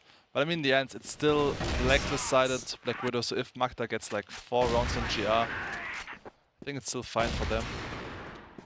Yeah, it's definitely not a unwinnable situation by any means, and VINCIT do have some pretty clean pushes onto these sites. And I was saying before, you know, it was kind of sparsely defended, that A site, and now they're just going to come in pretty quickly here. Remember, they used nearly the entire timer just waiting to push on A-long. Now they're in before 2 minutes even, as the aggression is working out. Aldrin trying to get a bit of damage through the doors, but doesn't really do too much. And the push is pretty free onto this B site. Bomb already planted. Yeah, there's no good way to retake this one as well when you have to deal with Eagles on the flank, finding 2. Revenge, at least good for 1, but it's not going to matter. VINCIT, you can hear the energy, the momentum swinging in their favor, and already on Black Widow. This is not a good sign for Pacific moving forward. I mean, what can you say? Just a really good entry on the B. Pacific Macta have looked a little bit weak on this GR side outside of some, you know, step-ups from individual guys as the grenades come out here once again. Revenge, this time it's his turn to push out. That smoke is going to keep VG mostly safe over there. Although Revenge just throw out a shot, see what he can hit. And yeah, push is stifled. Pacific Macta, they get that initial kill onto Eagles, who has been, getting the hot hands slowly but surely in this map. So definitely a very valuable pick-off here for Revenge. Still a bit of a worry, though, as they are spread out quite a bit. The only real trade setup they have is these two players on B. Everybody else could get caught alone if they're not careful here. Danimal leading the team of VINCIT up the catwalk, trying to get that information play towards A. All they're doing, though, is clearing that first pillar initially and backing off. Borson still holding that presence towards the B bomb site for the potential late lurk here. But Justin has to keep hitting these shots. He's been kind of the only saving grace for this team of Pacific so far, and if he goes down without a fight, this A bomb site is completely lost. You can see Danimal and GDSZ looking straight down under the bridge first. They know Aldrin likes to play around on this position, but they're not going to be given anything else in the round yet. Just waiting, running out the clock. And it's been a patience game, and GDSZ is going to get some value. Picks off Aldrin. And just like that, he pushes in. That's on A, but they're going B. 30 seconds here. We do have MVA and ZYK in position just in case, and he is going to hit that headshot and delay this push nicely. MVA trying to hold on to the site. As down will go ZYK, though the flash is coming out. That's another headshot. Can he land it onto Kaney? No, Kaney will get in. And he's got the bomb too. 13 seconds left. He has to plant it as flashes come in. And he's alone. He doesn't have GDSZ, who was slow to rotate. And that's going to be the end of this round. Pacific Macta successfully hold the push thanks to some heroics from MVA. And then the rest of the squad to move in. That was a typical round from Macta, actually, like telling Revenge to go for an aggressive play, getting the entry frag here onto Eagles, and then just playing good setups, 4 versus 5. That's what I also should do, because it's really tough against Brazilian teams to defend bomb sites if they execute all the players, because yeah, they're known for the perfect utility usage. So once again, we see Justin going for an aggressive play. Not quite as successful, though, this time around. Only a 2 for 2 out of that one. ZYK looks to try and make it a third, but it's actually Revenge to find it. Takes down Eagles again in this round. GDSC and Kaney working their way for the split. It's not going to matter. Revenge good for a second, almost good for a third. GDSC hit in the leg. But he's just trying to limp away and keep himself alive for a moment longer. But what more can you do here? ZYK is already on the flank behind him as well. And GDSC, he's got absolutely no idea. There's a player standing right next to him, and that'll be the round. Pacific looking a little bit better now. Yeah, definitely a pretty clean round from them. Really comes down to Revenge, just getting a bunch of picks. That one is good amongst all the chaos in mid. Gets the sniper duel, and then he immediately moves to A, gets another pick onto an aggressive push from a VINCIT member. I think it was Kaney. Either way, just able to hold it down essentially by himself. Does that extra damage to GDSZ. Makes the flank a done deal, as we got a bit of a push up here once again, this time from Justin. Trying to get some information as Pacific Macta, they're kind of playing with a bunch of different styles, maybe just trying to figure out what's going to work best against VINCIT. And so far, looking for the picks in the last couple of rounds has worked out for them. I think Eagles spotted him, actually. That's why they're going for the Snake stack now. And yes, you can see it worked out perfectly. Nice angle from Eagles here, spotting towards Catwalk from Blacklist base. Yeah, a bit unfortunate there for Justin on the round. Now Pacific, they've got to try and win it 4v5. We've got Aldrin and MVA playing pretty far forward on this bomb site. Eagles, though, sees them both fall off, so a lot of information now to work with for VINCIT to potentially make their move back in towards B. They've got the numbers as well, and it's going to put a lot of pressure onto MVA again on this site hold. He was only one and done the last time around. He had to hold on to this position. It is a little bit hard to stay alive here as well if the support is not there quickly. The closest player being Aldrin, holding on to the double doors, but not a huge fan of the way Pacific is playing this. They have a lot more attention towards this A-bomb side, and now MVA is going to be put to the test, just kind of staying alive, calling for that rotation. You can see the utility, though, takes him down to half HP, not even peaked. But Aldrin, he's there to try and save the day, and still, they don't actually know MVA is on the back of this bomb site. They're spamming it. They're just trying to make sure, whether they know or not, MVA has stuck around. Down he will go. As they do spam through, that's a nice kill from Kaney as well. Let's see if Revenge actually wants to poke out of there. As ZYK looking good. Revenge does poke out, gets a double with the M4. And that's going to be huge. He is solo on health. There's really not a lot of time. ZYK going to push through, try to stop them from planting. And they might just be successful. 7 seconds. No, he goes in early. And Eagles will be able to hold on and kill them both. Yeah, it was just a matter of getting anxious at the end. Pacific, they had it in the 2-on-1, and somehow Eagles, with 8 seconds, is able to isolate 2 different 1v1 fights. And that's everything he needed to take away that round. Vincent Gaming, going into this side of the map, though, I would say still anyone's for the taking. Pacific getting 4 on their GR side, not bad at all. They are a very strong BL side team on this map, and you can already see it. Revenge gets the opener, that pressure being felt onto B-Long. ZYK as well takes down Eagles, and already things are kind of falling apart in this first round for Vincent. Yeah, it's kind of rough when you're just getting sniped and picked off before the round even begins, trying to put on a little push of your own. One of them through the doors, one of them through the B box room. And just double setup here from the side of Pacific. Macta gonna net them a couple. And yeah, their Black Widow side already starting off, or their Blacklist side on Black Widow starting off pretty strong. Kaney trying to see what he could see.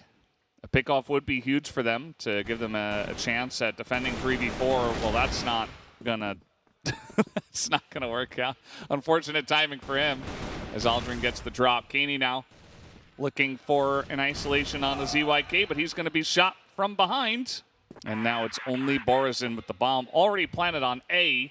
He is on the exact opposite side of the map. Yeah, 1v5, not a whole lot he can do here, especially with Revenge still sitting on this position.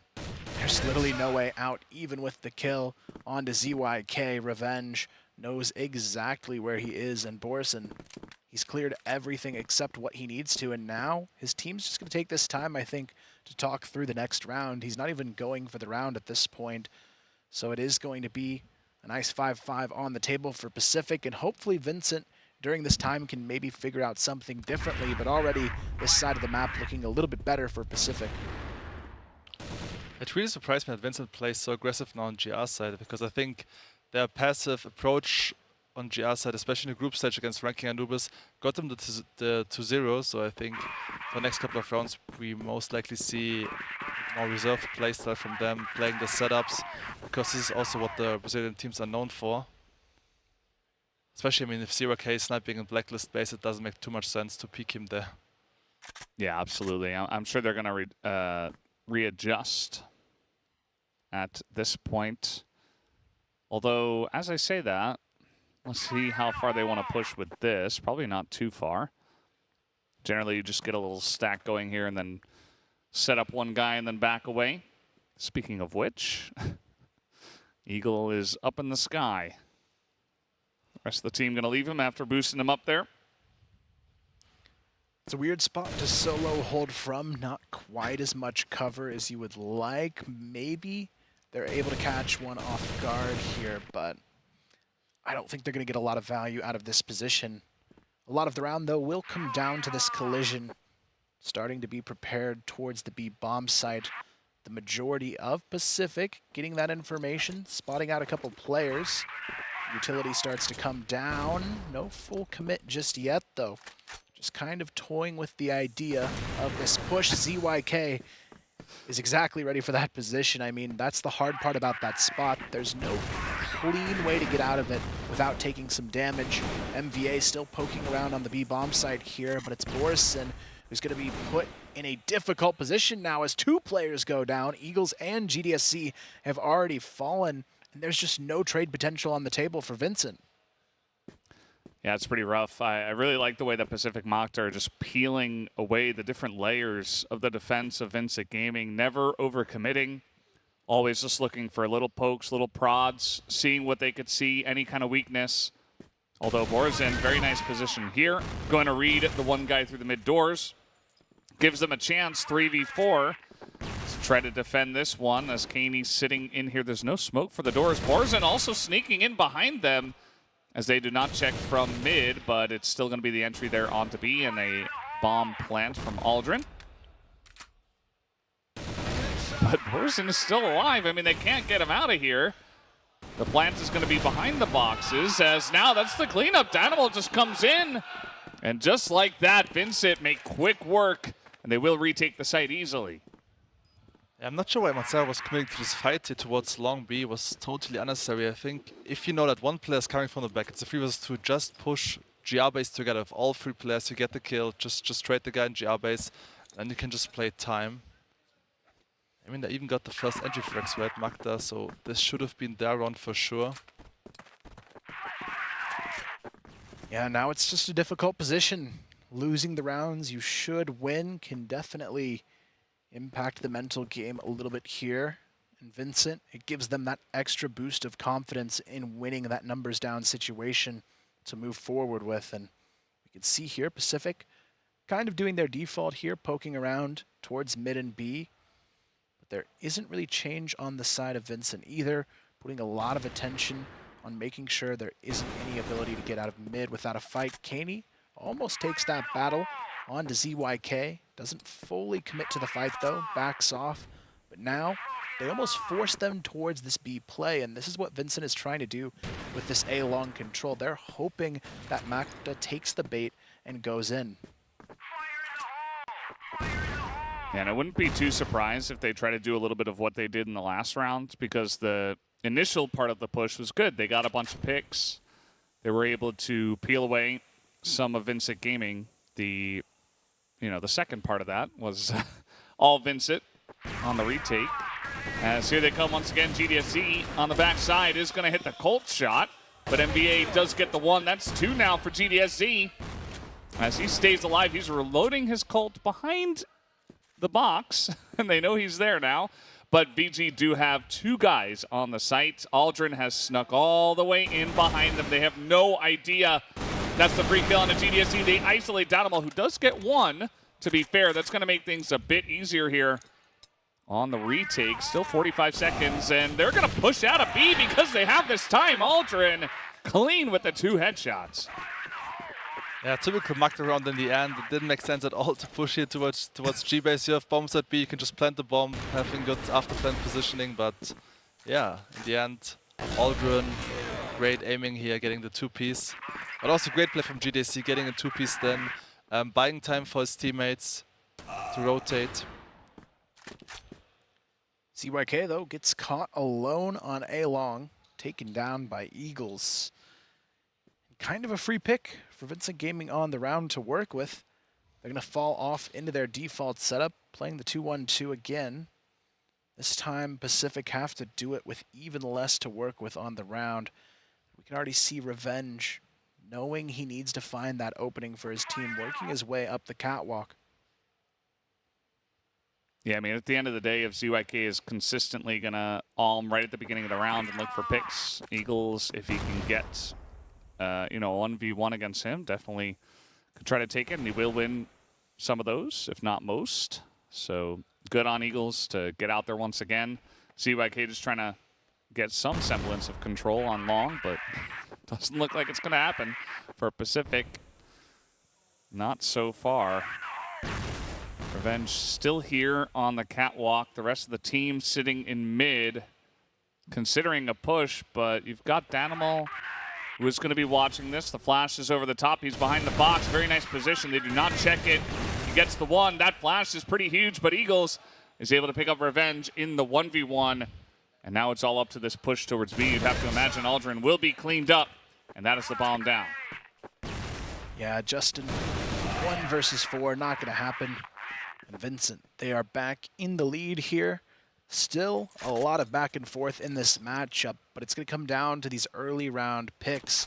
You see this one, Eagles, nice early, untradeable as well, gets a second on the bomb site, and that's the difference maker in the round here.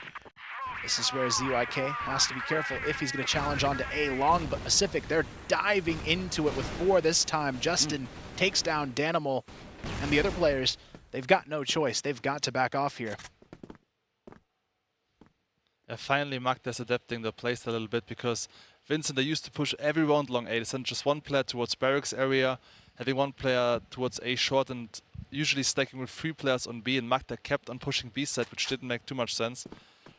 So finally, we see some long A aggression from the Filipino squad. Yeah, it's going to be important to adapt, especially with VINCIT in the lead. If what you've been doing is not working, you almost definitely have to change it up, lest you become too predictable. VINCIT have been very solid here from this GR side. Now, they are going to lose Danimal early, of course, in the pressure on that A-long position. There's a couple of guys here on Cat who are looking towards long, maybe expecting a follow-up, but both Pacific, Macta, and VINCIT, they are teams that'll say, okay, we got 2.5 minutes. Might as well use them. I mean, there's no reason. And I feel like they're generally going to go at like the first 10% of the round or like the last 10% of the round. Generally not going to push right in the middle. Yeah, it's going to be a tough one, though, for VINCIT. They are already down numbers, which means they've only got Eagles to hold on to the A-bomb site with. Pacific, if they take him down quickly, this should be the round, and ZYK, that cheeky angle in the mid double doors, is going to be key in this one, but it's already Eagles. Good for 1. Doesn't realize he's been crossed on, though. ZYK struggles, but MVA helps get it over the line for now. GDSC, Kaney, and Borison now trying to rotate around for the full retake setup, but they've got to stall this one for a little bit here because Borison is going for the full flank to try and hang on with. Kaney would have a free pick here as well. ZYK low on the catwalk, but gets the jump on him. It's going to be ZYK holding for 1 so far. Spots out GDSC, and it's going to be GDSC to win that trade pretty much for free. Borison finds 1 as well. The 2v4 down to a 2-on-2, but the clock is ticking. GDSC has to hit the shot, and now it doesn't seem too likely at all. Borison, 4 HP, goes down to MVA, and we're back to a tie. Yeah, ZYK with the key play here in A short. I mean, even though he was whiffing some shots onto Eagles, right, the decision was quite smart from him, just hiding because his teammates were already on A side, getting the trade anyway, and then also getting the frag here in A short from ZYK. So yeah, this was definitely the key play lurking from this guy. You can see that across the stat lines of everybody, there's pretty much only one standout player, that's Borison with 2 KD and the highest ADR for the team. Other than that, the other 9 players are kind of all around the same level. Everybody's pulling their weight, getting some good rounds in, some consistent play from both teams, and it's 7-7. I really don't know who's going to win it from here, who's going to make that last push to take it down. Now, we got a lot of defense here on the side of VINCIT. Justin going up the boxes, trying to get out here. And that's going to be a nice early pick here on MVA. And Pacific Macta will have to find a new route into a base. I'm not sure Macta's keep pushing B side because it's much easier to take A side if you have better aiming. And if you have Justin, Aldrin, MVA on your squad, all strong rifles, you should probably like push A side more often than B side. Kaney, though, a nice jump spot there. Able to spot out Aldrin on the corner of long. Actually, Justin here. It's going to be a quick fight, potentially, but they've got to hang on to this bomb site. Eagles kind of caught between 2 different fights. Goes down to Aldrin on the catwalk, who gets a second onto Danimal. Justin there for the 3rd. And now they've got a real shot at this round. The bomb is planted. GDSC and Borison have to get this retake rolling quickly, but Pacific, they are fully set up here all the way up through long on the post plant. Aldrin playing that bait angle on the window. GDSC able to check it, though. A great first shot, doesn't matter. The trade is right there to cancel it. Borison No time, 1 versus 3, has to get moving quickly, and ZYK shuts it down. That's what I meant, right? Aldrin, Justin opening up A side of 3 clean headshots. So if I'm the IGN of a Macta, I'll just tell my teammates, guys, let's push the last three remaining rounds A side, because we're gonna win 2 anyway, because we have the better aiming. This would be definitely my approach now. Yeah, I mean, even if VINCIT eventually catch on, that's the strategy. You've got, you know, Revenge is playing really well, Justin's playing really well. I think it's okay to, you know, throw some flashes over and challenge into 2-3 people. You're probably going to win some of those fights. Even though we suggest it, they are going to be hanging out around outside of B for now, which is okay. They could rotate from here. Aldrin is looking, he's peeking in, seeing what he can see. GDSZ is looking at the doors, but not at the right timing. It's definitely very enticing for Aldrin to just kind of consider pushing in. He's gotten some really nice angles, kind of, you know, reminiscent of what N9 does as well, which is interesting. You were talking about the similarities between those two players before. Kaney, there it is. Pick off through the B doors, and a good start here for VINCIT. Yeah, they've got the numbers here to work with, but will it be enough? Pacific struggling to figure out where they actually want to go for this push. You can tell Aldrin, he's still distracted with the mid doors. Finally, they group up towards this B bomb site. Kaney might make it out alive. Nope, the nade gets the job done. And now they back off here, not fully committing, waiting to see if that rotation might come on the flank, but you've got to admire the patience of Danimal here. He has been on this long angle for so long and still hasn't pushed through, and he could be key in helping stall this round out later on. Aldrin, what's it going to be? 39 seconds. It looks like he wants to play, you know, rotator catcher there in mid as the rest of the team is going short. Now Eagles has the perfect angle. Also, Aldrin is going to go down, and Eagles does get entried on. Justin has been so clean. He's going to hit another one, even though he takes a bunch of damage. So does MVA from that grenade, but they should get this plant down. Let's see if 3v3 VINCIT can retake. GSC, the perfect bait onto ZYK, finds one. Danimal finds another. Justin not going to be able to hold on to this one in the 1-on-3. And again, we are back at a tie. I mean, all of VINCIT gets this round. I'm not sure why Daniel was waiting so long, this long A area. I mean, 25 seconds left on the clock. He realized, okay, no one will take long A control anymore. I would either push, blank the space, and go for the full flank, or rotate back towards A side and help out Eagles. Was basically alone on A side. But yeah, anyway, they still won this round. Yeah, got the job done. You see a lot of those early picks. One through the doors, one through the B window. And that got VINCIT into a pretty good spot. Also the bait on Catwalk helping out GDSZ. And Pacific Macta, once again, just same setup. All 5 guys just waiting, seeing what they can see. Aldrin continuing to pressure through mid. Nothing has really changed. You definitely saw that. And I would expect GDSC saw him as well, but Revenge still pushing out here. Maybe looking for an early pick. He's got to be careful, though. Kaney holding on to that angle from ramp on the other side of it. He's been pretty good with the taps. He had one in the previous round as well.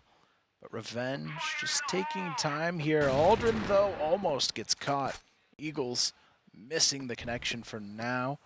And Pacific, they are starting to rotate their numbers towards the A bomb site. A lot of grouping towards the Catwalk position, which is going to mean Eagles has to pop off in this round if VINCIT want to win. But they also still have that flank set up as well, which could cause some trouble for ZYK, who's about to run right into it and go down. Danimal finds him. Now Eagles, all he has to do is stall for the rotation, gets the first kill on to Revenge. Justin, good for 1, but Eagles is still alive here on the back of sight, but MVA jumps into the window, able to find 1, but Eagles, the follow-up shots are there. Borison takes down 1, and Eagles good for 3 on the round as VINCIT take it to 9.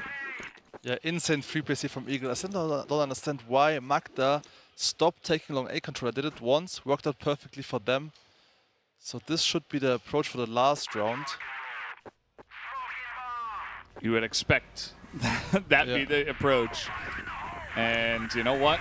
Here they come. They're throwing a bunch of flashes in, and they take A long control. And ZYK is running after them. There's a lot of guys over here from VINCIT, as we can see. A lot of coverage on the GR side. We have a bit of pressure in from Catwalk as well. Aldrin does trade one, but this push has been stifled for now. Pacific Macta not going to be able to hang around forever, and they will back away.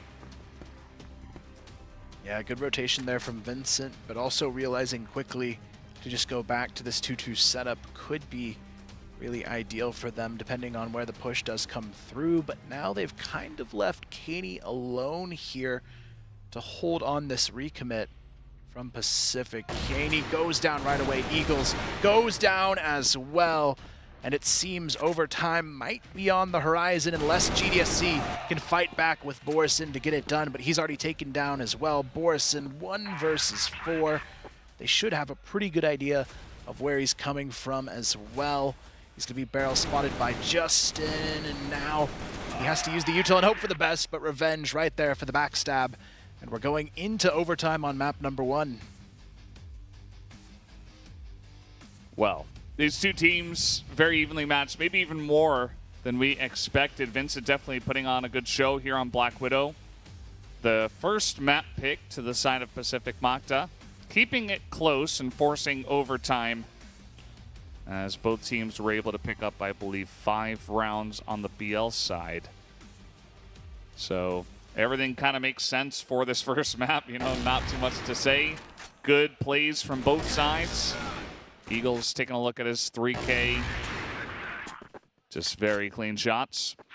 And now they're back on the Blacklist side. Revenge goes for the wide swing. Quickly traded out in a 1-for-1. Aldrin right there on time in the mid-ramp, but it doesn't matter. VINCIT, they've got the follow-through to make it a 4-on-2. ZYK and Justin still trying to hang on and get this round for Pacific, but with the entries like that, VINCIT have made it pretty difficult to bounce back in this round, but they're going to actually push right into it. Justin, those guns blazing down the catwalk after hearing 3 shots back at him, though, quickly gets out. Yeah, they're just going to look for some strange angles and hope that VINCIT doesn't catch them, doesn't try to root them out. Justin just going to wait here. And he's got ZYK on the other side of the map. And they say, well, hopefully we can pick off somebody and move from there, because 2v4 on GR on this map, you're not feeling good. You got to do something crazy. ZYK not going to push out just yet, and probably a good idea as GDSC is watching that angle. Danimal going to pick up the 1. And ZYK 1v4. Yeah, it doesn't seem like he has a good opportunity yet. The C4 still not committed. I'm actually kind of surprised, even 4v1, they're playing this reserved on the side of VINCIT Gaming. They're not getting a ton of info. They're still running down the clock, but at least now the C4 starts to move up the catwalk. Now they can move into position, but ZYK only good for 1 there, and VINCIT Gaming take the first round in OT. For me, it's still confusing why Macta is going for this aggressive playstyle once again on this GR. So it didn't work out in the first half, and now they do it once again. I think it makes more sense to maybe go for like some late round aggressions, like maybe like going for some info plays, grouping up somewhere long B, then retaking long B area together. But yeah, this aggressive playstyle in Catwalk did not work in the first half, and seems like also don't work out here in the OT. Yeah, there's only so much, you know, unexpected strategies you can go for in one map. And being overly aggressive isn't really where we've seen them be strong as a team. And VINCIT Gaming are kind of similar in the way that they play, where they just kind of wait, look for picks, see if anyone's doing anything like Pacific Macta are doing. And they're taking advantage of it. They're getting those shots down. Two teams very evenly matched, so sometimes it works out for Pacific as well, but I feel like Pacific has opted into that kind of aggressiveness a little bit more. Now they have just a pretty nice setup on the side of Pacific Macta. Nothing too insane at this point. 2 guys on B, 2 at A, 1 on Barracks. As VINCIT, where are they going to go with this one? GDSC wants to take the fight up Cat, but Revenge is right on the other side here, but out the doors they go in mid as well. This is where Aldrin has to pop off, able to find one and get the fadeaway here. Revenge finds another. Aldrin spots Caney down low. Will he find the kill? No, Caney sneaks in, able to find one. He should know Revenge is in the back of sight here. He's already found a kill in the round, but Caney on the rotation has to be careful. Revenge good for one more before going down, but Borison, his shots have been good all day long. He's got Eagles alongside him on this play as well. But they still have to get the C4 down. There's not a whole lot of time to work with, 30 seconds on the clock, and Pacific are just sitting and waiting to peek on this plan. Yeah, and Justin's got that angle. Didn't quite land any shots, so they're just gonna plant it. And it looks like, okay, they deny the plant for now. Pacific Macta, still no plants. 10 seconds, they move in. MVA gonna clean it up as just a little bit too much time wasted there on the site, and Pacific Macta are able to get in. So we've gone, I think it's been tied since 4-4? 3? Yeah, I think 4-4, because it was 4-2 at one point, I believe, and then now it's 10-10. Just back and forth. A lot of 1-for-1 here. Unfortunately for both of these teams, it could mean a long 5 maps ahead if one can't get that momentum on their side enough to pull ahead. But if you're VINCIT, if you keep this close and you take the enemy map pick, you've got to be feeling pretty good about that, knowing yours is on the way. So for Pacific, I would say this map is a little bit more crucial to win and close out in this series, but they're definitely changing things up this time. A little bit more passive on the catwalk play. Still 2 players on it, but VINCIT Gaming might give them a chance. CYK getting some pre-fire in his direction.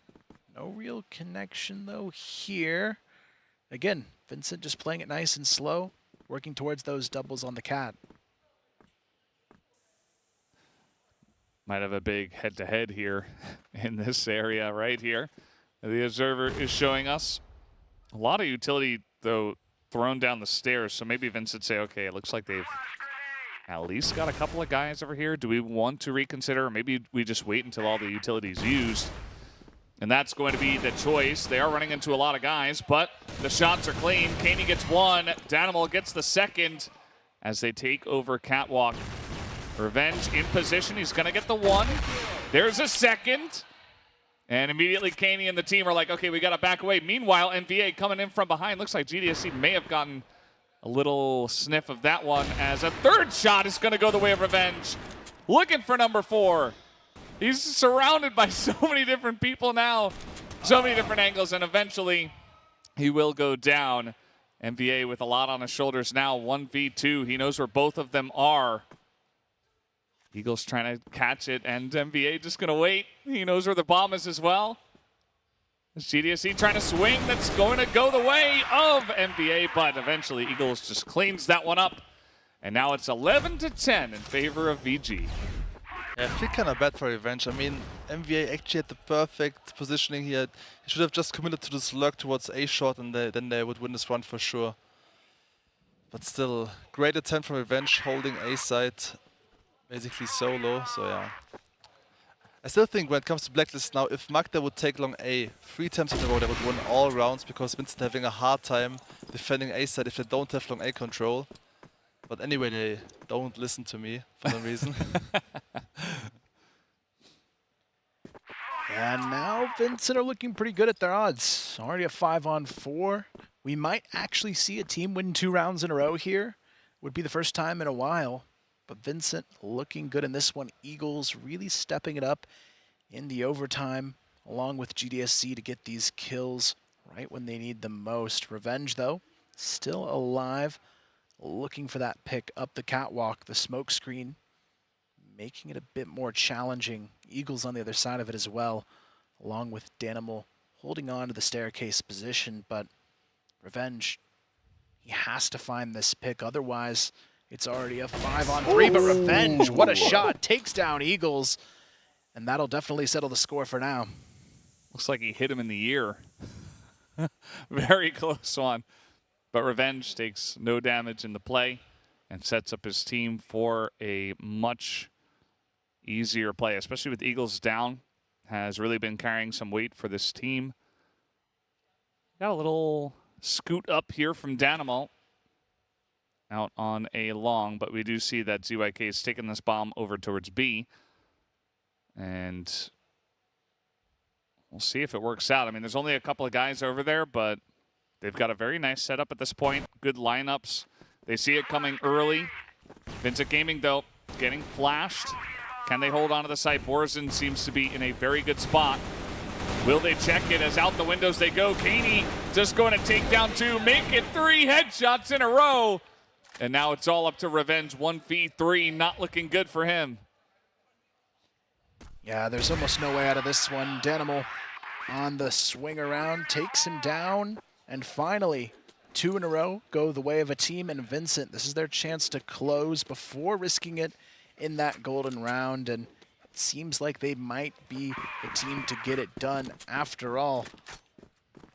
But I mean, isn't it so obvious? Like, Macta took A control twice in the second half. They won both runs easily. I'm not sure why they stopped doing it. Doesn't make sense to me. It's a weird shift on their end, but this time Vincent doing something kind of bizarre as well. Full water control with 3 players. They're kind of stuck here now, though. Maybe overstaying their welcome, doesn't matter. Borison gets aggressive underneath the bridge, finds one, and forces Pacific to back off. I mean, Vincent looking for these very aggressive 3v3s, 3v2s, just saying that they feel confident in a straight-up firefight. Hopping out, getting aggressive from the GR side. Didn't even necessarily have to. But they do get the lead. Revenge is here again. And it's going to be critical. If he gets another pick off, maybe he gives his team another chance. It feels like he's been giving them a lot of chances. Almost too many. To the point where we feel a bit bad for him. He's getting a lot of work done, but the team is not able to follow up on it. It's trying to pressure, trying to get these shots down, but it's not really happening. And Water's still on the side of Vincent. You see Revenge just trying to look for that angle. GDSC stays safe. So does Borzin for now. Yeah, Vincent Gaming doing a good job of just trying to bait out another kill to go their way. They're running down the clock as well, but ZYK misses the shots onto Kaney, and this could be it for the map now. 5-on-3 situation. Revenge knows he has to be the hero, but this could be the start, but he misses the follow-through on the second. Justin now looking for a multi-frag. He's going to find one with Aldrin alongside him. 2-on-2, 30 seconds on the clock. Danimal and Borzin have a huge HP advantage.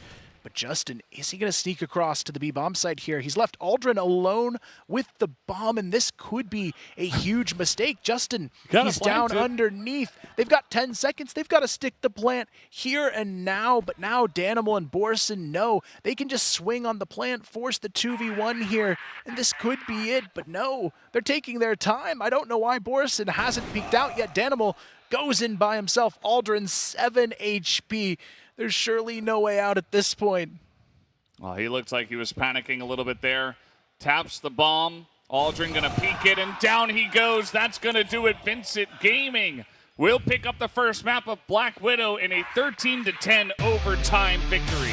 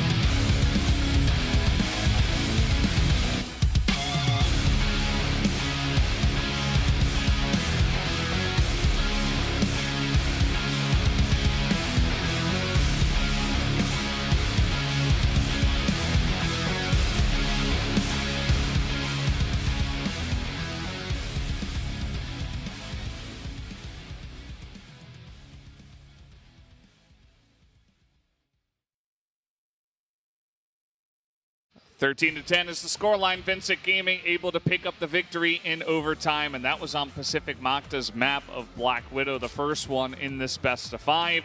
Initially, coming into this, we were expecting Pacific Macta, stronger team, maybe a 3-1 victory to them, but now their first map has gone down.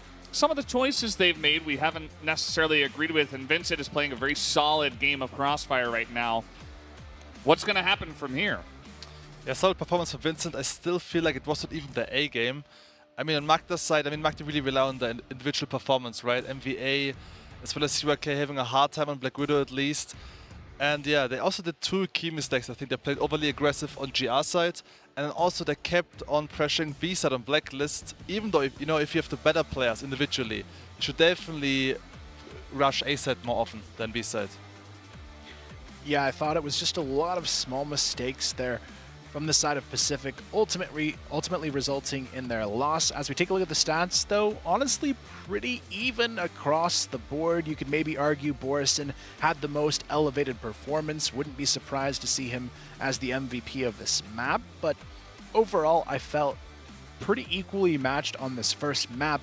But now you've got to talk about the potential momentum. You've just taken the map pick of Pacific away. You're going into your own map pick, and the likelihood there for a 2-0 seems pretty likely in my eyes. GDSZ stepping up, picks up the MVP. I was saying it during the cast, but it felt like everybody was really pulling their weight. Borison kind of had the best KD ratio, I guess, but at the end of the day, just solid performance from everybody on that roster. So really good showing from VINCIT Gaming on map number 1. We're going to take a quick break and come back for the next map in just a moment.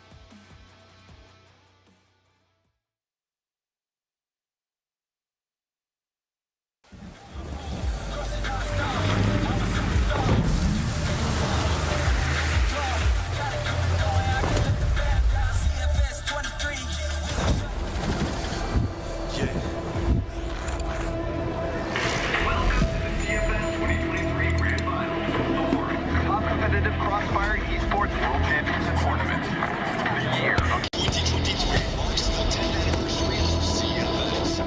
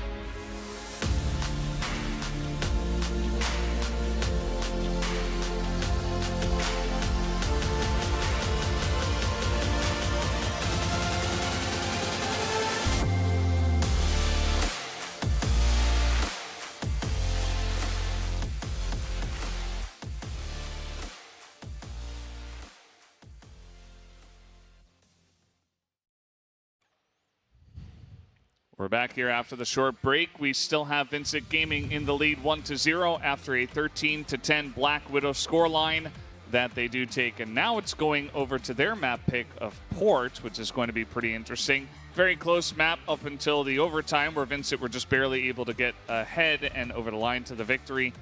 Are we expecting them now to push on to 2-0 going into Port, or what's going to happen now?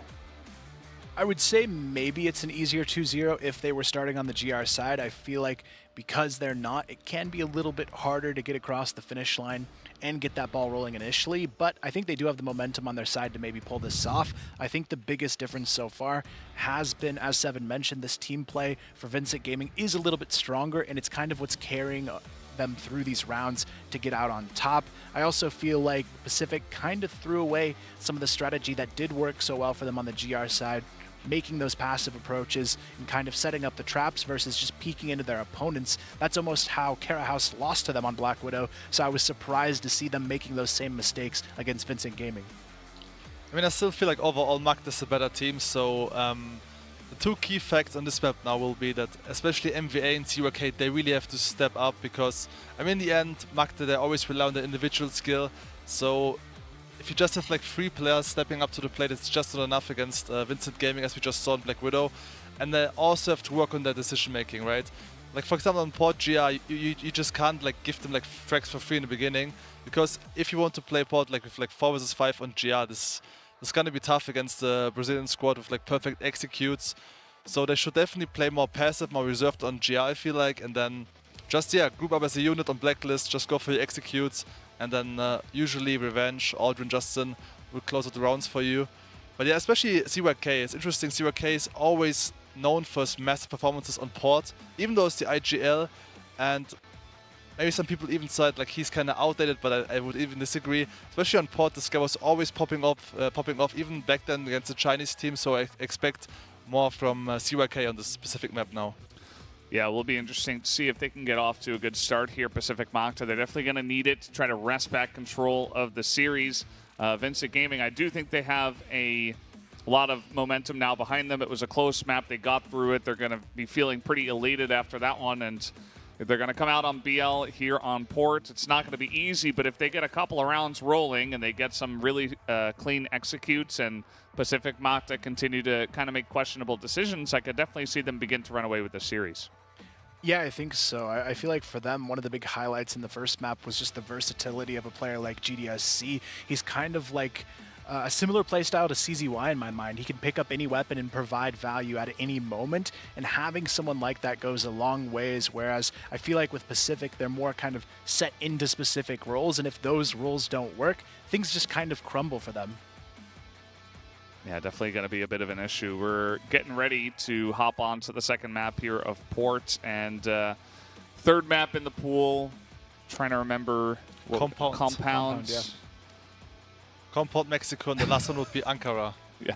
Okay, I was trying to remember. So Compound, you know, if VINCIT Gaming do begin to run away with this one, Compound would be pretty interesting because if you are Pacific Macta and you lose 2 in a row and you lost on Black Widow, your most comfortable map, and then you're going into Compounds where you should be this team that has, you know, the better individual play, that potential to win a map. You were able to challenge Baisha on that map as well. You should feel very confident there, but I'm worried, you know, if the best of 5 begins to slip away from you, could begin to get a little bit dicey. The one thing I will say, though, is that it was so close on that first map. It really could have gone either way, you know, regardless of comfort or what map it was. You know, I would expect this Port map to be just as close, almost exactly the same, based on what I saw on that first map.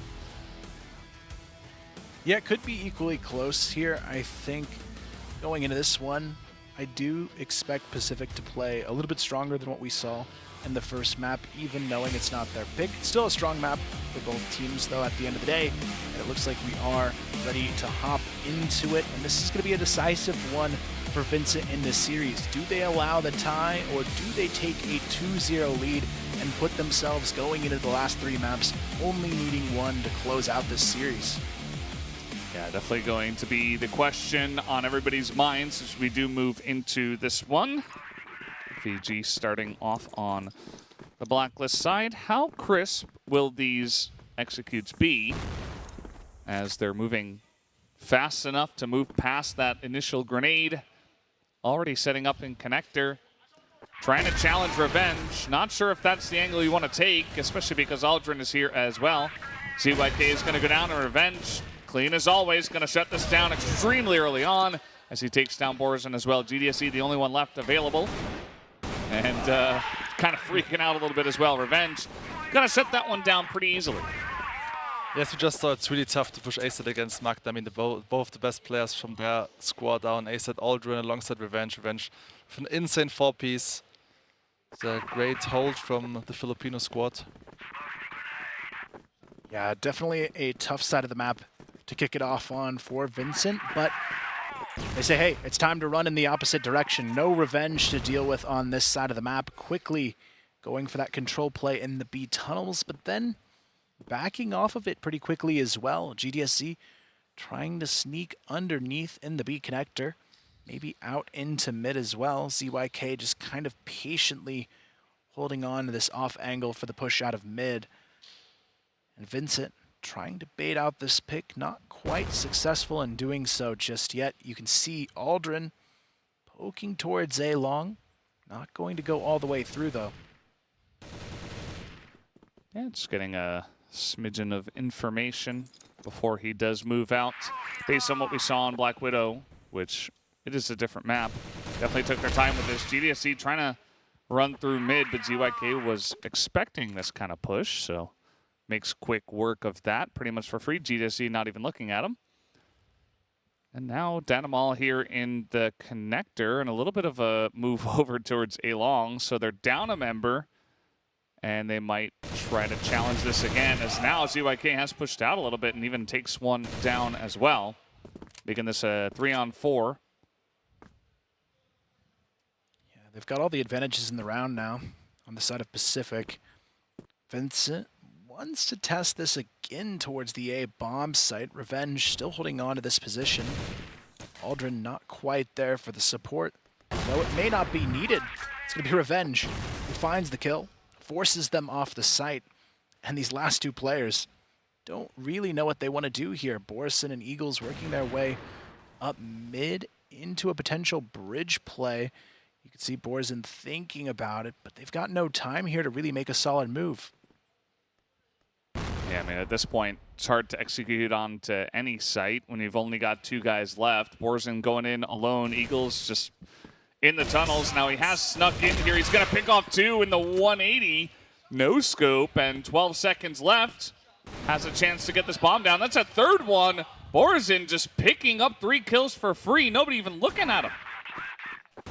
Revenge has the angle. Doesn't matter. That is a huge round to steal away, though, and Pacific, they've got to be a little bit disappointed after that one. They had everything they needed to get a 2-0 lead in this map, and they just kind of threw it away by not watching that angle in mid and allowing Borzin to sneak behind. Because look at this start to the rounds that Pacific is having. They are dominant at the beginning of every round we've seen so far. But just one little mistake is all it takes for VINCIT Gaming to get back into the rounds.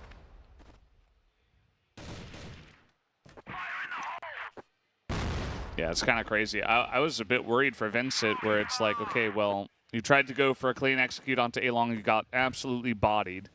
Second round, you come out, 3 people get picked off essentially for free. Well, where do you go from there? But they get kind of gifted. The round Borzin has a very sneaky play. They were not able to respond to it.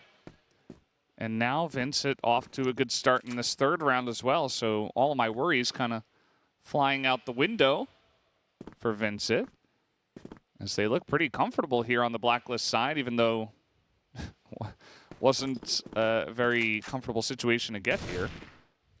But in this round, definitely feeling pretty good. I think especially with that one pick off, you could consider another B push, knowing that Revenge is still going to be on A, and he's got the hot hands. Aldrin also still over there. Justin is... Whoa. He's going climbing. Not a spot you see every day, but I like it here. I want to see if this is valued, but it's not at all. Actually, GDSC, I'm surprised he was ready for someone to be there, but you know what? It's one of those spots you never know until you try it if it's going to work out. And that's second pickoff before really anything has happened. We kind of sat here one by one, a couple of PM members go down. And now the push. 5 members coming on in. MVA waiting for the wraparound. He does get the one. And he was the only one on the site. So they are going to get this plant here. Eagles looking behind. Ooh, unfortunate timing for him, but he is able to get out. Does repeat with the pistol, knowing he's got some help, but Aldrin will stay alive. It's so difficult to get back in behind the wall of smoke, though, for Revenge. He kind of just has to force his way through it, but Aldrin, he's now left alone. Good for one, not gonna matter. It's a 2-1 lead on the Blacklist side for VINCIT Gaming. And again, these individual picks going the way of VINCIT Gaming has to be a bit scary for Pacific in this situation, because they started off so hot on this map, but then that one clutch against them has started to turn the tide here, and now it feels like Pacific are falling apart a little bit. Ooh, we got more action right away as VG are just kind of running at them now. ZYK not going to hit the shot. And they're on the B site already. Pacific Macta will have to go for the retake in again. Pretty difficult scenario. They've got a man down now. 3v4, bit of damage comes in. Aldrin going to try to open this one up. Bikini's got that very nice angle. They don't even need him yet. And yeah, VINCIT Gaming are just walking all over them. After that one round from Borzin, it's like Pacific Macta are off the server. VINCIT are controlling their map pick very nicely. Revenge going to get cleaned up here. CYK not enough time to even get through, so yeah, he'll send it. Might as well. There's a little bit of damage, boost some stats, but that's about it. Borzin and the squad doing well. Yes, we just saw Daniel has the perfect flash for the speed machine room area. So if you want to hold it, you need at least 3 players on GR side, and at least 1 player should have like an anti-flash position. Otherwise, it's really tough to defend this area. So either play defensive, reserved or passive on site, or play aggressive and have at least 1 or 2 players having an anti-flash position. Otherwise, it's really tough to hold this position.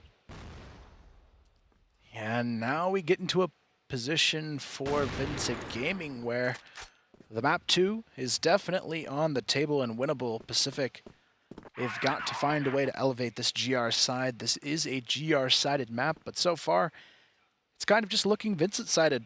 They've got the shots, they've got the trade setups, they've got the strategies to break through. Meanwhile, you have Justin, who had a great map 1, not even on the board yet for this team. It would be great to see him step up in this situation, because they certainly need him to have a much better map this time around. ZYK, though, almost goes down early. He's down to 20 HP already off of the early fighting. But again, Pacific, they're poking for the pick, but they're not even getting the value out of it. They've just taken a lot of damage in return. Yeah, it's definitely a bit worrisome on that side. VINCIT are, again, just kind of walking all over them. You know, as you mentioned, side map doesn't matter. Sometimes the team will just overpower you. We saw Baisha do that to Car House on Blacklist side of this map. Didn't seem to care at all. That grenade is going to be very nice. Can they stop the push coming in? They're trying to challenge Revenge, and he is flashed out, but ZYK does get the cross-map shot. GDSZ, very nice shot, headshot onto Revenge up top. And another one, and Eagles is sniping people. They are just cleaning them up. Aldrin, though, with a very nice spray up top, is going to defend for now. Yeah, Eagles and GDSC, they've got to find a way to trade out. But again, Justin and Aldrin, they are holding on to this one, and they will get the round. 2 versus 4, and somehow they are back in this one. I'm not sure how they stole that round away, but it's definitely one they needed to get the momentum swinging back in their direction. I still don't understand why VINCIT went for this execute. I mean, they spotted Justin right along B, and Justin, that is typical a 9 position, going for the info play, and most players would play this position actually solo, so it was kind of obvious that Macta had like 2 or at least 3 players towards bomb side A. I mean, I got the openers, VINCIT, but in the end also good play from Aldrin with the 3-piece in this round. Yeah, absolutely. I mean, at the end of the day, if you give Pacific Macta enough time, they are going to hit those shots. And if the execution gets delayed or kind of scattered or a little bit messy, Pacific Macta, they can clean it up. And they're also a team that I found, even in past matches, even if they start to get behind, it doesn't really seem to bother them. Compared to other teams, they're like, okay, well, we're behind, that's all right. We'll just play our game, you know. Pretty nice, balanced mental game from this team, from what I can tell, from the outside. So sticking in it, you know, from us, from everybody else, they might begin to panic. It's like, oh, VINCIT just starting to run away from this one on Blacklist, but Pacific Macta doesn't seem to care, although they are trying to challenge here in the B room. Not sure about this. Justin is going to get taken out again. Yeah, now there's a bit of a gap towards the B tunnels. You're going to see ZYK rotating to a slightly more aggressive position to try and help that out, but they're still kind of alone towards this B bomb site. You really need MVA able to slide over a bit faster. He does move into position to try and help with the pinch, gets the first kill. But ZYK goes down, and Kaney, the double taps, gets it done. And now it's a 4-on-2 for the B-bomb site. But they don't even need to force the issue here because they've got the round in their hands if they can just trade out on the side of VINCIT Gaming. So why not send it back towards Zay? Revenge trying to catch Danimal alone here, but Danimal knows if he just gets a teammate to help him out, he'll get out of this one as well. He's just running away. He's like, I don't want anything to do with this, and he doesn't have to.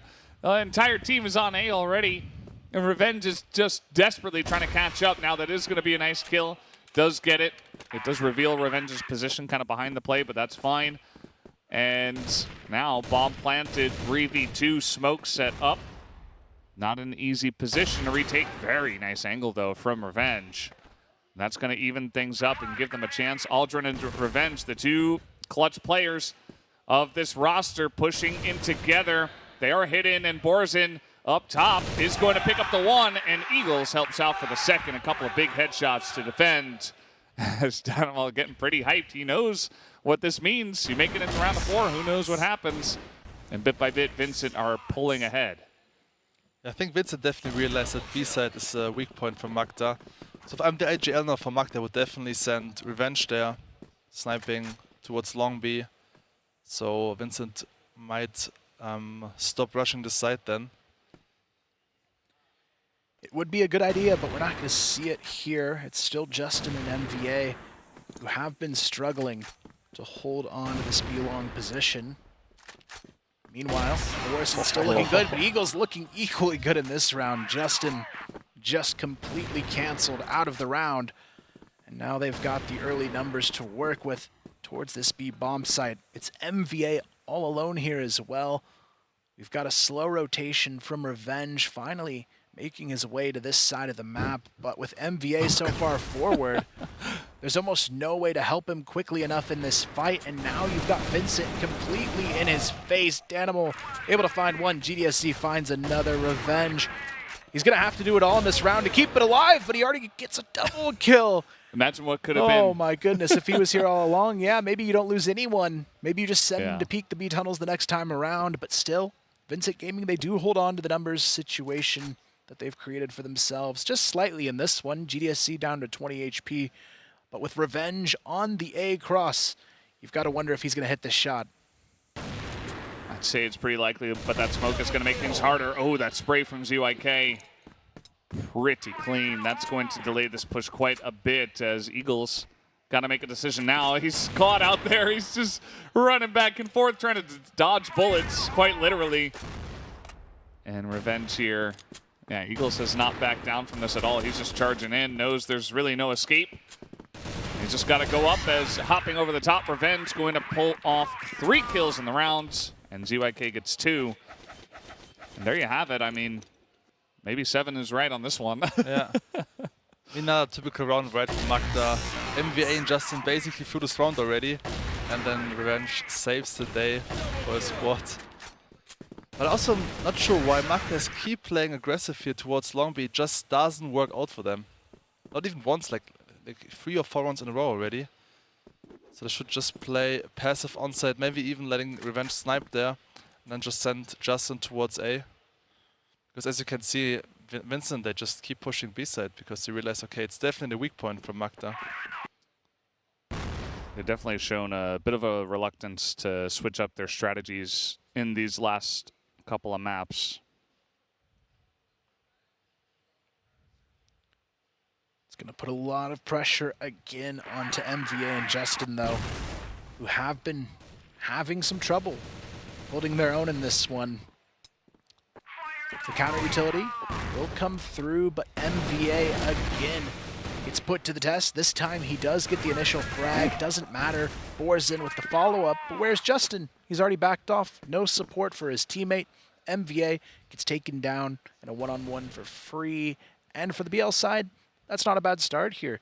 You've now made the defense a little bit more spread out. You can think about where you want to execute a little bit more carefully and now have a slight advantage going into that push. I would be surprised if they go back to A here with Aldrin and Revenge still playing on this side of the map. There's way more value to be had from them with these positions, but I feel like Vincit, they're the type of team that likes to test it anyway. What's going to be the call here? 4 guys in mid, looking pretty likely that they head towards A at this point, or maybe they do actually just go straight through the middle, but trying to set up, yep, over the top. Couple smokes. And the flash as well. They're pushing in through mid. Aldrin's right here. Doesn't matter. Just gets headshot through the smoke by a Colt. And they open up the middle of the map. Now Revenge. He's got a lot of guys running away from him as Justin is able to hold down against one, but only the one, as now with 15 seconds left, will be enough time to get this bomb planted. It's up to Revenge once again in the 1v2, has swapped over to an M4. He is running into the site and is not checked the right side, and it is a free kill as VINCIT Gaming will move up to 5. I just don't understand why MVAs keep playing the same position over and over again. I mean, he must realize he's blind every single round. I mean, okay, to be fair, he got the trade this time at least, but I mean, 4 vs 4 is still better for the Blacklist side than for the GR side, so just doesn't make sense to me. And once again, same positioning from Justin MVA. Yeah, Eagles, he wants to pick it apart again as well. He's gotten the opportunity quite a few times to find these shots. This time, nothing yet.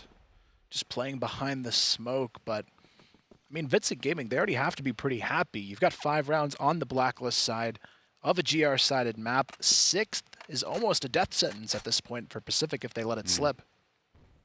Absolutely. I mean, VINCIT winning on Black Widow and then coming in and dominating from Blacklist side. It's definitely a good sign for VINCIT Gaming coming into this one. Seven, do you ever think as an IGL that you want to say something, but you don't want to make a player lose confidence, so you kind of just like hold on to it for a little bit to see if they step up to the plate? Yeah, of course, sometimes for sure, but I mean, in this situation, it's so obvious for me. If I'm the IGL now, it's on the teammates A.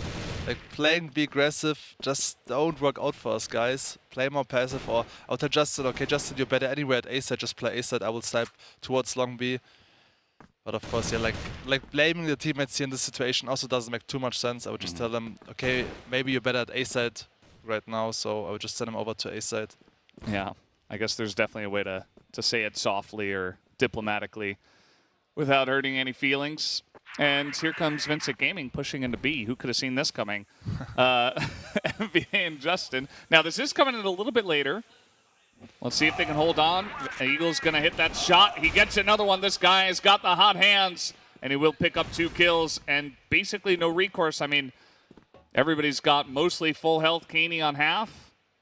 And now you're spread thin on the side of Pacific Macta. It's only ZYK in position here. Aldrin trying to hold mid a bit. Flashes over the top. Seems a bit obvious from here. Let's see if ZYK can get it done. He only gets 1. Aldrin pretty forward. He is going to pick up a 2nd for the team, but he will eventually go down. And here comes Revenge running onto the site with a pistol almost desperately. As 6-3, VINCIT Gaming really giving it to them now.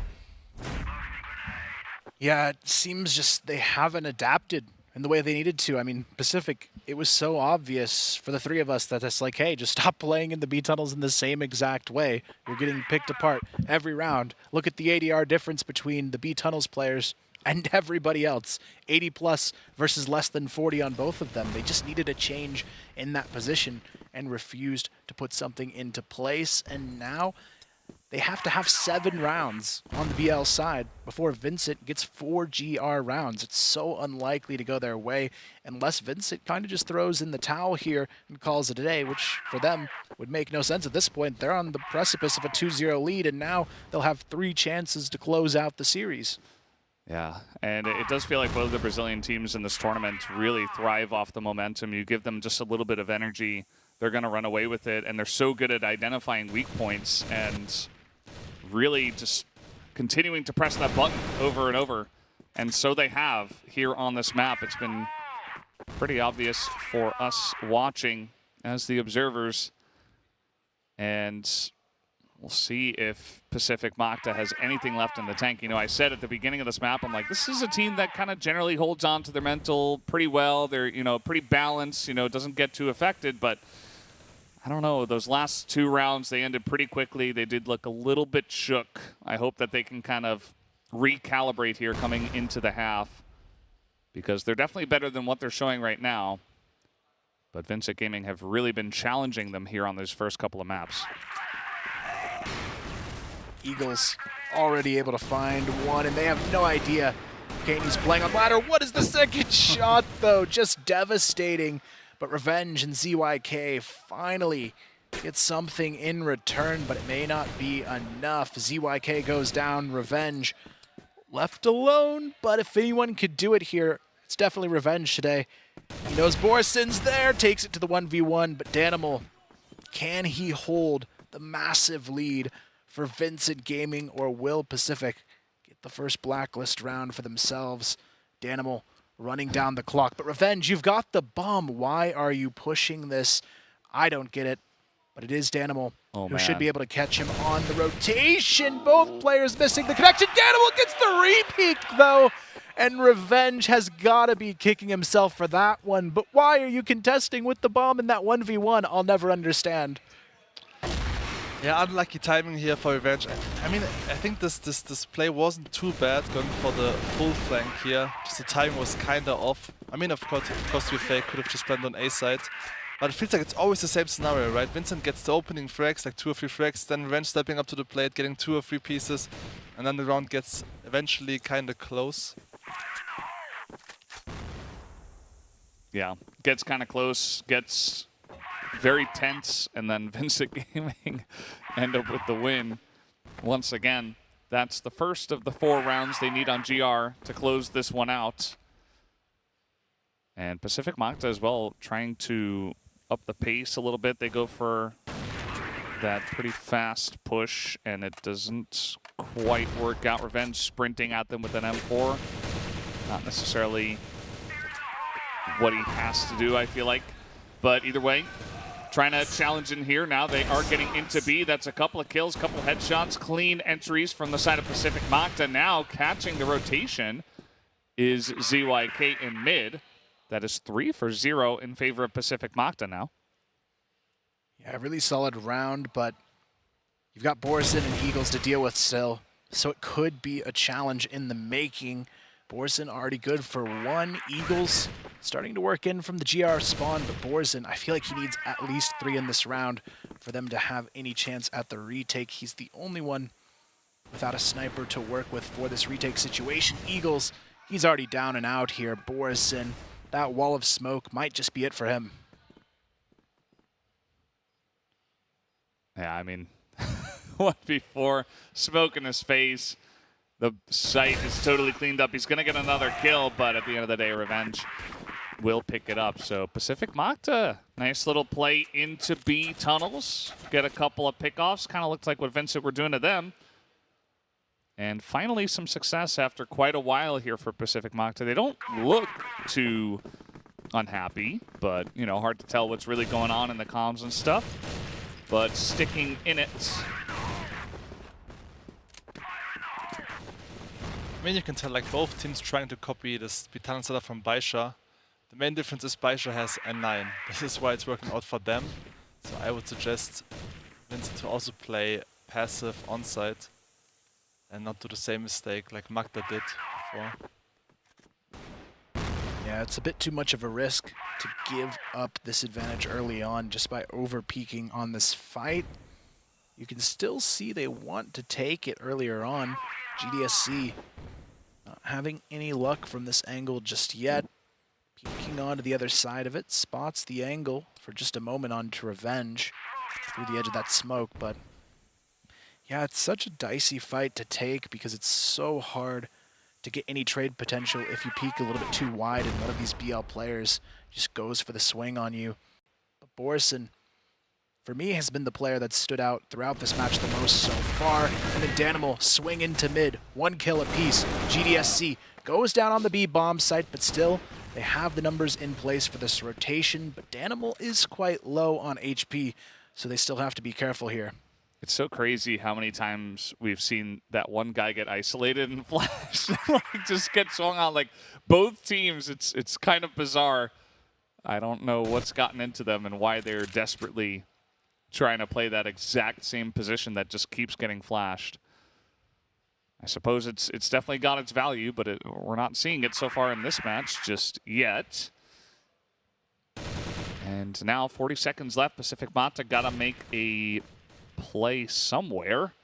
Maybe A is the play. From what we can tell, it's Eagles holding kind of the lower angle from the back street here. MVA maybe looking to push in through mid. There's not a lot of defense here, so he's not able to hit that shot as Borison gets the timing to run away. And yeah, he's got to reload. He's out of it. Revenge, 16 seconds, and he's got to deal with the fellow sniper, and he will go down as Eagles and the team move on to 8-4 as they have been so dominant on their pick of port. Yeah, this looks rough for Macta. I mean, being down like 4-8, then also playing on Blacklist side. I mean, if I would be Macta now, I would just go for like some full executes towards bomb set B or towards bomb set A. But like going for entry frags just don't work out for them. Yeah, they haven't been winning these early fights at all. A lot of it is thanks to Borison and Kaney looking good in this one. Eagles as well on those late picks. Very, very solid from the top of A. And really the only one winning picks for Pacific in this match has been Revenge. Everybody else kind of struggling in that department. So we'll see if there's any change-ups for Pacific. It does seem like a full execute in the making towards the A bomb site. They still have to deal with this utility though. Justin and Aldrin already down to half HP. Eagles holding on to the top of site. Kaney nearby, spots 2 players on long, but Revenge gets the pick out of A connector. Kaney good for a trade. Takes down Revenge, or actually Aldrin there on the cross, but Borison, he's already here, and they've given them the time to rotate in and get these picks to go their way. Revenge, he really wants that repeat on the top of site, but I don't think he's going to find it here. Now he's stuck behind the long box as well. MVA has to go back, maybe just to get him out of position here. Revenge, he has to go swinging to try and find something. He actually gets a kill somehow before going down, which is, I think, more than anyone else would have expected in that position for themselves, but they still have a 3-on-2. Yeah, I mean, it's almost comical the way some of these rounds are playing out at this point. Like, Pacific Macta are desperately trying to find some kind of angle, but they just, I don't know. They've been mostly stumped on this one. Nice little angle for ZYK here. Might be able to get the drop on a Borison if he looks that direction. He will. As now 30 seconds, that's enough time to try to get onto the site. Danimal doesn't care about your flash. He's just going to light one up. Can he get the second? Yes, he will. As Danimal's getting hyped up, and now we get a timeout. Yeah, might be too late. I mean, this match really reminds me of the match yesterday. So when Kungana faced Kara House, it felt like it's famous against the world, so the same goes here for Revenge. The only guy stepping up to the plate so far, at least on this specific map. And the only hope is also for the next couple of maps is Macta is known for their good team mentality, so they won't give up for sure, you know, and then they'll play Compound, one of their best maps, maybe their second best map. So if they take Compound, it's also the scary part in the best of 5, even if you lead 2-0. If you give up one map, then the other team will suddenly get some hope that they might even can start a comeback. So it's not over yet for the Filipino squad, and I'm pretty sure we will see at least 4 maps today. Do you think this timeout is more about the next map on the way than this one? Do you feel like they actually believe that they can like pull this back? Because it feels like it's more of like a pep talk, at least when I look at, you know, the members of Pacific Macta, more than like a strategy talk, you know? That's a good question. I mean, maybe they just realized, okay, guys, we just have like one tactical pause left. We didn't even use it. But yeah, 4-9 scoreline. This is definitely too late to use this tactical pause. I mean, of course, they can talk about the next step already. But I also have like 5 minutes break right after this one, so it doesn't make too much sense for me to do this pause now. But maybe we're gonna see a comeback. Yep, on Blacklist side, getting 5 rounds in a row. This is really rare to see. I remember one match, Carbon against All Gamers, CFGA 2018 semi-final, when they were leading 9-6. All Gamers and GR side, and Carbon got 3 rounds in a row on Blacklist side, but it's really rare to see, and especially against VINCIT Gaming, who are known for the strong setups on GR side. This is gonna be tough. It's gonna be tough. Tough indeed. Pacific looking for anything to start off this round on the right foot. They're not going to find it yet. Borzen taking some early damage in mid, down to about 70, but still Justin can't find anything yet. A lot of utility being thrown, but Pacific, they're kind of stuck here in the BL spawn. They're not going to be gifted anything for free yet in this round. They're going to have to push up for it. Justin going to take that first risk, working his way towards the GR bridge, but there's already 3 people nearby on this position, so if he goes in alone, it's almost a free pick over to Borison, and he'll find it, no problem. Danimal as well, right there for the secondary kill, and this might be it. Kaney as well, doesn't have any fear on that one, goes up long, takes down Revenge, MVA and Aldrin. They're left alone as well, and that is going to be it. VINCIT Gaming, a convincing Map 2 victory, takes them to a 2-0 in the series.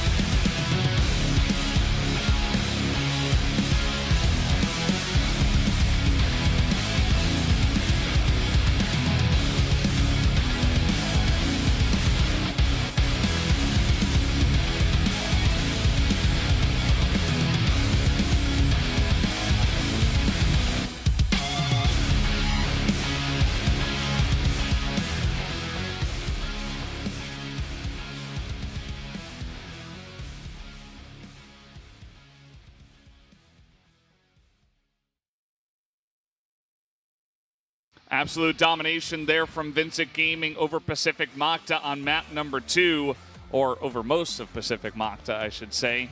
Yeah, definitely not showing up as a team just yet, our Pacific, and VINCIT Gaming looks strong from map 1. Very consistent play, great executions, and just great across the board crossfire. So who's going to stop them? What do they got to do to stop this team? Yeah, VINCIT looked really strong on this map. I think even stronger than Black Widow, right? So yeah, very convincing win from the Brazilian squad. I just feel like the decision-making from Macta was really off. They just kept playing the same setup over and over again, which simply didn't work out at all. Let's have a look at the stats, and yeah, as you can see, Revenge was the only guy stepping up to the plate for the Filipino squad. And if you have a team which relies on your individual skill, this shouldn't happen if you want to win a map against VINCIT Gaming. Wasn't Borison also the MVP in the first map? It was GDSC. GDSC. Mm-hmm. Still though, very well earned from Borison. I feel like all map long, he was such a huge threat in the middle and towards the B-bomb site that there was just no answer to deal with him. And now I'd almost have to favor VINCIT pretty heavily going into this next map. If they can hold on to this kind of a lead in terms of gameplay, would not be too surprising. But guys, we're going to take a quick break before we do go into compound for map number 3. We will be back.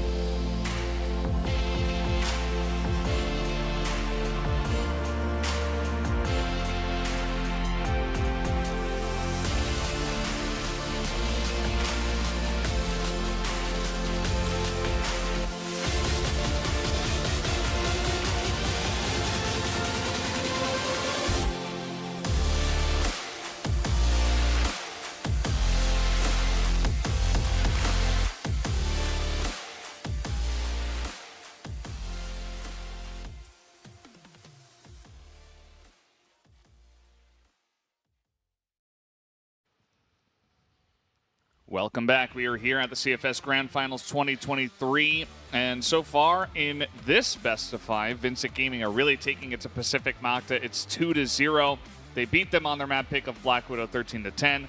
Then they went to Port, which was VINCIT's pick, and they defeated them 10-4. So a very dominant victory so far in a couple of maps. Will they be able to close it out on compounds? We have theorized that maybe Pacific Macta with a good mental state can kind of calm things down and play to their style on this map, but will they actually do that? Is it going to happen? Yeah, it's going to be tough. I mean, as I said already, they have a great team mentality, Macta, but still starting off now on Blacklist, on Compound. I mean, to be fair, VINCIT Gaming didn't look too strong on Compound, also against Wrecking Gaming. They had some struggles on the specific map.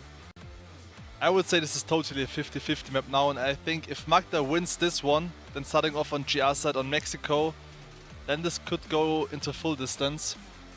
But yeah, it really comes also down to, especially MVA, I think has to step up more, having a really rough time today, unfortunately, because usually he's known as one of the best fraggers in the Philippines, so I expect more from this guy and also from CYK.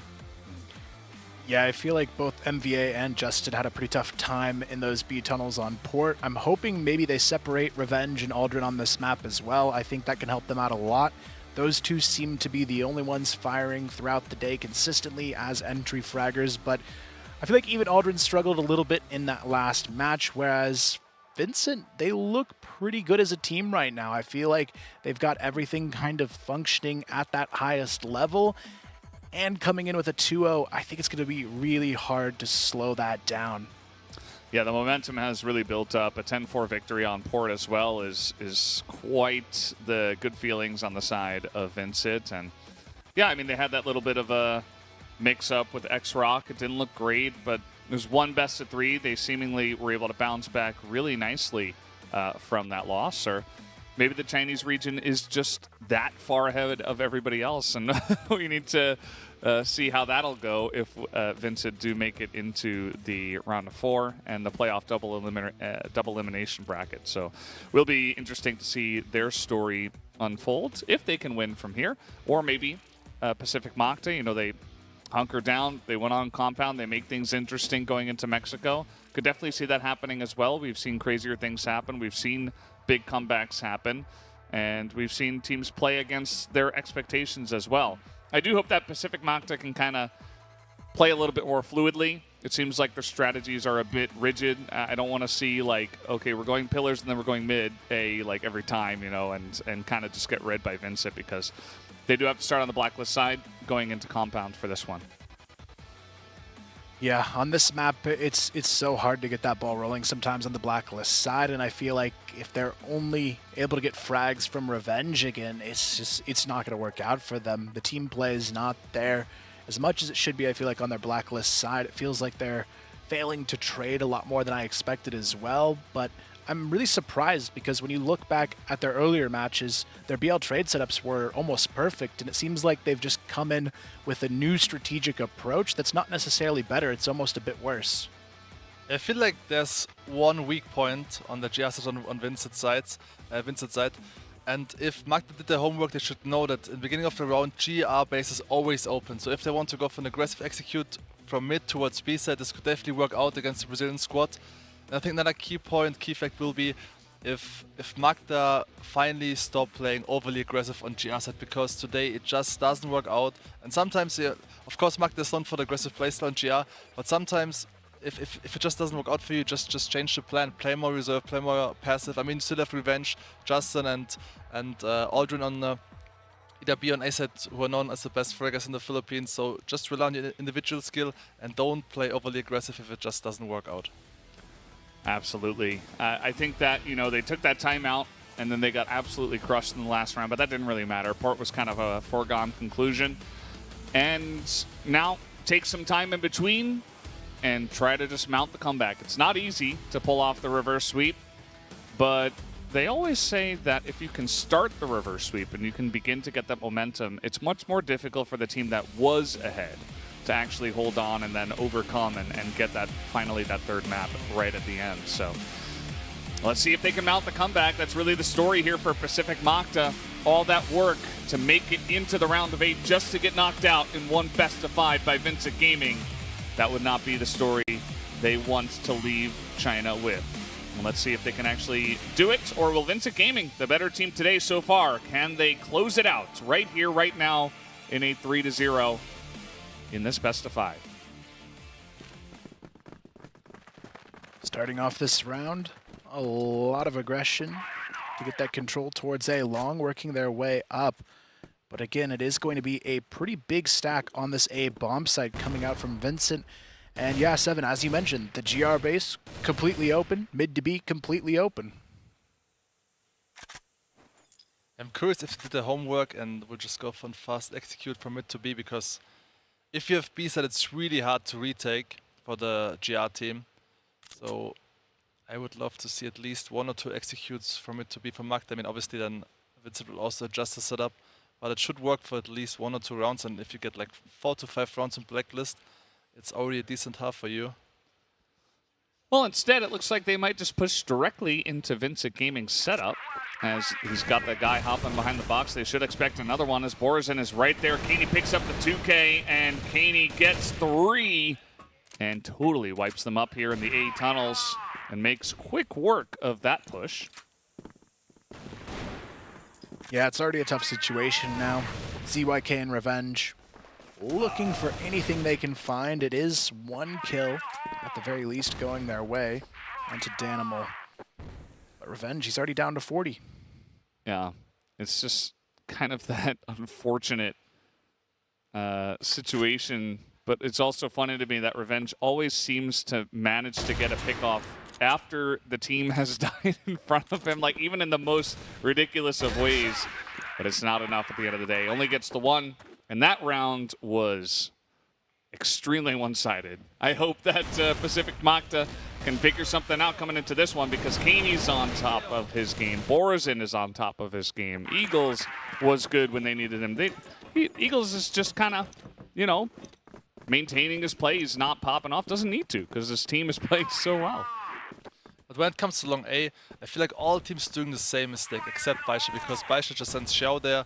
He's spotting the positioning from Kaney, and then if he sees 1 player there, then he's aware, okay, there might be even 2 more players, we just don't commit and fall back.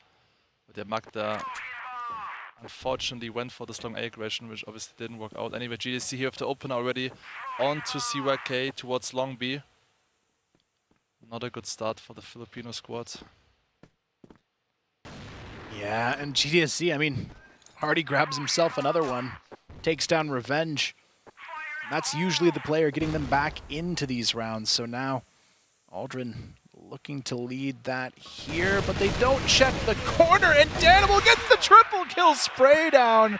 And it's just devastation again for Pacific Macta as they go down 2-0. Well, this is looking pretty rough. ZYK, you know, going in, spots a guy, not able to hit the shots. It's an Alm.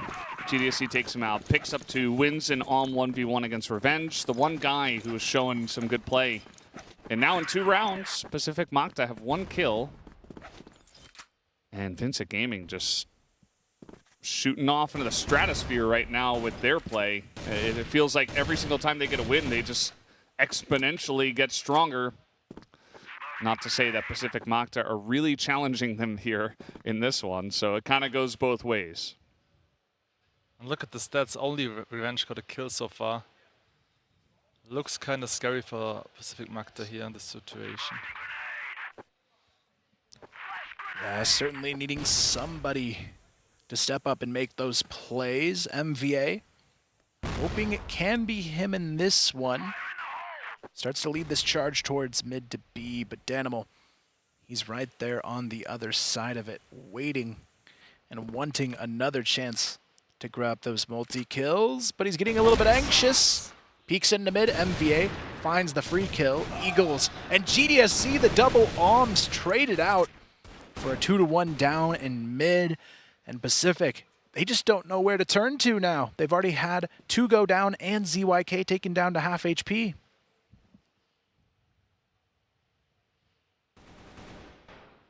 Yeah, and GDSE is just so confidently poking into them with pretty much no recourse. He does kind of overextend there, maybe not expecting everybody to stay. And maybe it just to be the one, but either way, he does pick up another kill. It's another good trade. Aldrin, he's getting shot from both sides. He's just pushing into A by himself while ZYK is going into B. He's got the bomb here, and he's going to get shot down. Borison picks up a headshot. Already 3-0 in this map, and I, you know, GR favored, say what you want, but I think this is just Vincit Gaming diff at this point. Yeah, it definitely feels like this could be over. The momentum is just so hard to slow down. You combine that with still several players on Pacific having a hard time hitting the shots in the 1v1s. And Vincit, it's no problem for them at all. GDSC and Eagles, just give them both an and you find yourself a 5-on-3 every time. And this time around, Pacific Macta pushing to pillars. 3 members of Vincit were in mid. They left GDSC, but he was spotted by Aldrin, and so he's going to back away. GDSC knowing he can't overstay his welcome, or he's going to get swung from probably 3 different directions. So he just gets out of there. Will hold on to the Alm. It's been working out for him so far. He and Eagles, 7 kills total. And feeling pretty good about that position. Pacific Macta, at least this time, they did not lose a couple of members early on. So that's the one difference in this 4th round. They do have the full numbers for the execution. They're looking to go towards B at this point. They've got 2, maybe a 3rd, grouping up for mid. But Vincit, this is actually the first time they're kind of ready for a B setup. They've got 3 towards the site this time around. Eagles still has to hit the shots on these entries to try and help stall things out. And Justin gets the better of the double kill on the entry. They don't check the corner though. Borison only going to get 1 out of that situation. And finally, Pacific, they've got the setup. They've got the 4-on-2. Now they just have to hold on in the post plant. Yeah, looking pretty good for Pacific Macta this time around. The entries from Justin pretty clean. And now 2 guys here on a crossfire. Revenge spots GDSE. He's going to get shot in the back. Or by Revenge straight up. And that's going to do it. Nicely done. They make their way on to B. And Pacific Macta have called a timeout. That's what I want to see from Macta actually. Like, if you realize the enemy team is playing with a double arm setup, just use some good utility. Smoking off B main was a good idea, then just pushing through the smoke. And it seems like they like Eagles got caught off guard here. Yeah, I would love to see a little bit of a change up for Pacific coming out of this one. Maybe some quicker aggression onto mid, I feel like could work quite well for them. They almost seem like they're giving too much respect to Vincit at this point and allowing them to take these long-range fights where they're consistently finding a lot of those early advantages. Though last round, the execution was very solid towards that B bomb site. More of that would definitely be ideal for them. But if you're Vincit in this situation, you're also using this pause after that round loss to say, hey, maybe we shouldn't have let that happen. Maybe we can get this back on our side very quickly because it is still a 3-1 game, even though Pacific looked really clean in that last round. You can see everybody kind of pulling their weight here on the side of Vincit. It's definitely easier to do that when everything is going in your direction. But yeah, interesting pause timing. As you mentioned, Kyle can kind of use that to say, okay, they got 1 round. That wasn't okay. Let's continue with our dominance. Not back down, you know. Pacific Macta, though, maybe can use this to say, okay, well, we won this one, but you know, what went right for us? Maybe we should actually continue with that. I would like some rigidity on the strategies that work rather than the opposite, which it does feel like that's kind of been the unfortunate plan from Pacific Macta. Now they're just going to be going for early mid control. Nothing too crazy just yet. Revenge looking for that pick onto the A bomb site. GDSC on the other side of it, just jump spotting that position on tower, but they're going to go ahead and hop out into mid. Borson, he's got to have something to say about it. But look at this pinch from VINCIT. GDSC just mows them down. And now, guess who it is? All alone, it's Revenge again, looking for the play for his team. But with the C4 down, 1 versus 3, I don't know if it's in the cards. Yeah, I mean, it's hard. VINCIT Gaming, they got an early read on what was going to happen with their aggression, and they just throw a flash out and double swing them and quickly made an end to that round. Actually, I thought it was a smart idea taking B side here from Macta and baiting out GDSC towards A main. It seems like GDSC didn't really care and managed to get the 3K anyway. But Macta actually had the better position to get the trades. But yeah, as you can see, firepower-wise, also VINCIT having a very good day, and Macta maybe not the best day. Especially again, CYK and also MVA having a hard time today. Yeah, this is the unfortunate day where you, it's do or die. You gotta have a good day today. If you don't, you're going home. And that might just be what eventually happens. But let's see, it's not over yet. VINCIT Gaming take a very convincing round there. Pacific Macta, though, you know, at least they were moving pretty fast. They cleared out the pillars. They grouped up in mid. It seemed like a nice strategy was forming. Just got kind of jumped before they could do anything. Going for kind of a similar strategy here, trying to set up in mid. But VINCIT has been pretty good against this so far. GDSC with the pretty aggressive angle. Is not going to hit that one. Misses that. Misses the Colt shot. Nice entry from Justin again. This has been where they have found their success. Kaney, though, has a really good position to play spoiler on the round. Only going to find one from it, but Borson able to find another as well. Still, it's a 1-on-3. Pacific looking good for the round. And I don't think Eagles is going to know that Revenge is in this tower position. Revenge gets the kill. And Pacific, they've got an answer, at least for the moment. If they could maybe take this to 4 rounds total in the half, they've got a good chance to do it on the GR side. But it just seems like every time they have a good round, VINCIT is right there to answer back with an equally strong one. Yeah, well, definitely a good spot from Pacific Macta now. A couple of rounds in the last 3, able to slowly claw their way back into a playable position. And Justin has been clean on these entries. The executions have been more confident, more controlled. So let's see if they can continue with that. As trying to clear out the pillars here. And then maybe just go mid into B this time. Seems like VINCIT have mixed up their defensive posture. Danimal kind of controlling from spawn. Ooh, that's a nice amount of information. He's not going to hit that shot, though. And just delay some time. He's got some help from his buddy Borzen. And Pacific Macta not going to push through here. Yeah, once again, VINCIT playing double setup, and if Macta realize that GDSC is playing sniper, they should definitely go for mid executes. As you can see, it's definitely the weak point here. Because if you play against 2 snipers on compound, you shouldn't go for entry frags, just push together. Which Macta's doing now. A bit brutal, though, as they push in. It's a 3-for-1, but then the quick follow-up from ZYK and Aldrin finding 1 each, but it's still on to ZYK. He hasn't had a big play, and he won't here, unfortunately. VINCIT, 5-2, getting more and more decisively in the lead. But is it enough? Maybe not just yet, but you put 6 on the board, I start to feel pretty good about their chances. Yeah, and a lot of the rounds have been heavily in their favor. So, yeah, definitely liking their chances at this point in time. It feels like it's almost like VINCIT Gaming know what their weaknesses are with their setup, and they're like, okay, how can we stop the obvious response from Pacific Macta? It's almost like they're 1 step ahead, and they're getting into position right on time to stop the pushes that they know are coming. And they're getting some good information. You know, they're looking at the pillars. They say, okay, they were in pillars. Now they're rotating out. They're not going A. They're in mid. You know, like, how can we stop this?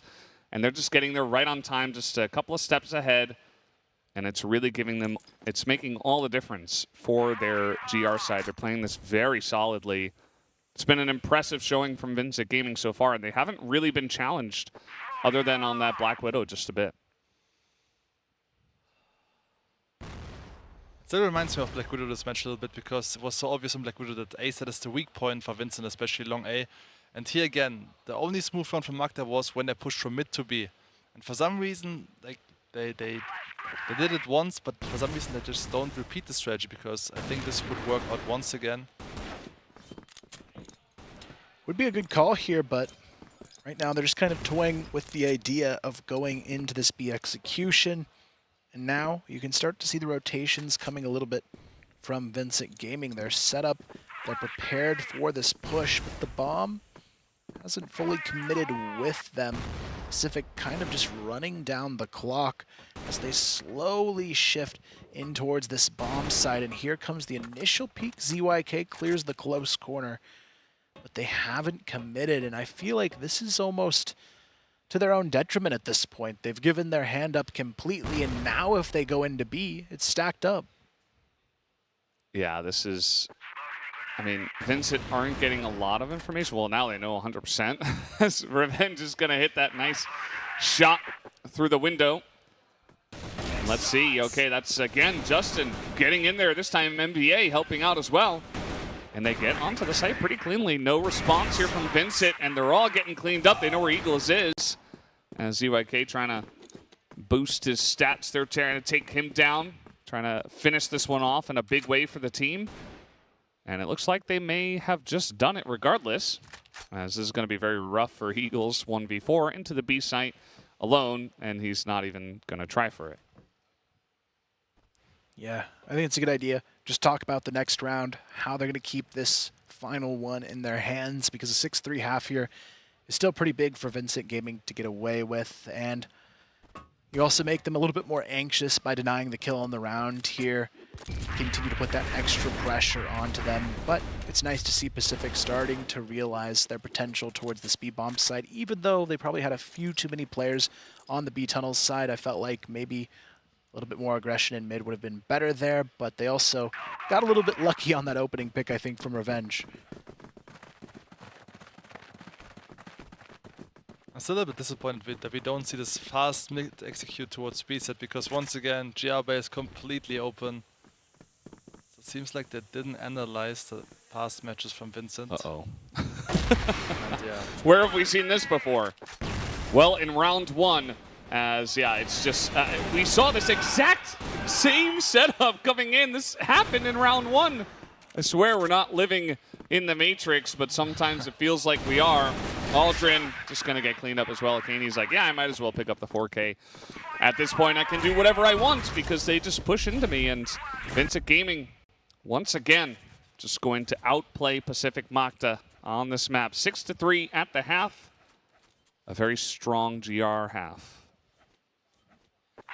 And once again, it feels like the decision-making is really off from Macta, and it also shows how much impact you can actually have as an IGL, right? If you make the right calls, this could be easily 6-3 half for you, but now you're down 3-6. At least you're on GR side, but I still feel like VINCIT having the upper hand here in this matchup. Yeah, ZYK spots a name there through the smoke. Not gonna fully connect on the kill. Some nice damage back and forth, but nothing to hold on to just yet. VINCIT Gaming, though, all they need is 4 good rounds in this half, and the victory will be theirs, and a spot in the arena as well on the line here for them. I like what they're doing, though, for VINCIT Gaming. Not trying to rush it, easing into the picks. Eagles find ZYK. They've got the advantage now to work with. Is that Shao over there? It's peeking into A, getting picks, getting information. I mean, the team did kind of move over there at first, but yeah, pretty nice pick off early on here for the side of Eagles. And now they've got a bit of a split here, VINCIT Gaming. The bomb is over towards the A half of the map, as Pacific Macta do have a 2-man stack. That's another pick off. Going the way of Eagles, just straight up on long. Looks like Revenge wanted to stop that from happening, but it is not. going to be stopped. And now your 5v3 from VINCIT Gaming can just look to group up and look for an execute. It is going to be Justin, though, who tries to make the big play. I like the idea there. Unfortunately, not going to be quite enough to turn this round back in favor of Pacific Macta. MVA and Aldrin, the last two alive, but VINCIT Gaming should have the right idea that this A bomb site is fairly open, but Borison, he wants to take the fight anyways. He knows MVA is here, but MVA, good for a nice hold so far. 20 seconds. He knows they probably have no other option but to push this B bomb site. Aldrin, a little bit late to the party, though. That could be the opportunity, but MVA hits the shots to perfection. Where was this MVA all night long? I felt like VINCIT making it way too complicated. At the upper hand, up numbers, just regroup, push from mid to A. That's just Aldrin. But yeah, like, still a nice free PC from MVA, finally stepping up. I hope it's not too late for the Filipinos, but yeah. 6-4 in favor of VINCIT. Yeah, definitely an interesting idea. I definitely do feel like they could have grouped up as 3 and just gone mid and chosen a site, but instead just trying to force it in through MVA. Do you ever like hit tab and you're like, hey, MVA's not playing well, let's go towards him? Does that ever happen? And usually this is one of the tasks for my teammates because I'm not focusing too much on the stats during the match. But yeah, shout out to my teammate Creeds, he likes to check out the stats a lot. So he usually tells me, okay, this guy having a hard time on B side, let's rush him. Yeah. Well, feels like maybe that was, you know, like Borzen's like, no, I'm just going to go in. Like, I should be able to win this 1v1. Like, I'm playing really well. And then they just win in 1 by 1 by 1. And MVA's like, no, I'm still good at this game. Like, I want to hit these shots if you give them to me. Which he did. Shout out to MVA. Going to make those stats a little bit more, well, the classic caster curse coming through. GDSC with a nice entry. MVA still here, still waiting for his moment to try to defend on this one. He is going to hit that shot. Maybe getting some momentum in his favor, but he is getting pretty low, and he is getting some support from his team. Actually, a nice move forward here as they really trying to make a hard hold on this door. Let's see if it works out. The flash is just too good as they make their way in. Aldrin does pick up the 2K, but they're still able to force their way onto the site, as now Revenge is going to see that hopping guy. Will he know where the bomb is, as it is all the way back in pillars? Oof. The nade, though, right on target. Revenge, 24 HP. And there's the perfect trade. Revenge, he had the right idea, but you can feel the energy here. They are ready to get this one done for themselves. They're so close to that finish line, but this is where I want to see what Pacific have left. They're a team that really showed us a lot throughout this tournament. They haven't been playing up to that expectation here in this match so far, but if you want to be a top-level team, this is where you've got to realize, hey, it's only 3 rounds. It's not too late. We're a good enough team to bring this one back, and I like the approach in this round already, going for the aggression into tunnels, but the push into mid off of it, this is where things can get dicey. Things are about to potentially get pretty fiery here. Doesn't look like VINCIT want to challenge into pillars at this point in time. 3 guys into the A tunnels. They've got Danimal up there in the tower.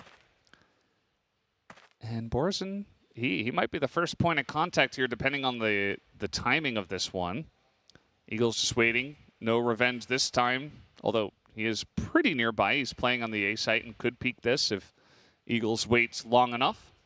GDSC going to clear out all of long. And maybe they just go straight on to A. Let's see what VINCIT Gaming want to do from this position. Yeah, it's kind of up to Revenge here. If he gets one, he can stall, but Borzen catches Justin on that tunnel peak. Now they've got the 5-on-4, and maybe they do take the risk quickly towards this A bomb site. There's no direct hold, though, on mid as well. And I think VINCIT Gaming knows that. You can see the fall off in the rotation from both ZYK and MVA. They're going to gamble stack towards the A bomb site. There's nobody on B. If this is a mid to B from VINCIT Gaming, It's only Revenge now who's rotated back inside at the last minute, but Danimal has to be careful. There's 2 players now in the GR spawn. Aldrin still here on the off angle, and look at the flank timing, ZYK.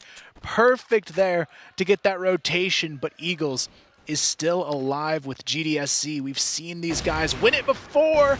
They take it down to the 2-on-2. The C4 is still down in a bit of a difficult position. But now Eagles, he knows he's got that opportunity here. Not going to connect on the shots in Pacific. They'll take the round. Yeah, great rotation coming in from Macta. I mean, yeah, like even all in the perfect position if they commit towards bomb site B, easily get a 2-piece there. Also great flank from CYK. It's really key on compound on GR side. You need perfect rotations if you want to defend bomb site A and bomb site B. Especially bomb site B is so difficult to retake. So you need to cut the rotations off there. Absolutely. Well, some aggression from Pacific Macta. We didn't necessarily want to see this, as Justin is going to hit the headshot. NBA, though, will not be able to. Still here in mid is Justin. He was clean on the first, clean on the second, not going to pick up a third. GDSC does trade it back. And now 3v3 after all of that fighting in the middle of the map. It does look like things will calm down. Yeah, Vincent Gaming still pretty good value out of that one, especially on this map. Only 3 defenders. Keeps you pretty spread thin. But Revenge in this position is what I've got my eyes on. The potential for a flank, the potential to catch them off guard. But the rotations are starting to come in his direction. Borzin spots his shoulder, and Revenge, he's caught out. ZYK is a little bit too late for the support play, and now he's forward and left alone as well, and could just get ran down here if he's not able to get out in time, but it is going to be a matter of moments before the challenge comes through. Maybe they don't get away with checking this corner, and ZYK can do something big here, but Vincent Gaming going to spot him out instantly. ZYK just kind of sneaking out of here. Yeah, just going to sidle his way back in the mid, but this is a free road onto the B site. Aldrin trying to get in position to catch this rotation. He will. The shots are clean. Hits the head. They get onto the site. Borzin has been clean so far, but he is getting run down here. Aldrin is traded, and now it's Eagles against ZYK. Eagles has been the better player so far performing today. Can he manage it here in a 1v1, pushing onto the B site? He has to get in there. The bomb is down on the floor. Not much else you can do. ZYK trying to hold, glancing behind him, but it's not the angle, and Eagles will hit the headshot with the Colt and gets the big ups from his team as well. 8-5. Vincent Gaming are 2 rounds away from moving on to the next round. Yeah, great one click here from Eagles, but still I like the decision actually from CYK and Aldrin, just going for the fast retake, because usually when the bomb has been planted, it's really tough to retake bomb site B. But yeah, anyway, Eagles denies him and closing out the round for Vincent. 8-5 now. They just need 2 more rounds to secure spot in the top 4. They may very well make that happen, but they can't afford to get too overconfident just yet. Pacific holding these rounds down to the wire in an effort to stay alive on compound. Danimal as well, taking a lot of early damage from that nade stack in mid. Borzin may have spotted Justin on that peak. MVA, this nade, if it goes down, could land right on him, but instead, they go for the deep nade. GDSC might have a chance to spot him out. MVA just hanging out on this corner. Justin playing the jump spot. It's just a matter of moments before they contest here. Trying to check everything. This isn't just your basic pillars clear out. They are seemingly going to try to trade something. Nice timing here from MVA. Hits the head. Backs out of the window. Has the utility trying to buy some time. He's got Justin nearby as well. As the shots are nearly ringing true. Borzin is trying to check this. Justin still in position, as they might just try to force this through the doors. They know there's 2 people here. But they're still going to go for it. Eagles is clean. Hits 1. And the flash is good enough for 2. But GYK trying to hold on here with the cold. He's got 2 bullets and he runs out. And that is going to be Borzen getting in, making this 2v2 now. Borzen as well gets out the bomb down in mid. Danimal has the forward position in the tower, but they've only got 20 seconds to get this plant down. They've got to move extremely fast whichever way they go. Revenge, the only player in their path towards the A. Bomb site, Revenge, good for 1, but Borzen, he could do this here and now in the 1v1. Aldrin versus Borzen for a key round. Aldrin spotted as well. That's so much information for Borzen to get this plant down. He knows exactly where Aldrin's going to be coming from. Doubts it for a moment, and that moment is just enough for Aldrin to swoop in and win the 1v1.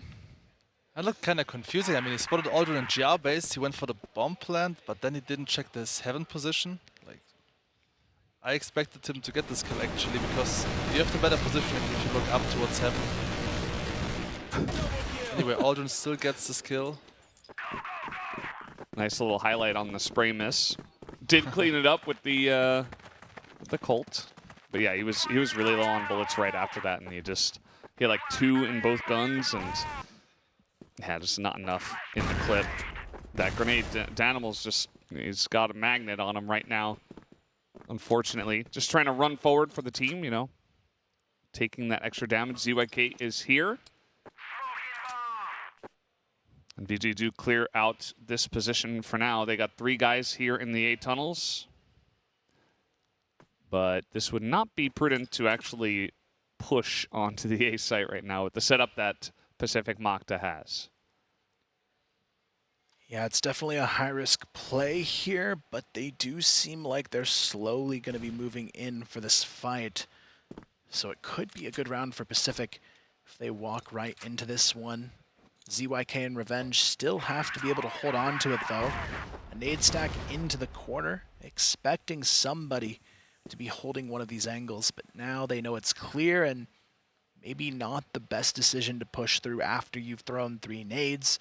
Assuming it's going to be stacked, they're going to fall off here. So good read from Vincent, knowing it might not be the best. Now they can work their way back into mid. They've only got a minute on a clock, but it looks like the B might be the right call here.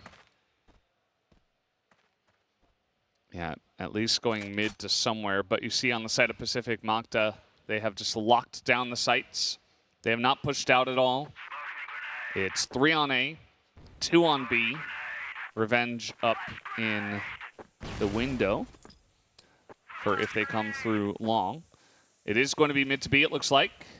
At least for now, just trying to poke on in. They're going straight into the spawn, trying to isolate someone, trying to get Revenge, and he's going to miss that first shot. They take him out. Borzen has been so clean. GDSZ just going to get out of there as now they try to push onto the A site. Aldrin's got a nice little angle, but ZYK is the one to pick up 2.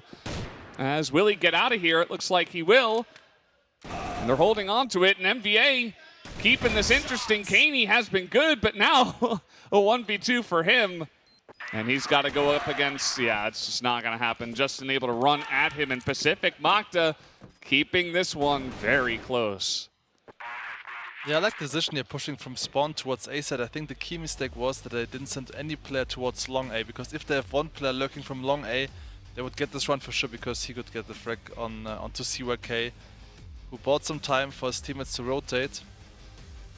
But usually it's a good strategy, like pushing from spawn to A side, especially if you have the utility usage like the Brazilians. Perfect smoke lineups towards B main, towards A main. But again, you need at least one guy lurking from long A who could trade CYK after they got the 2-piece. Then the round would be yours. Well, for a timeout, it seems a little quiet on the side of VINCIT Gaming. See there, GDSC talking to the team a bit, alongside Danimal, trying to get an idea of how to get these final 2 rounds, but this is where the pressure of the series can start to get to you. You think you're right there, ready to get it done, and then you can start to ease into a little bit of too casual of an approach, thinking you're already done and across that finish line. So I feel like for Vincent, they really need this moment to come together as a team and figure out how they want to get things done without changing anything too drastically, because these rounds are quite close. It always comes down to one player kind of spoiling the round against them. This time it was ZYK, but they still have that chance. When you look at the overall stats here, they are playing a little bit stronger still in this matchup. All they've got to do is show what they can to close it out. And they still have some solid executions behind them on this side of the map. Yeah, I think it's pretty clear that VINCIT Gaming, they've been stopped a couple of times, and it might get to your head just a little bit where, you know, a couple of those have felt a little bit forced as well, where they're like, okay, we're set up here in pillars, we're going, it's happening, and it's not necessarily always the way you want to play out this compound map, so maybe try to slow things down. As you mentioned, yeah, it didn't seem like there was a lot of conversation during that timeout. I do wonder what the conversion rate after timeout to round win is. It's probably pretty high based on just our anecdotal experience, but if VINCIT Gaming don't get this one, I think they might be in a little bit of trouble. Pacific Macta finally beginning to find some sort of success here from the GR side of compounds. As now VINCIT Gaming, they've cleared out the pillars. They're grouping up in mid. Will it be another fast hit? The mid to be is pretty open for the taking. Aldrin, though, swoops into mid alone. Finds the kill onto Danimal. A great start to the round for Pacific to try and get back into this one with. And you can see here, VINCIT, they're not sure if they want a full commit now. Losing one of their key entry fraggers in the round. And Aldrin, he's still here on the off angle as well. I'm not sure if they're going to go ahead and take this one after all, but Aldrin, you can tell, he wants another one here. Eagles gets spotted in the tower position. Borzen still holding on to it, but I really don't like this positioning from VINCIT Gaming. They have no map control anywhere else. They're kind of just bunched up here hoping to find a pick. I mean, they got to make a move pretty quickly here. The flashes are coming out. A lot of smoke down. It's pretty obvious that they're in the middle of the map. Now, can the defense come in here from the side of Pacific Macta? Look at Aldrin. He's going to be key. Trying to hold the timing. Not great. He's going to get headshot there as he re-peeks. And now Justin trying to hold down the bottom of B. Still 25 seconds. Waiting, trying to fake a rotation towards A, but it is not going A. Or actually, maybe it goes through spawn into A, as that is going to be the actual rotation. But they've got 13 seconds. I mean, they got to go right now. As they're moving in. Revenge is not going to hit the shot. They swarm in. And from Wong, ZYK trying to stop the plant. He's not going to be able to as he gets taken out. And that is the 9th round going the way. No, they didn't stop the actually plant. It was Pacific Macta. They actually did stop the plant throughout all the chaos. Yeah, I mean. Oh my God. Just came down to the time there. They didn't give themselves enough to work with, and even they didn't get the bomb planted. They missed it by less than half a second. That is unfortunate, but VINCIT, the pressure could be getting to them a little bit here in this one, making those mistakes, not what you want to see at this point. But for Pacific, this is a second chance at life in this series. If they can take this map, it could be the beginning of the reverse sweep if they have it in them to push it the full way.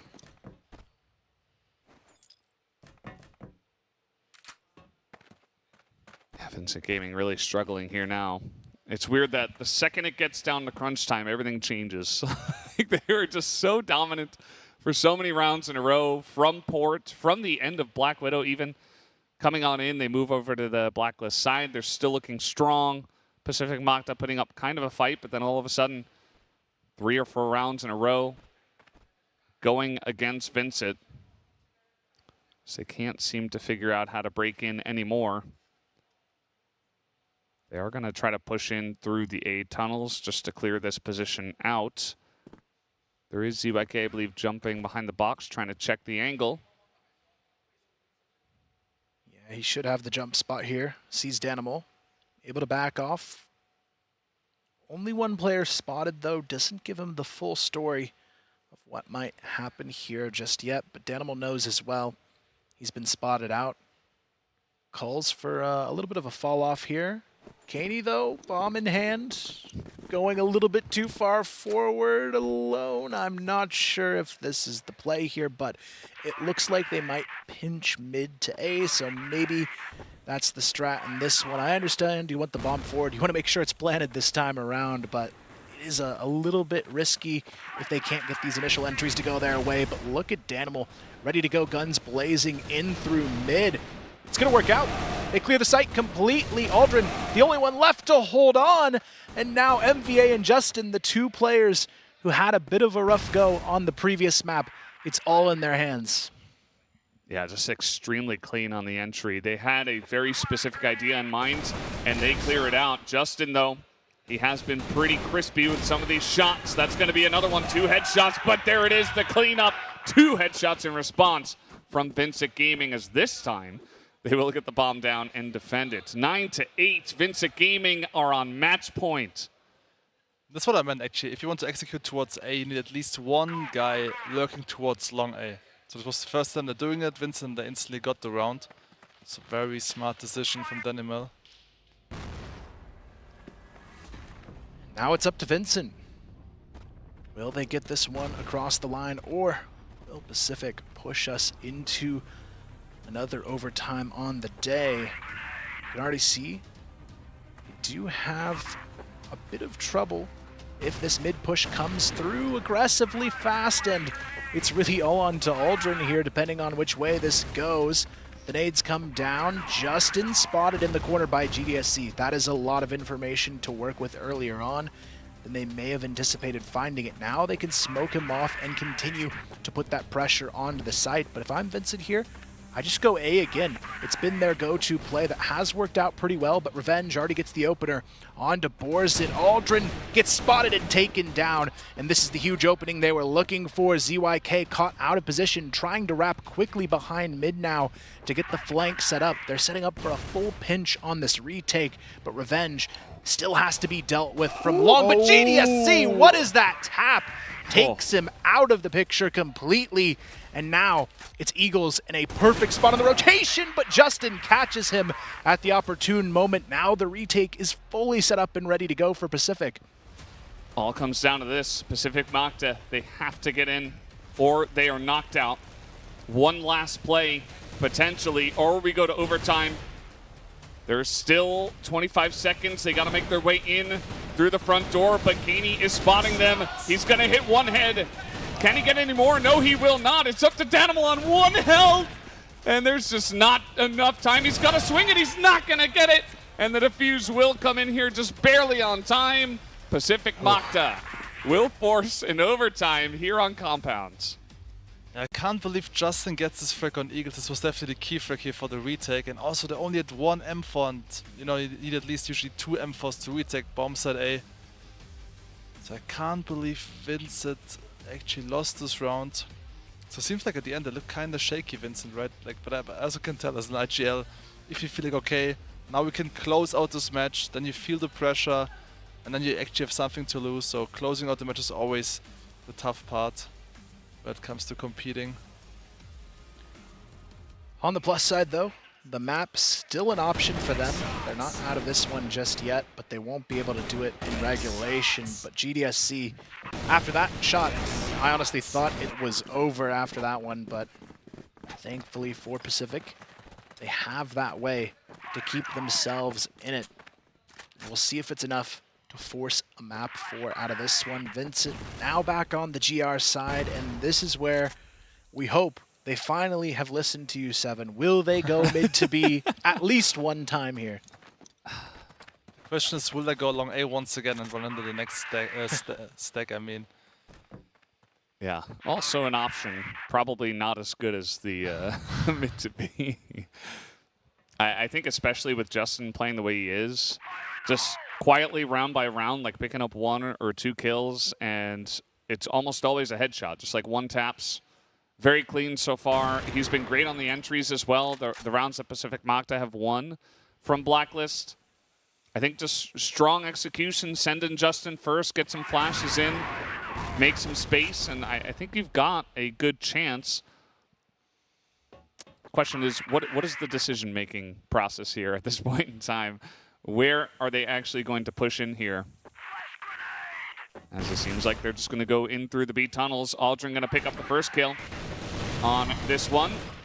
As it's not just in this time around, it's the kill in mid. Borzin holding on to this one. The flashes come out. They isolate him.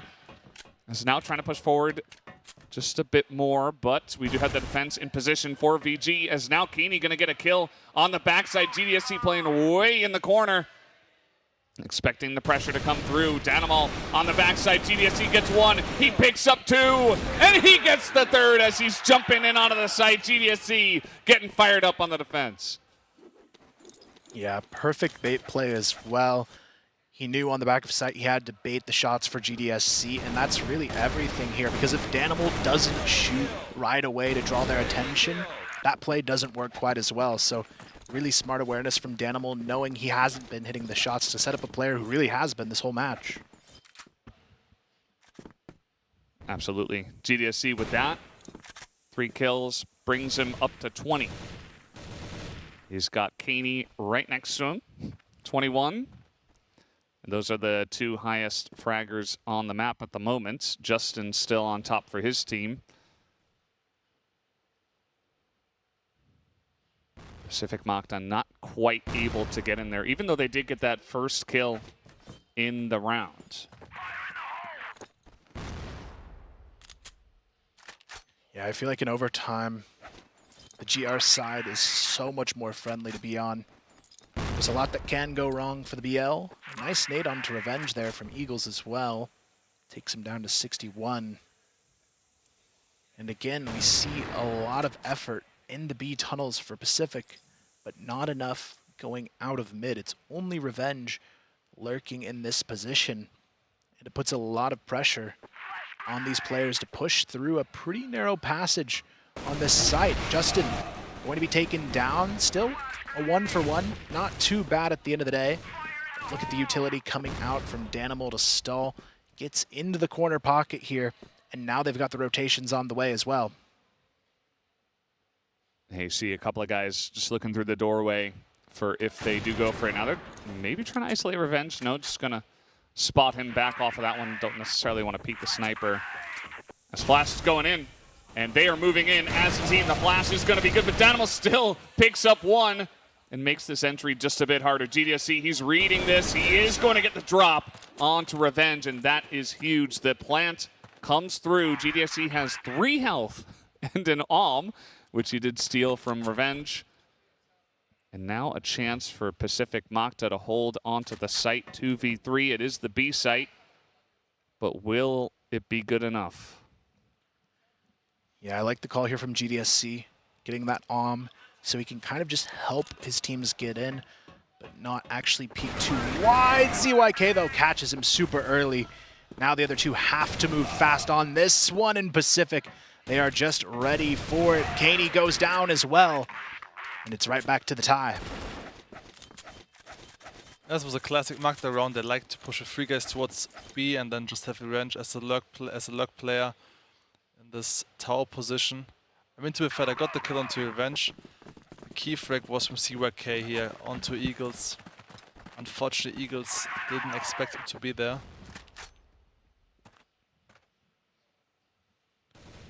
Very big final round of the half now for Vincent.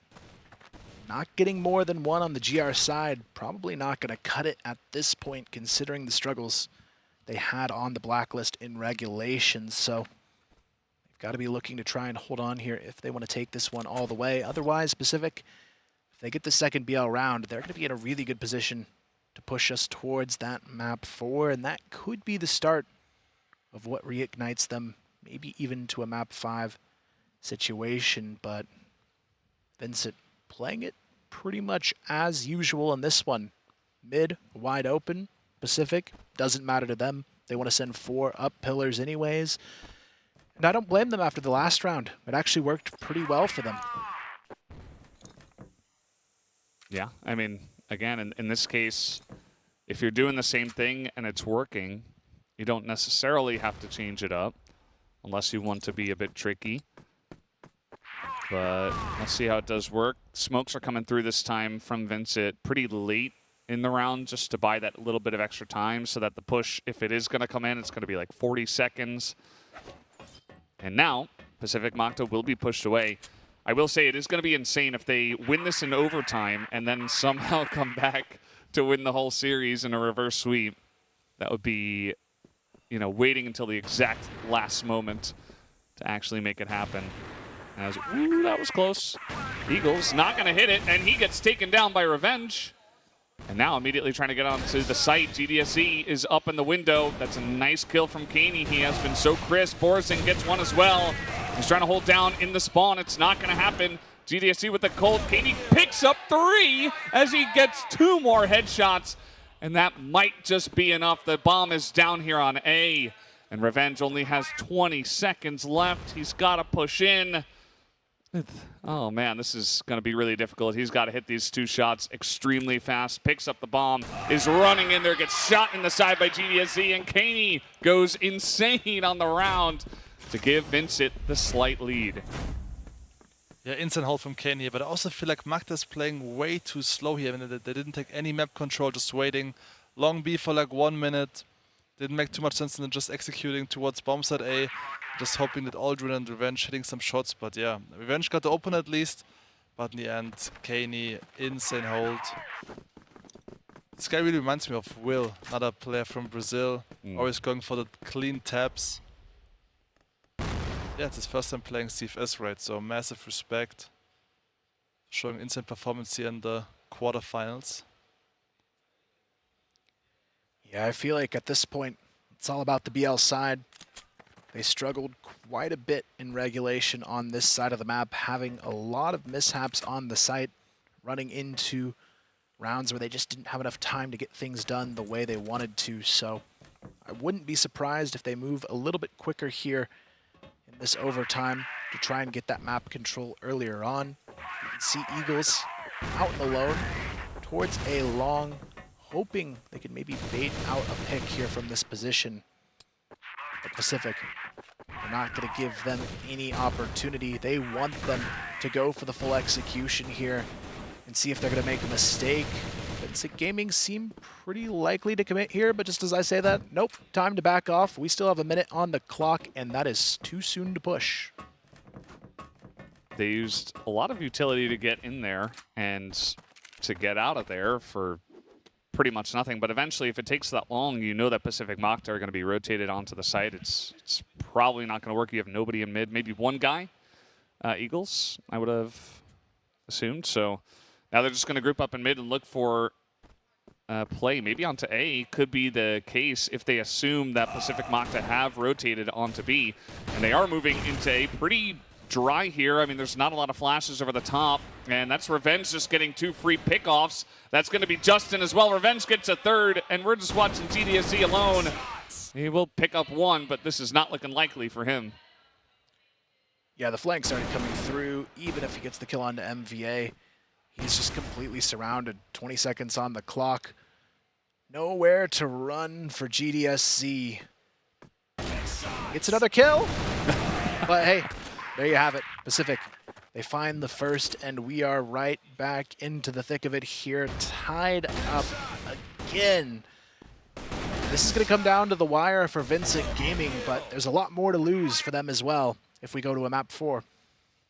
It's very unusual to see actually like Vincent executing towards bombs without any utility usage. And yeah, Revenge was happy about it. No smoke, no flash, nothing. Just rushing, like you said, just dry towards bombs at A. Didn't work out, obviously. Yeah, I mean, it's... they had some, like they had, they used a lot on B, but they still had, a couple smokes, a couple flashes. You could have thrown at least one. Maybe they did, and Revenge just dodged it and then was able to hold the angle. So yeah, VINCIT Gaming, as you mentioned, Kyle, have not been very convinced by their blacklist side of Compound. They have been forced to play it. They got the same amount of rounds, obviously, as Pacific Macta did. That's why we're here in overtime, but even Pacific Macta's blacklist looked a little bit closer. Now Revenge, another pickoff. No smokes in here. They just hop out of the door and pick up a bunch of free kills. Revenge just going insane. How about another one? Might as well, as he's up to 16 kills. Eagles now all alone, 1v4. Not looking very likely for him as his team has just disappeared. Yeah, really tough round to win back. A minute on the clock, so still a little bit of time to try and find it. Gets the double kill! Okay. And that's where things get a little bit scary for Pacific here. If they give him 2 1v1s, that could be a critical error at this point. But Eagles, he knows how huge this round would be to steal away from Pacific. Now, whole wraparound is coming. Eagles, though, whiffs the shot, and Pacific take this one to a 12-11. I still can't believe they're trying to cross mid without smoking off A main. Okay, this smoke was kind of a fail, I feel like. Yeah. Maybe wrong fix point. Such a crucial mistake in such an important round. And that made all the difference.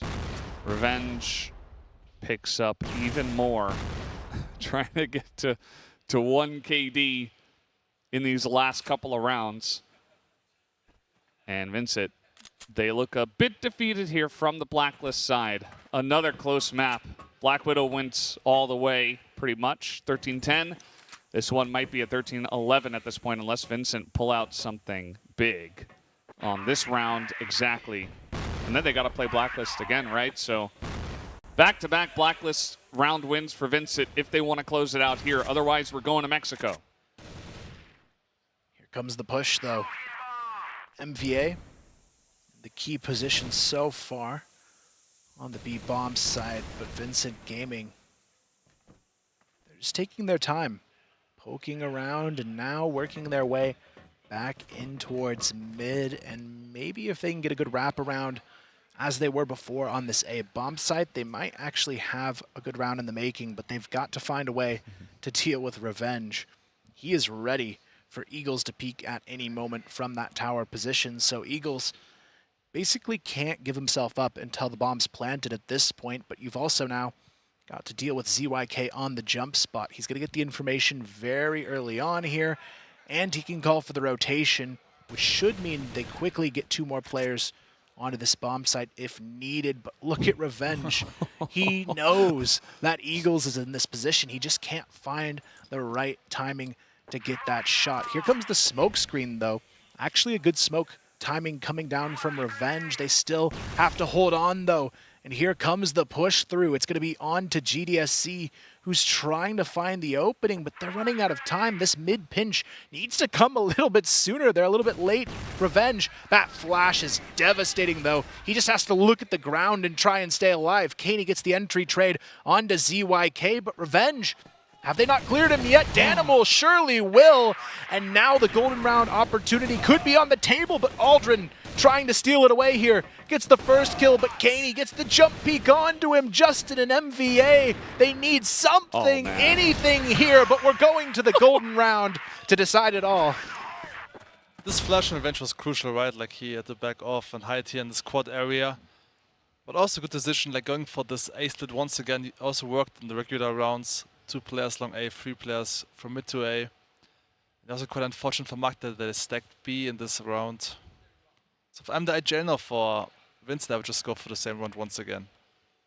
You know, that has worked for them. The pressure on A long, get a flash in onto Revenge, isolate him. A lot of teams do this. I mean, it's not like a very rare strategy. Oftentimes the enemy will play on that A long, or not A long, but you know, that long angle through mid, and you just get some utility in his face, you pressure through long, you're going to have success. And it's happened a couple of times for VG in this map.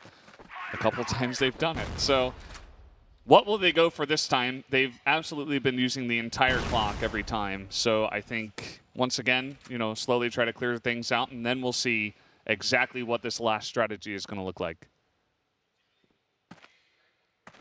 You can see already, looking like more of the same here from VINCIT Gaming. Early on, they go pillars, then it's a late execution mid to A usually as their kind of go-to strategy. This time Pacific, they don't really have any grasp on the GR spawn, so there could be a potential for even a mid to B here if VINCIT Gaming gets the good read on these positions. They already know at least one of these players is locked down, but I like the call from Pacific, playing it even safe, not looking to take the fight here and lose it in the B tunnels, but VINCIT Gaming, they might want to go all in this time around. Maybe the commit is going to be here on this B bomb site. You see already Aldrin is like rotating back. He knows there has been these pushes into just rotations out, but now he's back on the B site because essentially it has to be until they get some good confirmation that they have in fact rotated out. But as we can see, they have not. VINCIT Gaming, 3 members still here in B tunnels waiting. Still Eagles in mid, smoke down in to block off Revenge, and maybe it will be a full send onto the B site. Yeah, it seems like they're really trying to fake them into thinking this A push is coming through. They're having Eagles throw some of the same utility they normally use on this wraparound strategy, which actually forces Aldrin to rotate back to A at the worst possible moment. Danimal and Borzen, they get in on the golden round, 4-on-3, and this is the hardest site to retake in Crossfire. But look at Aldrin, he sneaks into the bomb site. They've got to deal with him quickly. Borzen gets the trade, and they're going to do it in the golden round. VINCIT Gaming take the series 3-0.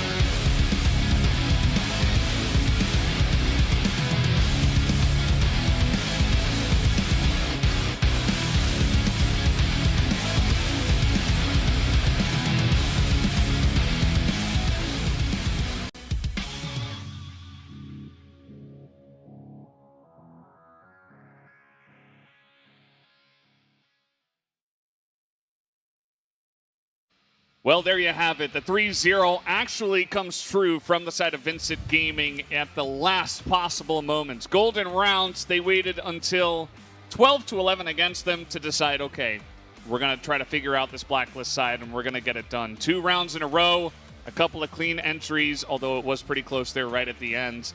And they pull off the 3-0 extremely importantly because I feel like if we go to Mexico, the whole entire series is blown wide open. A huge congrats to VINCIT Gaming. For 1 second I thought they would even choke at the end.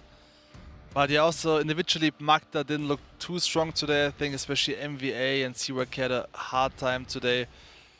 And also have to give credits to Kaney, right? This guy was popping off on Compound. First time playing CFS, getting many crucial frags.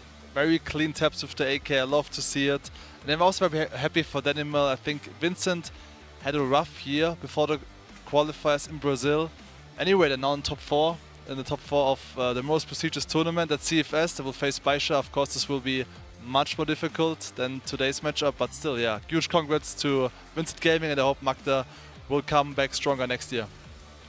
Yeah, I mean, still a good showing from Pacific to push it as far as they did. Two of these maps were extremely close in this series, and it almost feels like a 3-0 doesn't do justice to how well Pacific played throughout this matchup so far. But when push comes to shove, you've got to win those crucial rounds, and that's where players like Kaney and GDSC really stepped up today in those crucial moments to make it happen. And I'm excited to see what they can do to contest in the top 4 as well, because if they play like that, there's some really strong potential here to go, maybe even to a top 2.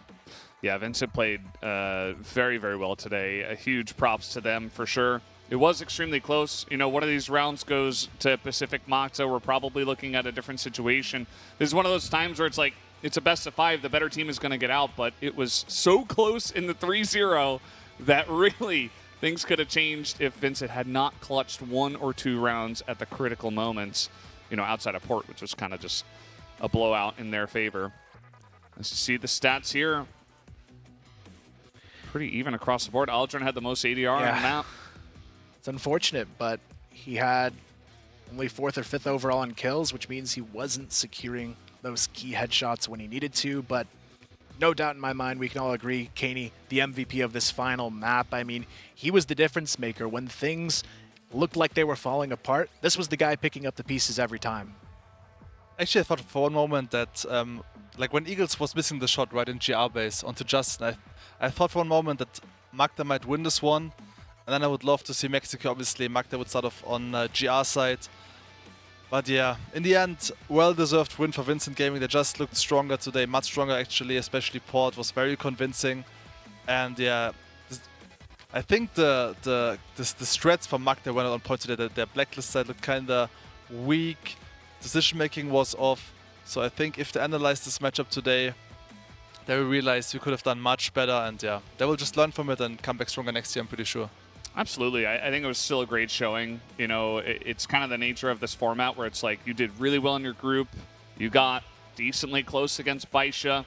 You have to go up against a really strong team that's kind of peaking at the exact right time. Doesn't quite work out for you in the best of 5, so you're knocked out in the round of 8, and that's just the way it goes. The better team on today, absolutely VINCIT Gaming. So again, big props to them. And I'm really excited to see what they're going to do in the round of 4 now. It's double elimination. You're going to play multiple best of 5s against great teams. It'll be interesting, though, if Imperial somehow gets an upset, or if Ranking somehow gets an upset, that you've got like VINCIT and Ranking or VINCIT and Imperial in this one. Could end up being like 2 Chinese teams, 2 Brazilian teams, which would make for a very interesting bracket. At the end of the day, it might just end up being VINCIT against China, which seems to be like the most expected result. But again, you know, it's a best of 5. It really comes down to who's playing better on the day. If Imperial comes out really strong, or if X-Rock has like kind of a weak day, kind of a wishy-washy day, you never really know. So yeah, definitely a very interesting series we had there, even down to the last wire where like literal seconds, milliseconds, Aldrin is just rotating out of B as they're pushing into B. Just that tiny little bit that could have made like Aldrin get the clutch at the right moment. It can be unforgiving sometimes the way that this game goes. Yeah, it's a tough one too, losing 2 maps in overtime, both of their picks as well. I mean, it is a tough way to go down, but at the same time, I feel like VINCIT Gaming, they let it slip a little bit more in this final map as well. It felt like they honestly should have won in regulation. You look back to the round where they lose just because they can't get the bomb planted on time in a 3-on-2, and then multiple rounds where they just get clutched on the A bomb site, just not being fully prepared on those post plans. So it almost feels like, yeah, this last one was really close. It was a golden round finish, but I almost felt like there was a lot of opportunities for it to end in regulation where VINCIT just couldn't handle that pressure. Yeah, I mean, it was like 8-4 at one point. It was pretty close, like after the swap, maybe like 8-5. Yeah, VINCIT had a pretty good lead, and it did feel like both of these teams struggled quite a bit on the blacklist side to get these really consistent entries. And yeah, I thought Pacific also looked decently well. Like it was strange how you could feel so much confidence in some of the rounds where it's like, yeah, just do that again. Like, this is great. And then other rounds you're just like, what was that? You know, it's kind of confusing sometimes, but I guess that's also the nature with all this pressure on you to always make the right decision. And there's a lot of mind games, I would imagine, as well, like when it's like 8-6 and you're like, should we do the same strategy that just worked, or do we mix it up and go for one that doesn't have as high of a success rate, but they might not expect it. It's hard. It's hard, man. I don't envy their position. But either way, guys, we do have the interview on stage right now, so let's throw it up to the stage to hear from him now.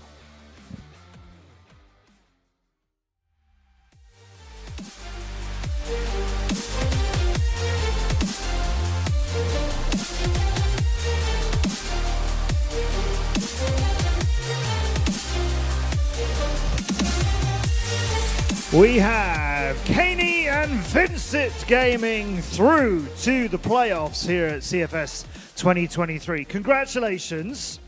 Many people thought this game would be a 3-2 or a 3-1, and instead you put away Pacific Macta in 3-0. How did you do it?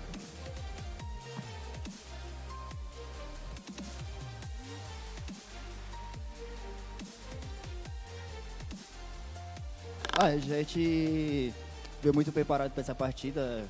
Claramente que ontem nós montamos algum outro tático porque não ia ser fácil a partida de hoje. E infelizmente o resultado de hoje foi esse aí, 3-0, capote rápido. So many people think that they evaluate us as less qualified, but actually we prepared way much than they thought, and we have learned some of their strategies. So we hope that we can take them to 3-0. And you did. Congratulations. On Black Widow, you scored, they scored, you scored, they scored. It just went back and forth. Why was that? Why was it so hard to get 2 rounds?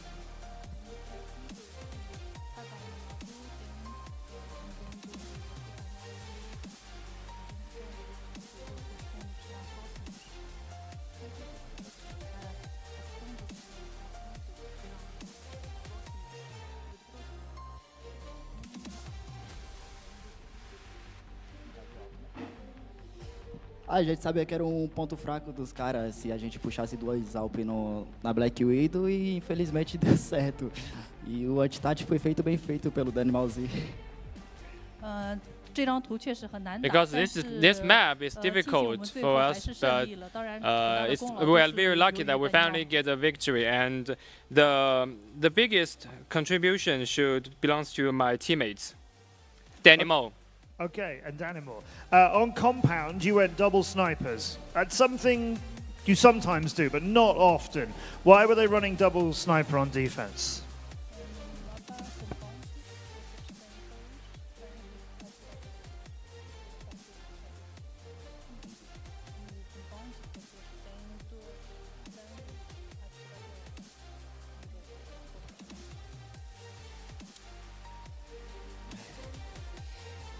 Isso aí é uma improvisação que o time tem ali no Compound, que é o mapa da satélite. E a gente puxa 2 Alp porque tem mais facilidade do que jogar com 1 Alp e 4 fuzil. So in this map, this is actually our strategy to adapt 2 snipers, which is more easily for us to win. Okay. The next time we see VINCIT Gaming will be in the playoffs, in the stadium, and against Baisha Gaming. How are you going to beat Baisha Gaming?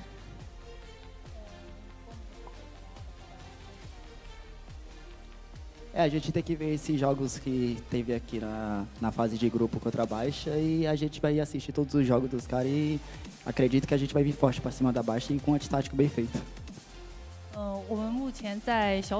So currently we didn't compete with Baisha in the group stage. So when there comes a fight, we will make full preparations. Okay, and we know Brazil always puts up a fight. Obrigado, Caney and VINCIT Gaming, the second team through to the playoffs.